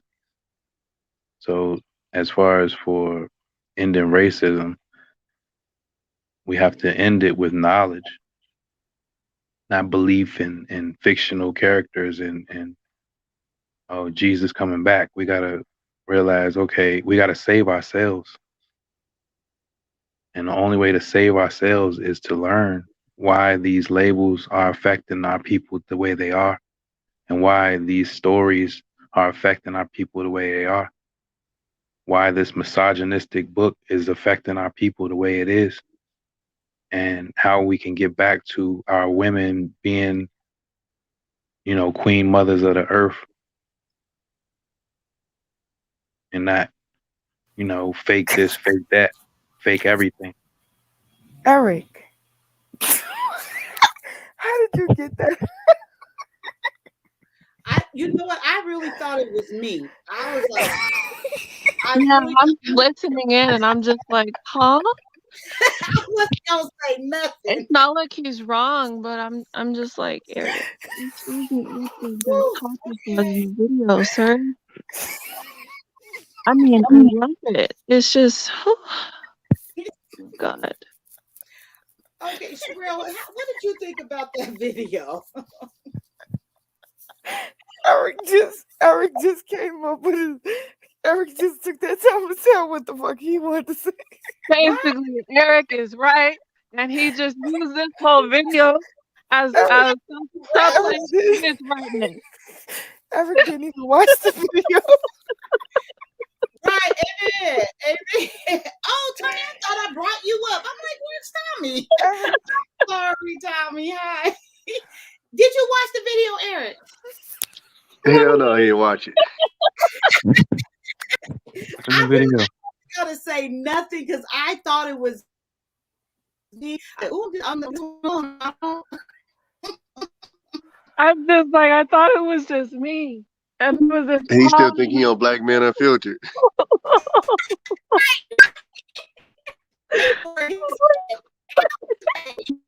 He surrendered earlier. What's the next topic?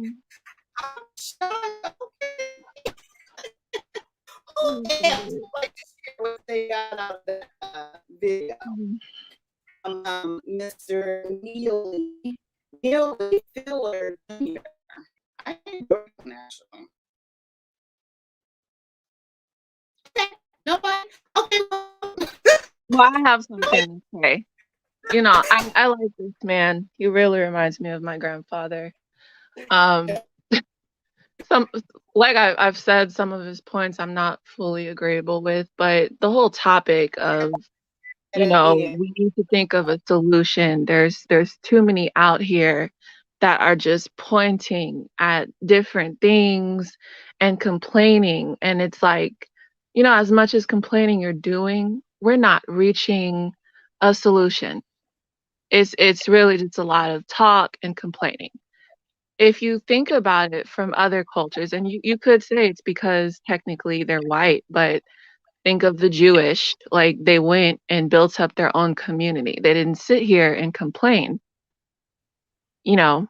But it's just like there's so many things, there's so many reasons, and there's so many different solutions that may or may not work. It's such a difficult conversation to have, I feel, because there are multiple problems existing and everybody is just pointing at each problem, but there's no actual practice in coming up with a solution. That's all I gotta say.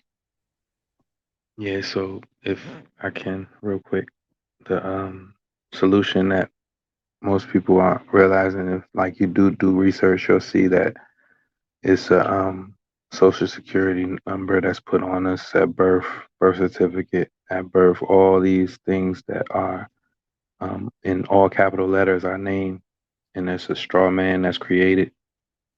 And once we handle our affairs the correct way in our proper person or appropriate persona, then you'll realize, okay, there's certain things that you have to do in order to not be a minority, in order to not be a minor in law. So, Quick question: is that sound better? I put on a different mic. Oh, that was your Yeah, sound. I this is thought that better. was my computer. Is that better or no? Yeah. Earlier you sounded like you were in water, just breaking in and out. Oh, okay. So this is clear. Yeah. Okay, thank you. Hi, Miss OG Patrice. Hey, good morning. You still going? Morning, OG Patrice. Good morning. Good morning, everyone. Eric, if we sell our birth certificates, we could get money, huh? What? one of those things that you would take control of your estate. Yeah, y'all didn't know that if you sell your birth certificate, I think it's for like $100,000 or something. Where I sell that motherfucker at? Where? Ask Eric. Let me go right now. I can get a copy of my birth certificate and send it on. If you have, I mean, I probably won't have an identity, but look on your social security card on the back of it.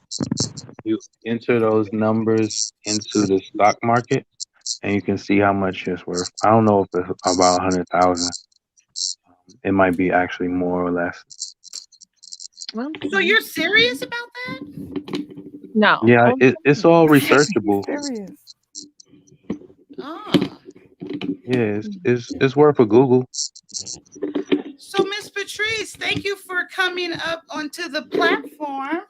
I You were. appreciate you. And I know you just got here. Were you able to see the last video that we just I watched? did see that Neely Fuller's video. Yes. You liking I'm those videos, aren't you? Well, tonight that was our focus. Yeah, I thought it was really good for the conversation where we started at with I don't know if you was here for the first one. I was not. Okay, yeah. And then now it kind of just, moved on. And then, WTP came on. So, yeah, it's been a Mr. Neely's night for sure. And he Okay. has brought the conversation. Yeah, obviously interesting conversation. Yeah, I was in the chat listening and having conversations regarding the Bible and the laws and statutes regarding slavery. I think it's a big misconception. Uh, when the different churches started branching off with their own religion, they wrote their own narratives about the laws of slavery. That's why the Crusaders and all the Roman Catholic, all these branches branched off because they wanted to have their own laws about different things. And there were certain laws and statutes that were changed and or abolished regarding slavery and enslaved. So moving from one transition of the Old Testament to the New Testament, there was no more laws regarding that. It was that man had said that every man be free. So it was no longer a law or a statute in regards to enslaving man, which God knew was wrong all the time. But God allows a lot of things, same thing as He does now.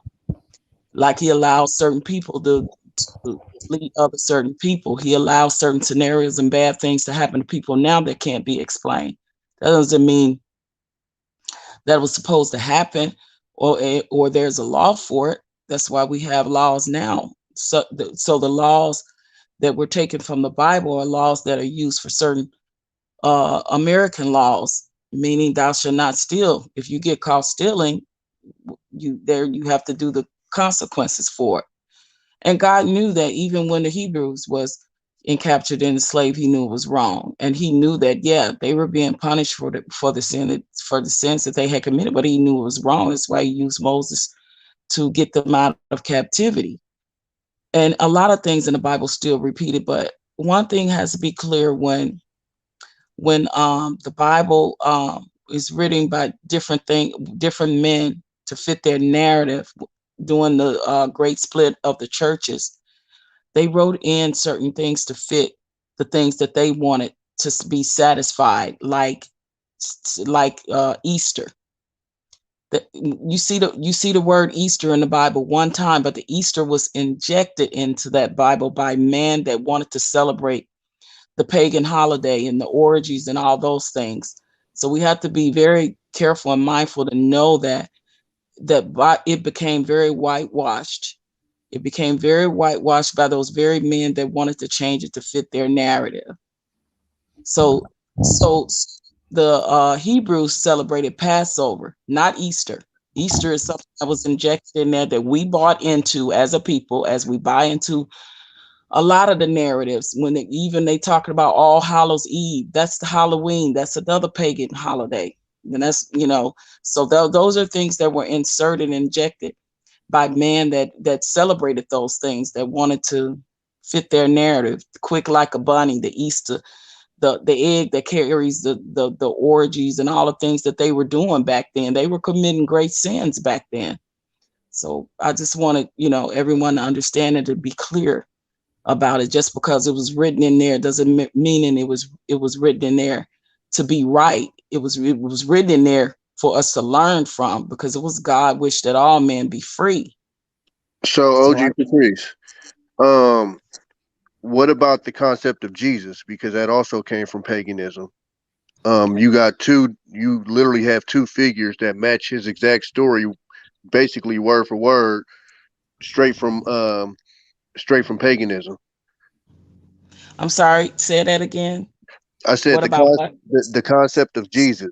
They come from paganism as well. Osiris and what was the other one that came from India? The started with an N. I can't think of the name right now off the top of my head, but they match as far as birthday, as far as death, as far as the three gentlemen coming to meet during the birth, as far as the You talking resurrection. about the three wise kings or something that brought through Yeah, I'm the not sure if the story was exactly that, but it was three visitors. I don't know if it was yes. exactly that in the other story, but that story was told multiple times before Christianity was developed, I believe, from pagan beliefs. I'm not sure which pagan beliefs you're talking about. I know it was told before it was whitewashed by the Native Americans. Now, so I'm not sure who you're talking about now, but What? I'm trying to understand your point. What Well, no, we because you connected a couple of the beliefs towards paganism. So oh I was yes. wondering if those were connected to paganism. Um, they've also connected Jesus to paganism, and they had multiple examples of uh, pagan gods that literally mirrored that exact story. And from my Mhm. understanding, is that they were tracked before Christianity came about. And essentially, what it sounds like from the book that I read is essentially it was like Jesus was essentially a carbon copy, or Jesus' story was a carbon copy from those uh, pagan gods before him. Oh, I'm not sure. I can't. I wish I had a better understanding of what you're talking about. I know that a lot of Jews a lot of the Jewish religions or faith, they believe that Jesus was a prophet, that he was not the son of God. If you really ask a Jew that, and but what you're talking about now, I really don't know. I would definitely have to look into that more, because if you specifically gave me like a race or a sector of people, I probably would understand it I better. know one of them came from the Egyptians. I think it was Osiris Yeah, is the one that came from the Egyptians. I was going Okay. ask. I'm not sure about it, so I can't answer to anything I'm not sure about. And I want to be clear that the Jews were the one that had, that suffered in the Holocaust, and they were able to build up their communities and gain wealth a lot, in a multitude of ways, because they received reparations. So let's be clear Oh, that absolutely. it wasn't all, they were very desolate and very a lot of them were very, very poor. So though their reparations helped them build their communities, build their everything, their synagogues, build a whole Jewish community that they still, would uphold today. So they had that leg up where they were able to gain a lot of wealth due to that very reason after the Holocaust. So I want to be clear about the understanding why they gained a lot of wealth as well. I would wanted to say here real quick. I just to Sherelle, I wanted to let you know how much I appreciate you in the insight that you bring in from your perspective and the knowledge, and how you feed so much into the conversation here. I really appreciate you, and I always look forward to hearing your perspective and what you're willing to share here on my platform. So I just want to express that to you. I do appreciate you, and I enjoy and look forward to always hearing from you, from your perspective on whichever topic may come up. So thank I you. just Sherelle is such a wealth of knowledge. Yeah. If a lot of other younger generations could have the open mindedness and have the wherewithal and looked like she took the time to research or study, or she was Yeah. raised or taught with a lot of things. You know, you don't see the mindset of the younger generation so much like her. So she is definitely so appreciated, you know, in these And I, research. I I envy you. I'm like, gosh, for one, I said, I wish I can articulate myself that well. But then I have to go back. Well, I wish I had that knowledge, because Yeah, the and way, very well spoken. Listen, I was yeah, not her. I was not that when I was her age. I'm not that now. But yeah, I really wanted to express that to you, Sherelle, before you dropped off. And I think Absolutely. someone else was about to say something. Okay, thank y'all. I might come back. I'm You're about to welcome. get ready to go do some stuff. It's early in the morning now. All right, be I hear what safe. you said. I'm sorry. Thank y'all. Oh, thank you. Who was about to say something? Nobody? Okay, so from my perspective, while watching that one, and that was the first time I saw that video that I just played about what was it? Commitment. What was it called? It's late. Anyway, The last one, this last one. comment. What was, yeah, solutions was, yeah. Well, we're not talking about solutions. Yeah, that. But what really impacted me the most was the beginning when he was expressing about the labels and the shoes and the car. Then he led Oh up man, to, listen, that was spot yes, on. Spot on. That's our people. Spot yes, on. yes. And that's what I was thinking. I was like, that's my people, and Yeah. that is so true. And it was, um, I was a little sad and I was a little embarrassed that that's what we're kind of boiled down to as a community, as people. And even with the earlier, we were talking about labels and names, going back to black and proud, and how much respect they were given the shoes. And I've seen that in person, how much Mhm. care is taken into these material things, but Yeah. that much care hasn't been taken and inputted into feeding you intellectually, feeding your heart, feeding your spirit. And so much that really, that hit me the most than the latter of the recording. And then when they was doing the drive-by, and I really, after that, I think I kind of zone out because I'm trying to remember what he was saying after that. But that is so true and is so sad. That is You so know, sad. it is, and unfortunately, even back when our ancestors were enslaved, we became very conditioned, and we have passed those conditions down from generation to generation. So the greatest thing, I keep saying this. I love this line from The Usual Suspects, but it's so true. It's like the greatest thing the devil ever pulled was to try to make people think he didn't exist.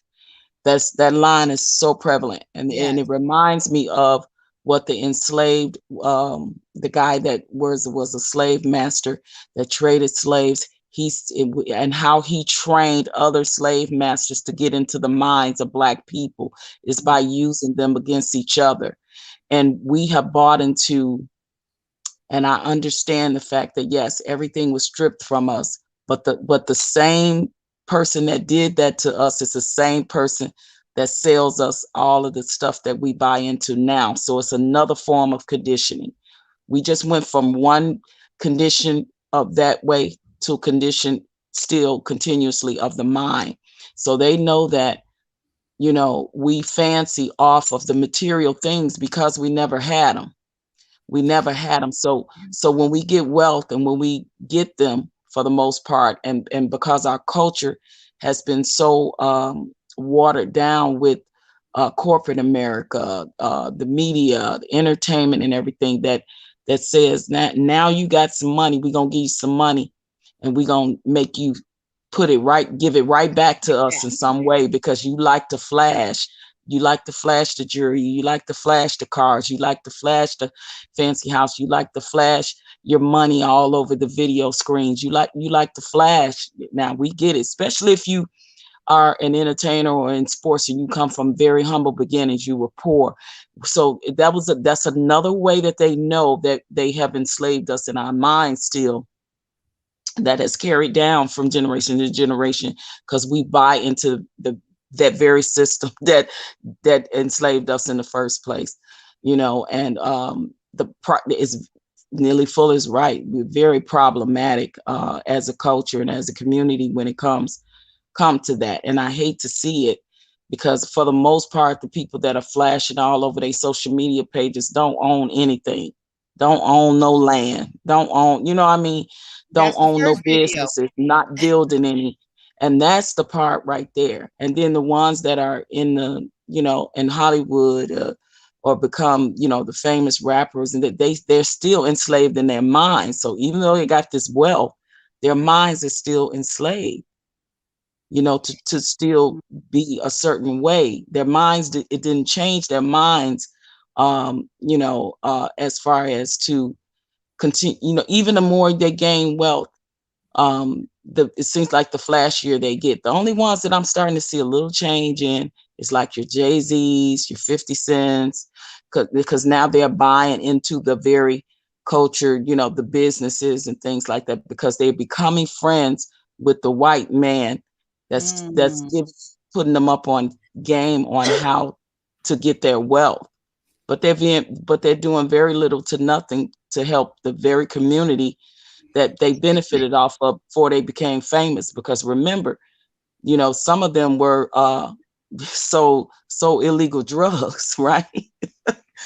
They did things that was detrimental to the Black community before they became famous. So, that's still that frame of mind, but they're not coming back and giving back in a good way where they can help build up the very communities that they use and perpetuated the things that they did before they got their wealth. Not at no astronomical number where it will make a difference in our community. And that's the sad part. It's just like it's a form of capitalism where they get, but they don't give back into the communities. I was watching a documentary where a lot of people in New York in Marcy Park, which is the neighborhood that Jay-Z grew up in, talked about what does he do? I think if they see a little bit of a little something, like they said, like he bought like $200 worth of groceries for everybody in his old projects, Marcy Park. But it's very minimum. They'll do something because they have to have a tax write-off for the most part. They'll do a little bit of something, but they don't do anything that really makes an impact to change anything. And that's the problem. So it's like, get the wealth, but keep the wealth to yourself. When it's time for a tax write-off, then you got to do a little something. You'll do a little something so you can look good, in the eyes of the people that worship these people. But they're not doing anything to literally impact their communities. Very little. I gotta disagree with that. You literally got like Meek Mill and others with Jay-Z that are pushing initiative and legislation to even try to change the incarceration prison system. system. Yeah, I heard about that. Mm-hmm. But even beyond that, because I've had these discussions with other people. I think a lot of these younger rappers, and they have their faults, but I think even this generation, they're doing a lot more as far as pushing for ownership, owning their masters, owning businesses, buying properties.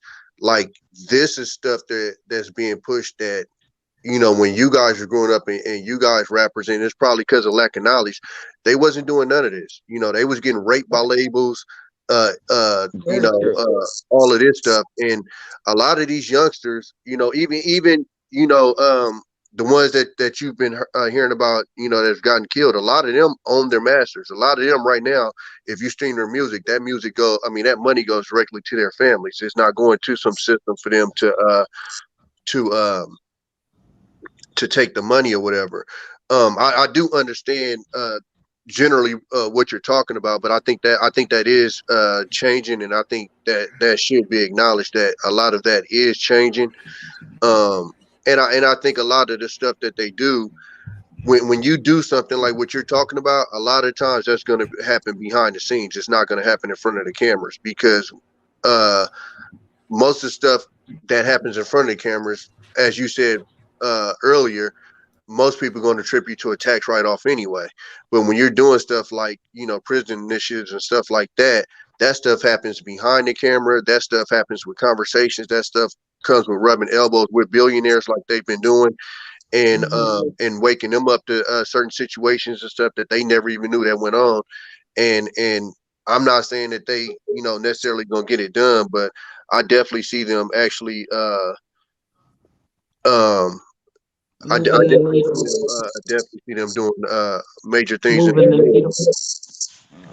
Yeah, like I said, though, they are to a certain extent. I just don't think it's to a more improved betterment. Okay, take for instance, I think it's Jay-Z, Will Smith, and it's one other person. They're supposed to be building these low income housing somewhere. I forget. It's been a while since I read the article, but a, a, a lot of times people think that'll help certain communities, by doing that. But to me, when it's not creating a better environment, and to me, it's a form of poverty pimping off of your low income people already in the Black neighborhoods that got it, but they're not really delegating like true change in the sense of where community centers are needed, after school programs are needed again, the veterans issues, the homeless, the mental illness, they're not impacting the real main things that are detriment to our community right But now. listen to what you put on their shoulders, and then Travis No. Tritt, the country Well, singer, get to just make millions and live his life. Like these who? dudes got Travis Tritt or whoever, some country singer gets to make their millions and live their life, and we're literally putting those heavy problems that you just named on these dudes' shoulders, and then these other dudes get to make their millions and just enjoy life. And mind you, if they did everything that you said, it'd still be people out there saying they ain't doing enough or they ain't doing shit. Like that's the thank you they'll Okay. get. I see your point, and to your point, you're right. But haven't those same people that you just named, the Travis, somebody, they've been doing that all the time. So we shouldn't expect anything from them, right? But should we not expect something from the people that came from those communities that benefited off of those communities even before they became Well, famous because they sold poison to those very communities? But I understand what you're saying. I'm just saying, and I'm not putting all the onus on them. Believe me, I'm not. I'm saying, but it's what they're doing is still very limited and is not as effective as it need to be. If they hit, and I'm not saying they should do it all, if they hit those valuable pinpoints that I just named where we truly are suffering in, because it's easy to build low income housing and they're still reaping the benefits off of that, off of the backs of poor people. That's what I'm talking about. But when you are building things that we no longer have in our communities that can bring the value back up in our communities, I'm not convinced that low income housing brings value back to our communities. You know what I'm saying? Like what I heard T.I. is doing that as well, and Killer Mike or something like that. Even with the black banking that Killer Mike was endorsing, if you really read the policies and the back end of it, it's not owned by blacks. But see, if we don't really look into the research of exactly what they're doing and how it could benefit the Black community in such a way, it's very limited. But they put it in a light, the media put it in a light, you guys, to make it think like it's a brilliant idea for Black people, and it's not always that. So what Will Smith, Jay-Z, and I can't think of the third person is doing is no more than the white business developers coming in our neighborhoods with the gentrification. And yeah, they may leave us some low income housing, but they are benefiting off of it. So they're kind of missing the mark in a sense. So because they're benefiting, and that takes away from them helping out. No. I'm not saying that at all. I'm saying, but it's still not affecting the Black community in a way that it really can. That's what I'm saying. It Okay, like got you. where it really counts, where we're suffering the most at, if you will, because they're not creating jobs. If you create jobs for people, then some of the crime will go down. So they're not creating jobs. Like if they build, But people have to build those low-income right? houses, correct? So wouldn't that be What's that? jobs? I'm sorry. I said people have to build those low-income houses, so wouldn't that be jobs?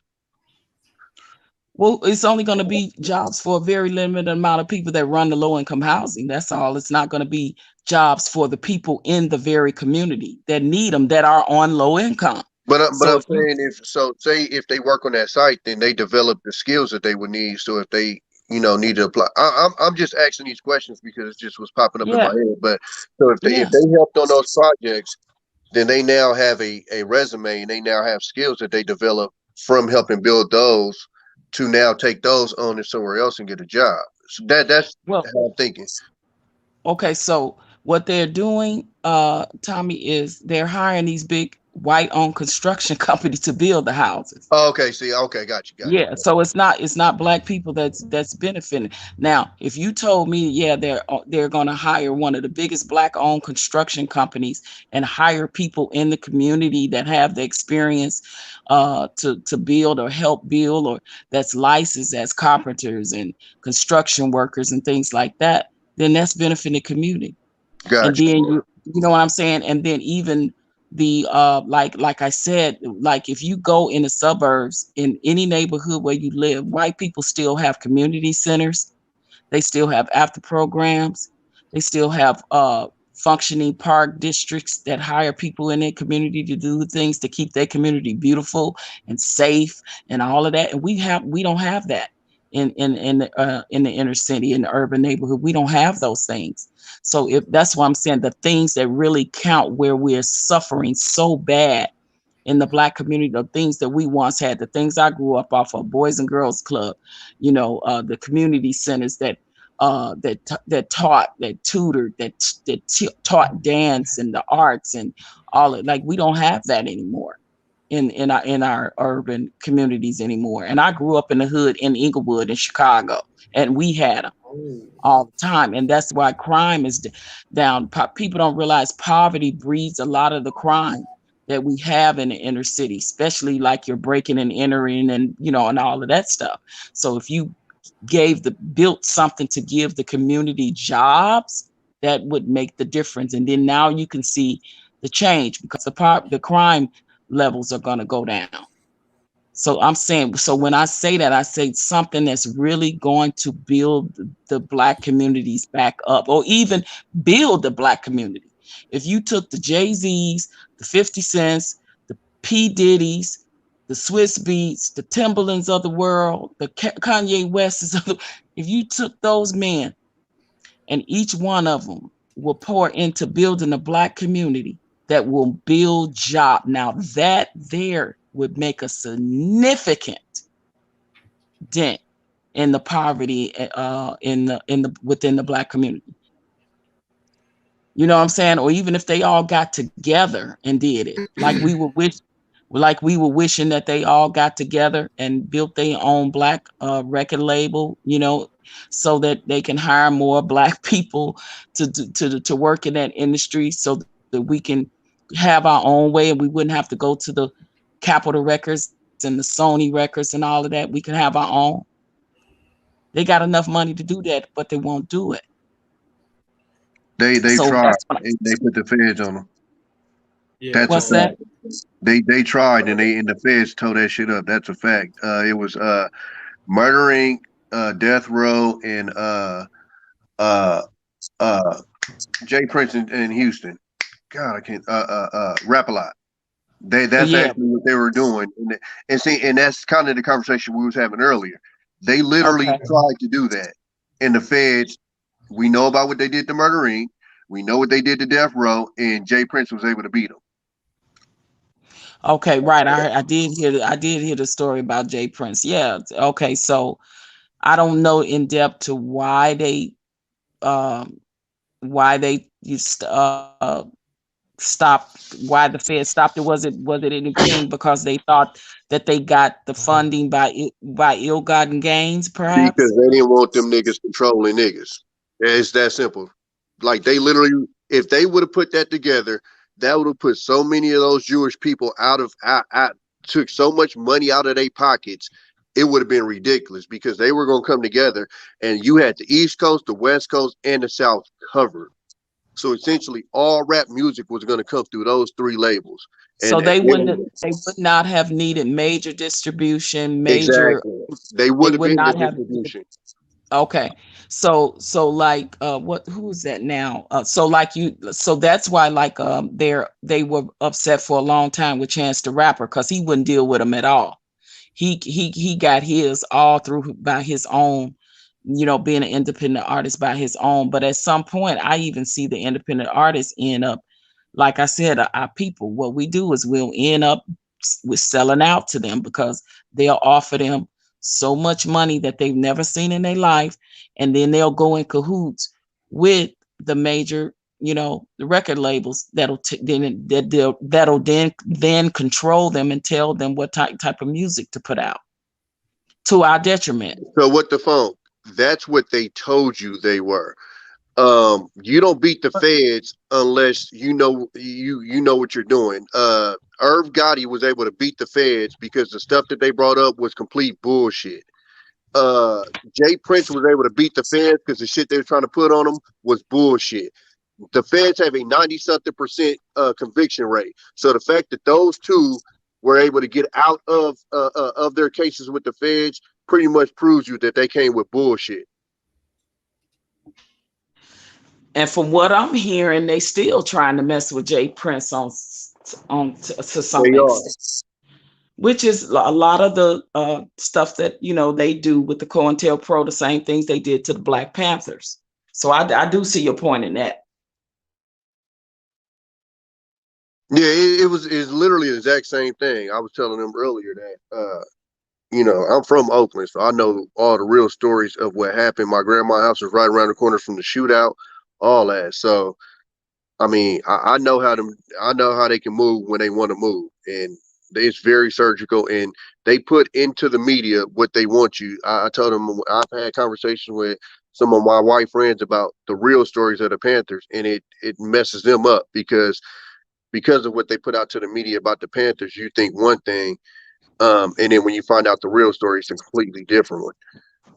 Right, but a lot of that, because I had two uncles that were Black Panthers in Chicago, and I know that a lot of that was the same thing that they do, with the record label, get in cahoots and sell out. We had some sellouts in the Black Panthers that went in and infiltrated. You know what I mean? And it was just true. Absolutely.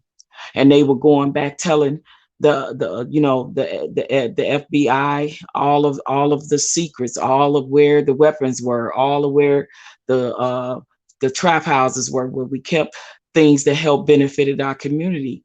And the sad part of it is a lot of the artists, they do that right now with the sellout, with the execs, because most of them come from poor places and they need money, but they don't realize until it's too late, or they don't care for the most part, that they make them totally change their whole image of the artist that they truly want to be.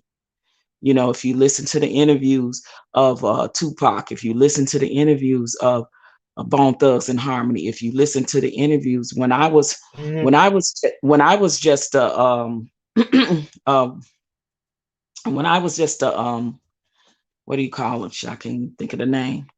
Um, I started as a oh God, internship. When I was serving an internship for a record label, and you're at that lower level where you get to see how it works, and building my way up, and then working background for a lot of famous singers touring, and then you're in these meetings where they totally sway and tell you slowly but surely. It's a brainwashing. It's the same thing they've been doing to us for 400 some years. Oh no, you need to go this way. These going to sell more records. I mean, these were meetings that were held, you guys, from the big wigs up.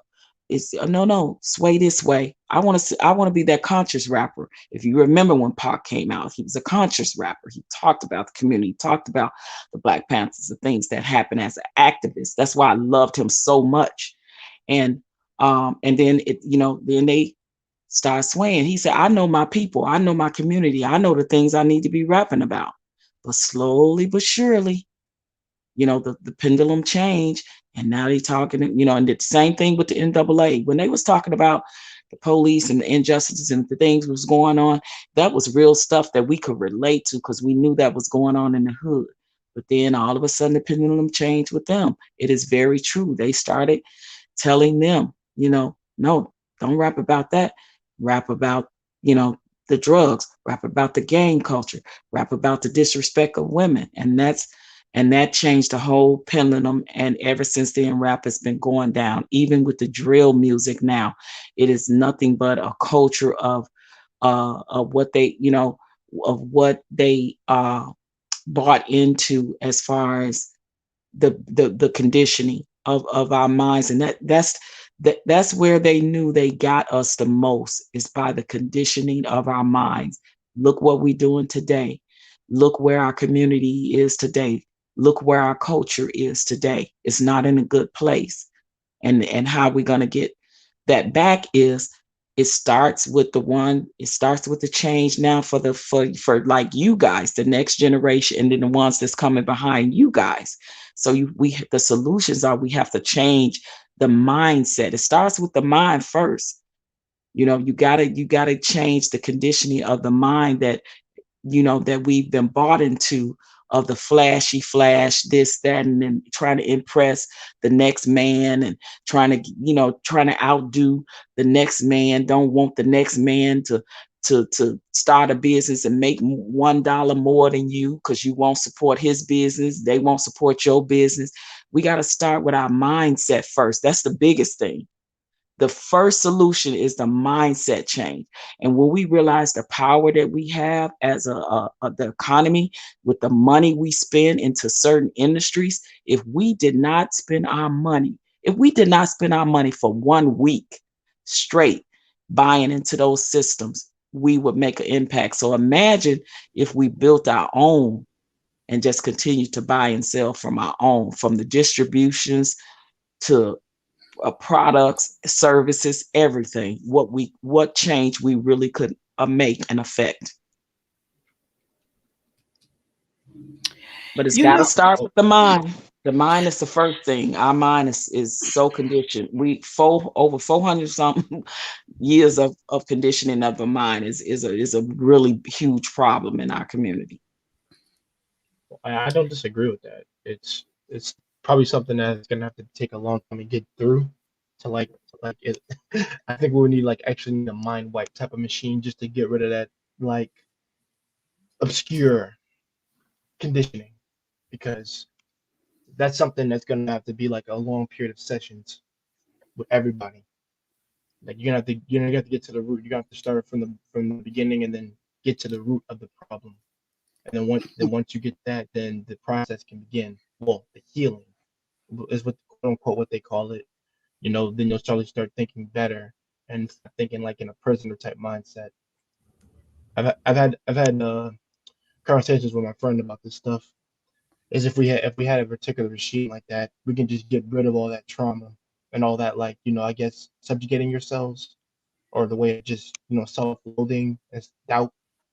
And once you got rid of that, and then like I said, you could start doing amazing things. It's just that people will just want to wallow in the misery and oppression, and I've never been a fan of that. And they just keep regurgitating it as if woe is me, these are my problems. Can you help me? Can you show some sympathy and give me free stuff? No, it's not how it goes. And I've never been a fan of that. I've never even acted like that. I'm like, no, because Because the one thing we have to start like teaching other people, especially this current generation nowadays, like what OG Patrice was saying, is that listen, all these all materialistic items are not a sign of happiness. They are not. Even the stuff I have in here, these are just things that I worked hard to get. I feel good that I worked hard for it, but the difference is they don't. The only lasting value they'll ever have is just just being a decoration. To be honest, so you got to realize that there's more stuff that you can do outside of that, and it shouldn't just be for simply for you. Do it for the benefit of others. If you are a person that likes to help others or contribute to a community of people, because like I said, now we have this society of just like do whatever you want, and then and nobody ever thinks about the consequences of freedom. I'm talking about on both ends, both men and women. Some of us men, we do get it, and some, I would say, the select few women do get it. A select few do get it.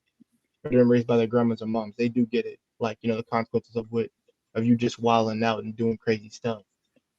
But if you're not, but if you're just here to like, I guess just to have fun and not really do any work, then you shouldn't be in, you shouldn't be in the talks of like building a community, anything like that. You shouldn't be in those conversations. That's just me. That's just what I think.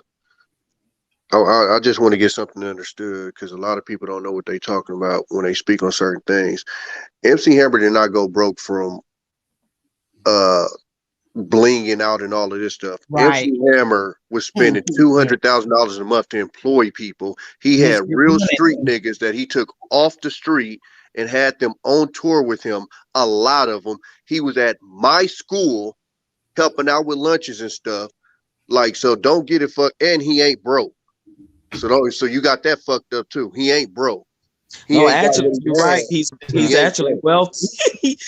I know one of the girls that was his one of his dancers from the beginning, and you're right. He employed more people from his neighborhood. I'll just put it like this: he invested in Twitter real early with your dumb ass. Tell him we call it dumbass. I'm from Oakland, dog, and we don't play that. And MC Hammer got hands for anybody that want to say it in their face too. Well, let's not use such language. We ain't gotta call nobody dumb. We just inform We just inform people when they don't. I'll say ignorant because clearly they was ignorant of what they was talking about. Yeah. So let's not do this, guys. Yeah. But I watched him fully try to basically bring Oakland back by himself. It had nothing to do with any of that stuff. Trash Can Ocean is he's been messy he been on one. I think I shouldn't say I was gonna say he's been on one all night. So Kyia, I know, I'm from Oakland. We from Oakland. We don't do that with ours. I know. That's why I'm telling Patrice, don't protect him. That was Trash Can that made the statement about MC Hammer. Well, he won all night long. He fell on his head. God bless him. Yeah, it was on the little short bus. We're gonna pray for him on that short bus. They shouldn't have did that to him. He said we took him there with voodoo and witches. Yeah, look, Tommy, you got to get to know Trash Can. Trash Can is a riot. No, I've been on the panel with him before. Yeah, okay. No. OG Patrice, listen. Don't protect him because Tommy knows. If you know anybody from Oakland, we don't play about ours. Period. I understand. I know. What'd you say, Princess? I said I live in Berkeley. We side by side at this point. Oh yeah. I went to Tommy Berkeley. is exactly right. Oakland is like my little battlegrounds, I guess you could say. Yeah, my brother from North Oakland, he's right next to you. I know. I came from MacArthur, next to Castlemont High. Oh, okay. Oh yeah, you was in hood. Yeah. Wow, Tommy. Tommy talk real good. That's the high school I was supposed to go to. I ended up going to the high school in the city she in, but I was supposed to go to Castlemont. My mom and Berkeley High School. Yeah, I was supposed to go to Castlemont. My mom and pops was like, I got kicked out of private school, and they threatened me with Casamount, but I'm like, all my partners go there. And then they rethought that was like, yeah, you got to Altamont is ghetto. I'm sorry. It still is. Casamount, literally, while class is in session, I swear to y'all, I'm not playing. There are more kids outside than inside the school. Wow.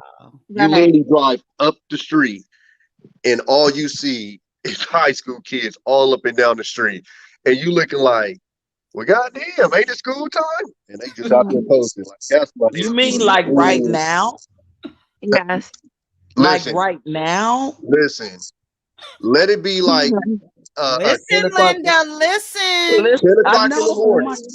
You know school is in session, and you see a bunch of high school kids stringing along from Casamount is what on 87, so like from the 90s all the way down probably to the 70s. There's nothing They but will be kids down at all the up and down the street. convenience stores, hanging around. I'm just That is so sad. I didn't even think they do that anymore. What? Oh my God. Wow. Yeah, Casamount is that's real. That's real. yeah, it's Wow. kind of a hood area. Not kind of, it is. I'm about to say Like, she said kind of now. It'll get them. I'm from Brookfield, so we like right down the yeah, street. That's sad to know. It really It is is that very. that's still going on in Black communities now, and that's not good. Yeah, I literally like Sorry. if they would have sent me to that school, I wouldn't have high school. I probably wouldn't even be on here with y'all right now. To be Wow. 100 with you. Like that's just real. yeah. Wow. Mm. I will say the good thing next to Calhoun High is a youth center. So they give you a lot of education and all these classes and especially for those who are into music. Back when I went, they had a producer there that I used to work with when I was singing. And there were a lot of youth in there that were actually getting some very needed guidance and stuff like that. I don't know if they're still open, but I think the building is still there. But Yeah, I yeah, think the building's still there. I'm not sure if they open either, but it's definitely a good area. I'm glad I'm in Berkeley right now. Not that this is that much better, but yeah, it's Berkeley got that too. But yeah. Did you yeah, go to Berkeley, Cal Berkeley? Cal Berkeley. No, I went to college in Santa Barbara, UC Santa Barbara. Oh, nice. Very nice. Yeah, it was either that or UCLA, but I didn't want to be in that area. So Oh, it's very congested. That's where I yeah, was. I lived in Southern California for a while. Then I moved over to the Bay. Is that So where you there's grew up in California? I grew up in Southern California and then later on in Oakland. It's a hard conversation because it's like there's multiple places that I lived in. Wait, I'm Cali girl all the way. Yeah, I I'm have a still lot in of family from Oakland. Lots of family from Oakland. Aunties, cousins. Yeah. I never got to go though, because I never met them until they were grown and gone later in life. But that's where they grew up from, in Oakland. Yeah, they tell you what's going on up here. Ain't much changed since when they was here. It really hasn't. My grandma grew up in Oakland, and the stuff she told me, I was like, we're still doing that over there. That's a shame. You guys, I thank you so much. I see the time we've been on here. Almost 8 hours, Miss K, Miss Princess K. You know I love you. You have been from the beginning to the end. Wally didn't show up tonight, so I ain't forgot about our Snickers. But I thank you so much for coming up and being my phonics police. Grammar. Patrice, was you here when she said, I'm coming up there to help you? I was not. Yeah. And so I appreciate you, girl, always. And like I said, this is our show. And I don't mean me and her. I mean everybody, even though short bus rider over there. This is our So show. Kyia, may I ask a question? I know Tommy now, and I know Jay. Who are the other people on the panel? I can't see the names. You just named Princess K, but who are the other two gentlemen? So we got Era Black TV. You remember? I think you was here the last time he came up with our conversation, and then Hopeful is up here, and Hopeful is wore out because he surrendered earlier before you came back. So Hopeful, he might be asleep right now, but he wore out, I believe, from Black Man Unfiltered because he gave up too easy tonight on multiple times. So Yeah, we had the religious conversation over there, and they was on his helmet. yeah. I stopped through. Yeah, I I missed stopped through that. there, but I was like, I'm not going down that rabbit hole with them because they don't want my 2 cents. No, it was actually it was a good conversation. Because I told them, you know, whenever I come with good faith. I just got questions or whatever, but I don't come through like what most people think, that people that don't necessarily subscribe, they come with, you know, judging and all of that type of stuff. And I tell people all the time, like, I don't, if you believe or not, I don't judge anybody. I just have questions, and if you want to answer, cool. If not, cool. But I understand why people are hesitant because on both sides. Because even with me having questions, I've had people just flat out say I'm going to hell. I've had people say just all kind of crazy stuff or whatever. Yeah. So, and it don't affect me. I don't care. But I understand the hesitancy. And then on the other side is, oh, you stupid for believing, and you know, they start calling them Sky Daddy and all this stuff. And for me, I can have a conversation. I ain't got to go down all that road or whatever. It ain't that serious. And I mean, most of my life I grew up in it anyway. Swerve. Did you just say Sky Daddy? Yeah, that's what you know, a lot of people say to try to offend the people that believe. What is that? Oh, a Sky Daddy. Oh, the Heavenly Father. You call him God. Yeah. Oh, because we call him the Father. Sky Daddy. Oh my God. I tell you, black folks don't know how to put a lot of names and titles on folks. And we was talking about titles earlier. Look at that. We put some titles on things. That's why we know how to put some titles on folks, and we buy into it. We gotta stop, man. This is silly. We get a name, and I swear we will wear it down to death. Know, I'm bad at it. I have a habit. I give everyone a nickname because that's how I remember them. Like Jay, instantly I'm thinking of Romeo Miller. But for the most part, I give persons nickname. Like I call Ocean Trash Kid. So do you guys know why I call him Ocean? Because of all the waves in his hair. Yeah. That's what that blue picture is. I didn't even realize that's his hair. And showing off the waves, and it's blue, so he's Ocean. No, let's get back on that. Huh? I'm just like, Sky Daddy would make me feel so uncomfortable to say because I think of something else or who I would call Daddy rather than that. I don't want those two mixed together. Right, Sky and then Daddy. Sky Daddy, you can't do that. I just can't. I'm like, this is not good. That's weird as all know what. That's about as weird as a remix Christian version of "How Does It Feel" by D'Angelo. This my first time hearing that one, the Sky Daddy. So they finna wear that one in the ground. I guess we can get used to hearing that now. Tommy, who came up with that? I think that's Norse like religion for that, like North. I've heard it. Yeah, I've heard it. I've heard it used before. SO used it earlier in the comments, but I've heard it before. So you guys, I don't know. I messed up the comment. I was like trying to X out a bot, and then it went up, and I think I clicked on it. It totally took off. Can you guys still see the comments? Yeah, but you block trash can waves. Oh Lord, you. Oh, is that what I did? Because soon I was trying to click, it went up, and then everything went away. So I don't know. It looked like the comment was right under trash can waves, and it looked like you got him instead. So you gotta unblock. You gotta unblock our trash can that you know he gonna give you the business. Up there. Oh wait, I can go down here in the real chat, but I can't see anything here on StreamYard. It's totally everything went white. Yeah, it went away from me for a second and it came back, but I can see it now. You can? I can't Do see you any. have to go? Do you have to go in on the YouTube side and I'm looking on the unblock them? YouTube. Nope, I'm looking on the YouTube side and I don't see him at all. Oh wait, let me go. Oh wait, did it just come back? Let me go up. Try. Okay, I see him here. Oh, okay. Let me see. Can you click on some? Yeah. Here. Okay, so it says time. Wait, it says remove report pin.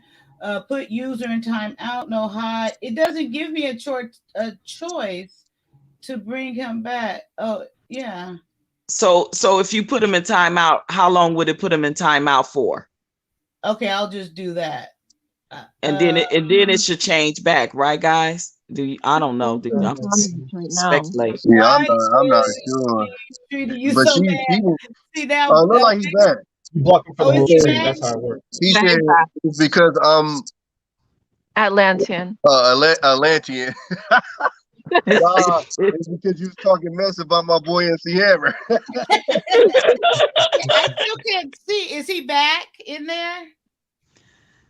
Tell him if he can Yeah, hear. he's Tell back. him He's back. to comment. He back. Oh, Mrs. Tucson said she took him off. Okay, I don't because I was clicking on the bot and then something happened and everything back here went away. Oh shit, Kyia, they said you tied them out again. Oh, Wait, what happened? I did it because Patrice said it, and then I think they undid it, and I probably clicked right after them and put them right back in. So sorry, Ocean. I didn't mean it. I promise. Like trash can wave. Yeah, I did second. I didn't do anything. Trash can waves he a goat in these YouTube streets. He mod for a lot of people. But I told him he missed his call and he need to be a comedian because he be in the chats like Did saying anyone some see crazy him commenting that he was a deer eating grass when we were talking about labels? I'm just like, He is a mess. And then I'm sorry, Patrice. I mean, Patrice. I'm sorry, Princess. If I'm over time, I still can't see it back here. But when he came up that one night, me, him, and Uncle Stu, before Uncle Stu came, we laughed for hours and hours. It was crazy. My side, everything was hurt. My face was hurting, and just kept going. But he is a funny guy. But guys, I need to end the live stream. I told and maybe you guys will come over there. I told her Sir Hell Speaks, I will join him over there on his stream last night. But I'm loving the conversation over here. I appreciate you guys so much. Each and every one of you. I really appreciate you guys and thank you. Why did my camera go away? Oh, see, everything's shutting down. Wait, let me switch. Oh Lord, have mercy. That Did your camera die? Well, you finna end it anyway. You can end it like this. You don't have to end it like just end it like with your avatar. Love, watch this. Oh Lord. Bam. Wait, bam. Okay. See, all this happened because y'all talking about what did y'all say? Cloud Father? What did y'all say? Sky Daddy. Sky Daddy. I need to I will never now. I agree with you, Princess Cat. I will never say that. I'm very uncomfortable with those two words together. This stuff happened. He's like, hell, well, okay. He's like, no, H to the no. H no. I know Sky Daddy. This is about as comfortable as talking about sex with your pastor. Like it's just not there. I don't like it. I know. You know it in me. I know it's like I always say, Lord, know my heart when I go too far. When I go, I said, Lord, you know my heart. You made me. Forgive me. You know stuff. But I don't agree with that Sky Daddy thing. But Tommy, whatever works with you for you, because I love your Tommy is not calling people Sky Daddy. No, I think Tommy said somebody said it to him. Esau put it in the comments. I know, but he said he heard it before. But what I was Oh about yeah. to say, well, I was leading to, I said, Tommy, whatever works for you. I love the fact that you are authentically on your journey for answers, for the truth. Absolutely. For you. Absolutely. So yeah, I was going to say, if that works for you, that's between you and him relationship. But I do see that authenticity in you to find your truth, and I respect that, and I love seeing that out of being displayed, especially so publicly. And I appreciate And I that, think and I love it. not to cut you off, Kai, I'm sorry, but not to No, it's okay. be, but I heard Sherelle say something tonight on another platform, and I thought it was so profound. I think it's good to not get all of your information from one place. Like Sherelle says, she goes around to different platforms because sometimes it just becomes so polluted if you just always with one and hearing one perspective from one panel. I think you can broaden your horizons and open your mind more by bringing those same perspectives or different perspectives, questions, views, and opinions on different platforms, so you can have the choice of what meat you want to chew and what bones you want to spit out. You know what I mean? Mm-hmm. I So do. I've been seeing Tommy all in the different spaces, which is a good thing. And when Sherelle said that, I thought it was a very good perspective, because some people get so indoctrinated into one thing by listening to one sector of people, and that part can be very dangerous for our people because we're already longing for something. You know what I mean? So when somebody clicks with you, we tend to just like stay one track minded with that. But these YouTube streets are so broad, it allows us to really expand our horizons. So I thought that was a good perspective. She said sometimes she even go over to hear the perspective of that other lady, the one that's saying the bad stuff about Black men. Yeah, I And I'm forgot her not name, but yeah, yeah, TTG.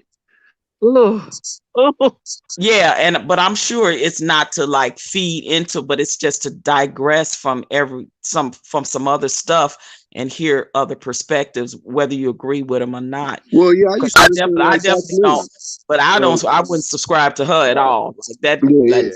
it's just some people I choose not to subscribe to when nothing they spit is but nothing but venom and vitriol. Like I can't do that consistent. So the Yeah, poison, man, and but I worry about our people. I really do worry about our people drinking the Kool-Aid when they get in too much in doctrine or ideology from other people that not even degreed or experienced to even be saying the things that they say, and it's to our detriment. So we have to be careful, with that, with certain words and ideologies and doctrines that people are saying on their platforms.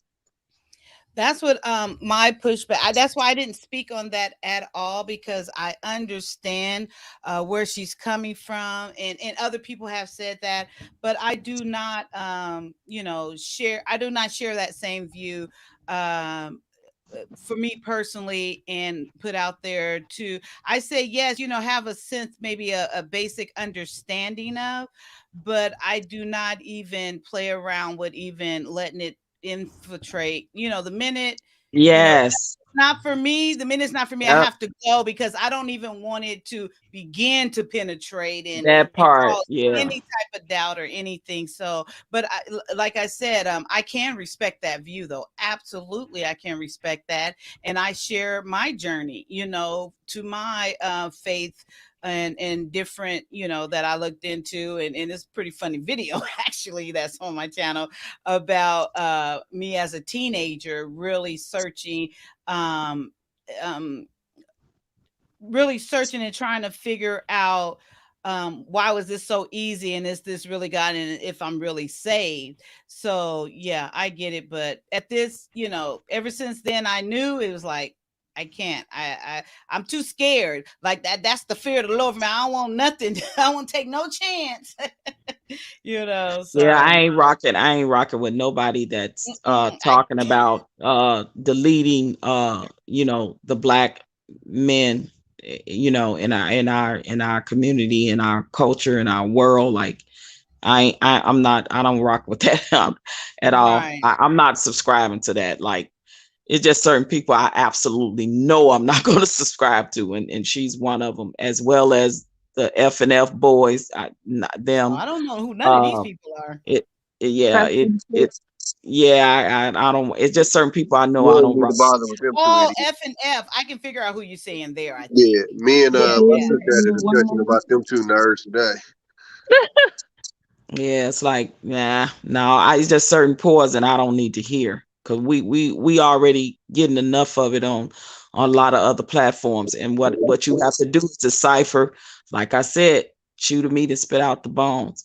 I could rock with. I ain't gotta agree with everybody. You know, we can agree to disagree respectfully. But if we both have a bottom line, then I'm cool with you on that. I'm cool with you on bottom. Right. You know what I mean? Well, that's why I tell everybody, I always go, "Oh, I don't agree with everything Tommy's saying." I'm like, "Well, I don't agree with anybody says 100%. Like Right. I Exactly. don't have to agree with you 100% to be good with you. Like as long as I'm not Exactly. disrespecting your point of view, then we good. We could completely Right. disagree. But we've Yep. gotten to point not only in our community but in this country to where you think if you disagree, then you just can't even be dealt with, I and that's what's know it's kind of like people, ridiculous.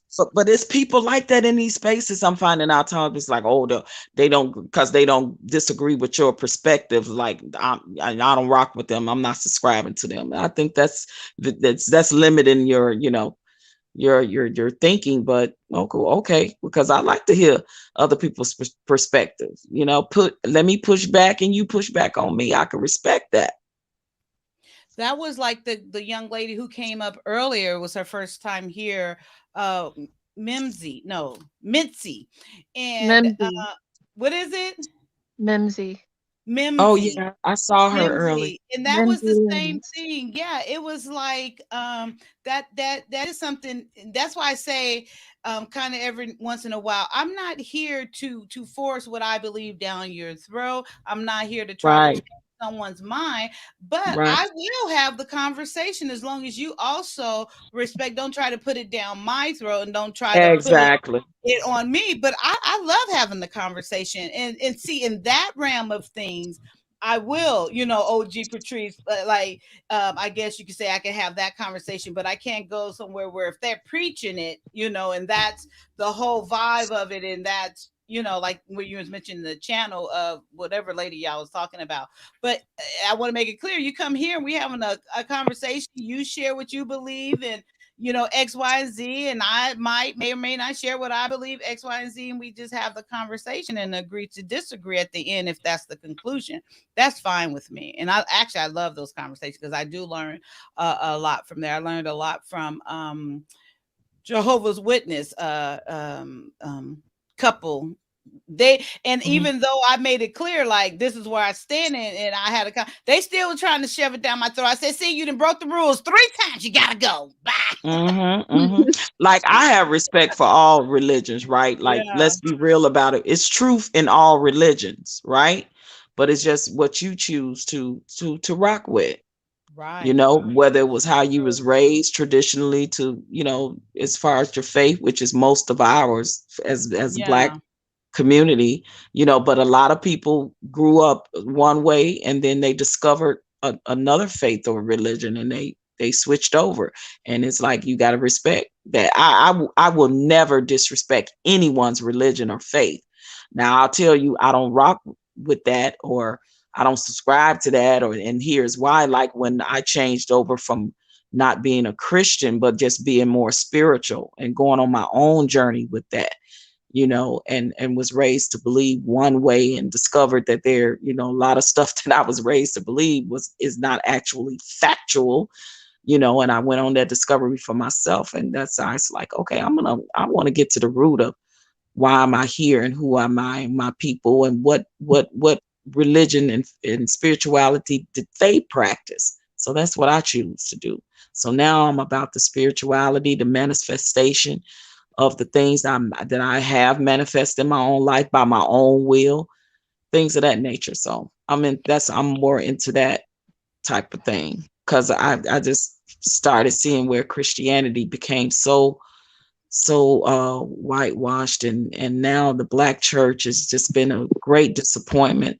to our community and to our people lately, because it's, most of these, and this is my opinion, most of these mega pastors have come nothing but poverty pimps, and I just Oh, I, wow, I right. can't get into that. I can't rock Oh, with that. I wow. actually developed those same ideas a couple years ago, and I got a lot of backlash from my family and the church. But I was just like, listen, I always loved Jesus, but I'm not into all of these rules and traditions. You guys are still stuck on the mindset that God is in these four walls and he's much greater than that. I That don't part. agree with some of the traditions that are imposed. I don't agree with the lack of discussion about mental health and how to help people other than saying to read the Bible. I don't agree with a lot of the hypocrites in there. You like to point Exactly, pictures. Princess K. Girl, You you's like to preaching point. now. You like Mm. to point See, at y'all other make me sick. people, I can't go. but you're still doing crap stuff in the background. That's why I've said I don't like to like look at people in a whole negative light. But honestly, Christian people can be some of the worst people, because Sad. it's one thing if your enemy comes at you at the front and tells you their intentions. I don't like you, blah blah blah blah. It's the enemy I don't like is the snake, which is the kind that smiles in your face, but with their cliques in the church, they will gossip about you. Like they Hmm. don't have live bodies in their closet. They don't have skeletons, they have live bodies. Wow, They're still girl. dealing with stuff, and they keep on pushing stuff on young people like me. You're not helping the whole situation, especially when you still haven't even gotten the full context of the Bible. Why are you talking to me about the Old Testament when a new covenant was made? What's the reason? Exactly. You can't answer my questions. You get upset with me when I ask you questions, when I need your help. You don't give me help, and I'm not really expecting anything from you. But it's like it shouldn't be that I tried to commit suicide on Saturday night and then I came to church to do what I was supposed to do. I'm singing, I'm preaching to you guys, and it's like I'm just so empty.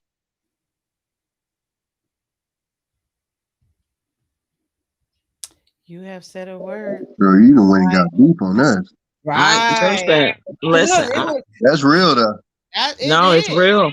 It's real talk. I just got tired of the Christian church being more of a detriment to our community and our people than a help. I've watched that pendulum change, and I watch how some truths that I came to. I remember when my mom had that picture of the white Jesus on the wall, my mom, my grandma, and like Mm-hmm. when I came to the knowledge of things, and this awakening happened.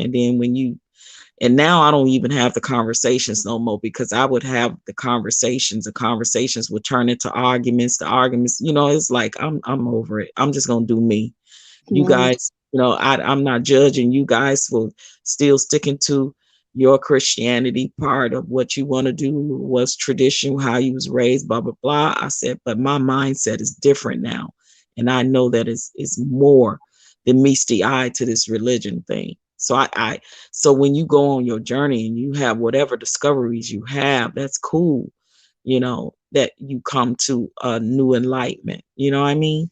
So I respect everybody with where they stand with it. But I'm like Kyia, don't cram, don't try to cram it down my throat. Don't try to cram it down my throat. And I'm not gonna cram mine down yours. Now, if you ask me questions, I'm gonna answer you Right. about my new discovery or experience. I'm gonna talk about it, but don't because I'm not here to convert no one.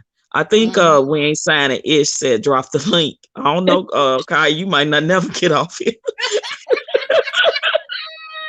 Did he really say that? I didn't see Yeah. it. You said, can you? I think I Like, heard him say, you're can you just stop? trying to Commenting keep on it the whole He new was on that topic talk. now. He was on that shit earlier. He about to come in and I talk to you. Patricia's might want me to stay. No, I'm just saying. I saw it. You flashed it. Oh, You did flashed it. don't tell me I flat. I didn't see link part. You Can I? flashed his comment. You know, wait. I thought. I'm telling you, this is. I'm gonna tell you how my mind thinks right now. Literally, when I put this up there and I read it, I thought he was saying, "Can he join the church of Patrice K?" That's what he was like. I told you Princess I take K. things, Princess K. I told you I take things literally. I really thought because she was talking a word, and I thought he was talking about that. welcome. Nope. Hey, thank you for allowing me. It's when it's signing, but it's okay. I know you guys are going on 8 hours. Like for me, it's just like 9 p.m. So it's I know it's probably like really you guys been going all night. Wow. Man, Yeah. Well, that's regular for this routine over here in these parts. Man, wow, y'all troopers. Y'all real ride or die. We ain't signing So- ish. We ain't signing ish. This is what a quarantine life has turned us into. I stay as long as the conversation is here. I stay here.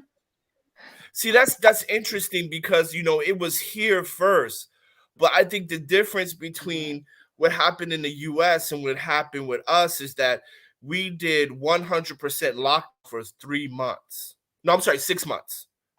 100%. Like they closed down parks, schools, everything here. The government just said lock it down. They locked you down and you just couldn't come out. Period.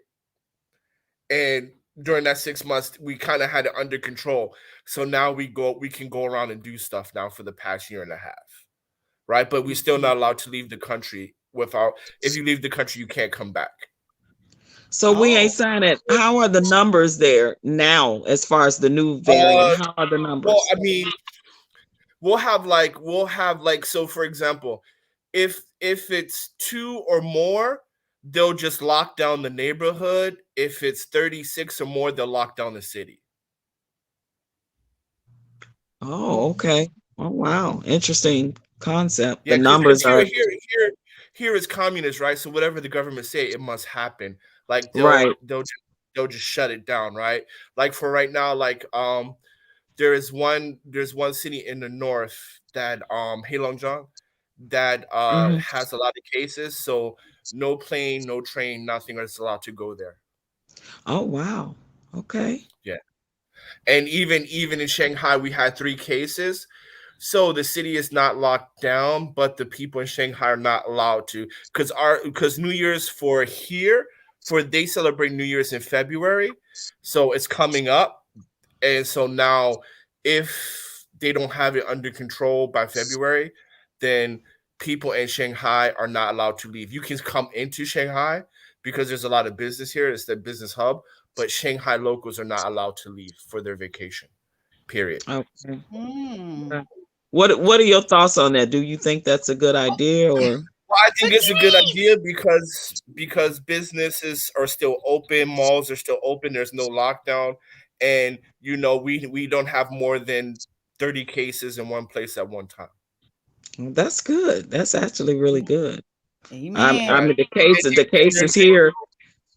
The cases here are crazy. The numbers are rising so ridiculous. It's almost infested in Atlanta, in Nevada, in Illinois. Patrice. Oh, I'm sorry. Sorry.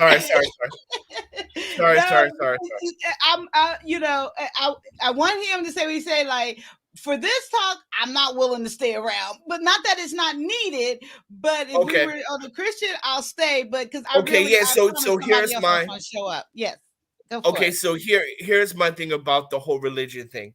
Okay. I do believe that we should respect each other as far as what religious belief, but I don't think we can intermingle.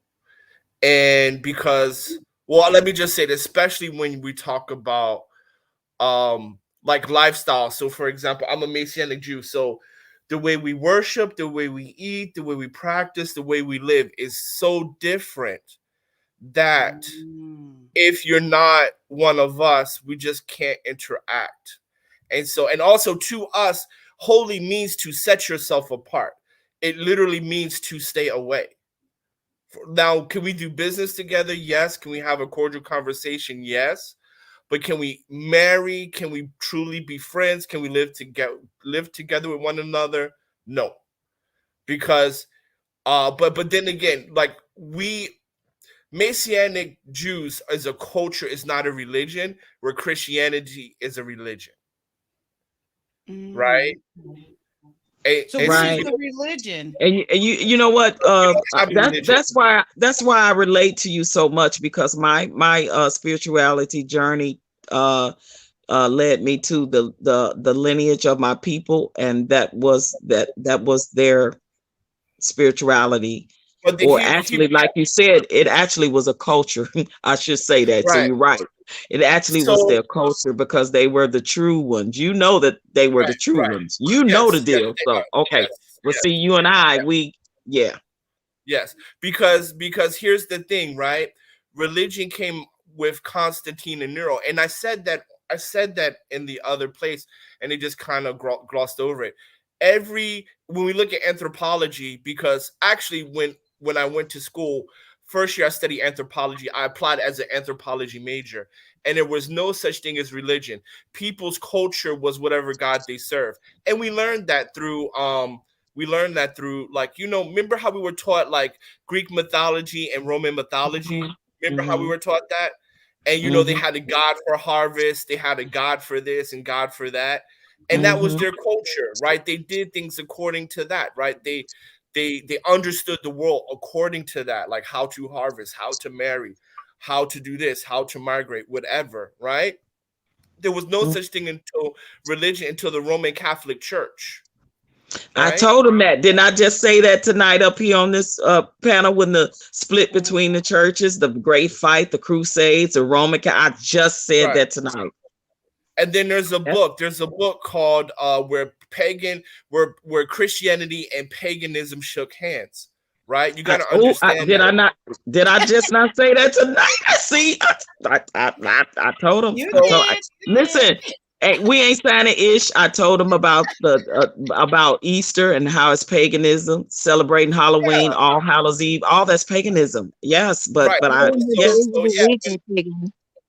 So when a Christian, because I don't want to get on Christians, because I mean, everybody has the right to believe what they want. I don't want to judge that, but I can't intermingle with them too. I mean, like, we can have cordial conversations, we can be friends, but living together, marrying one another, you can't, because it's just different.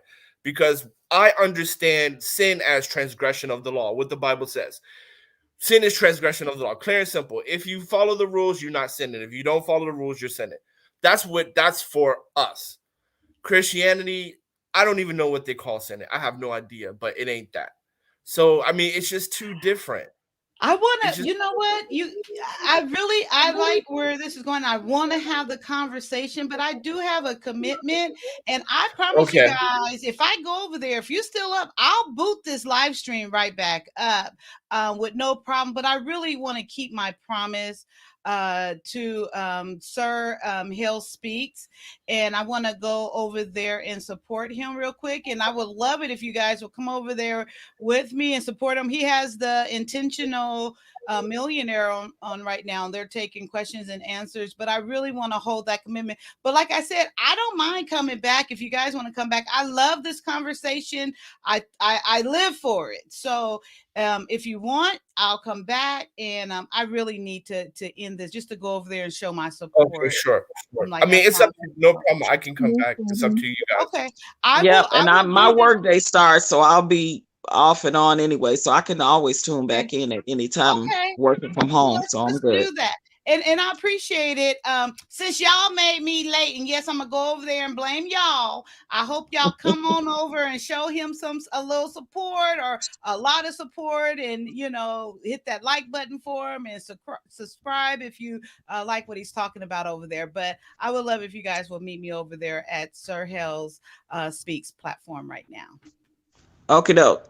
Okay, thank you guys. Love you much, and I'll All see you in right. a little bit. Bye. Bye. Everyone. Bye, Princess. Thank you. Bye.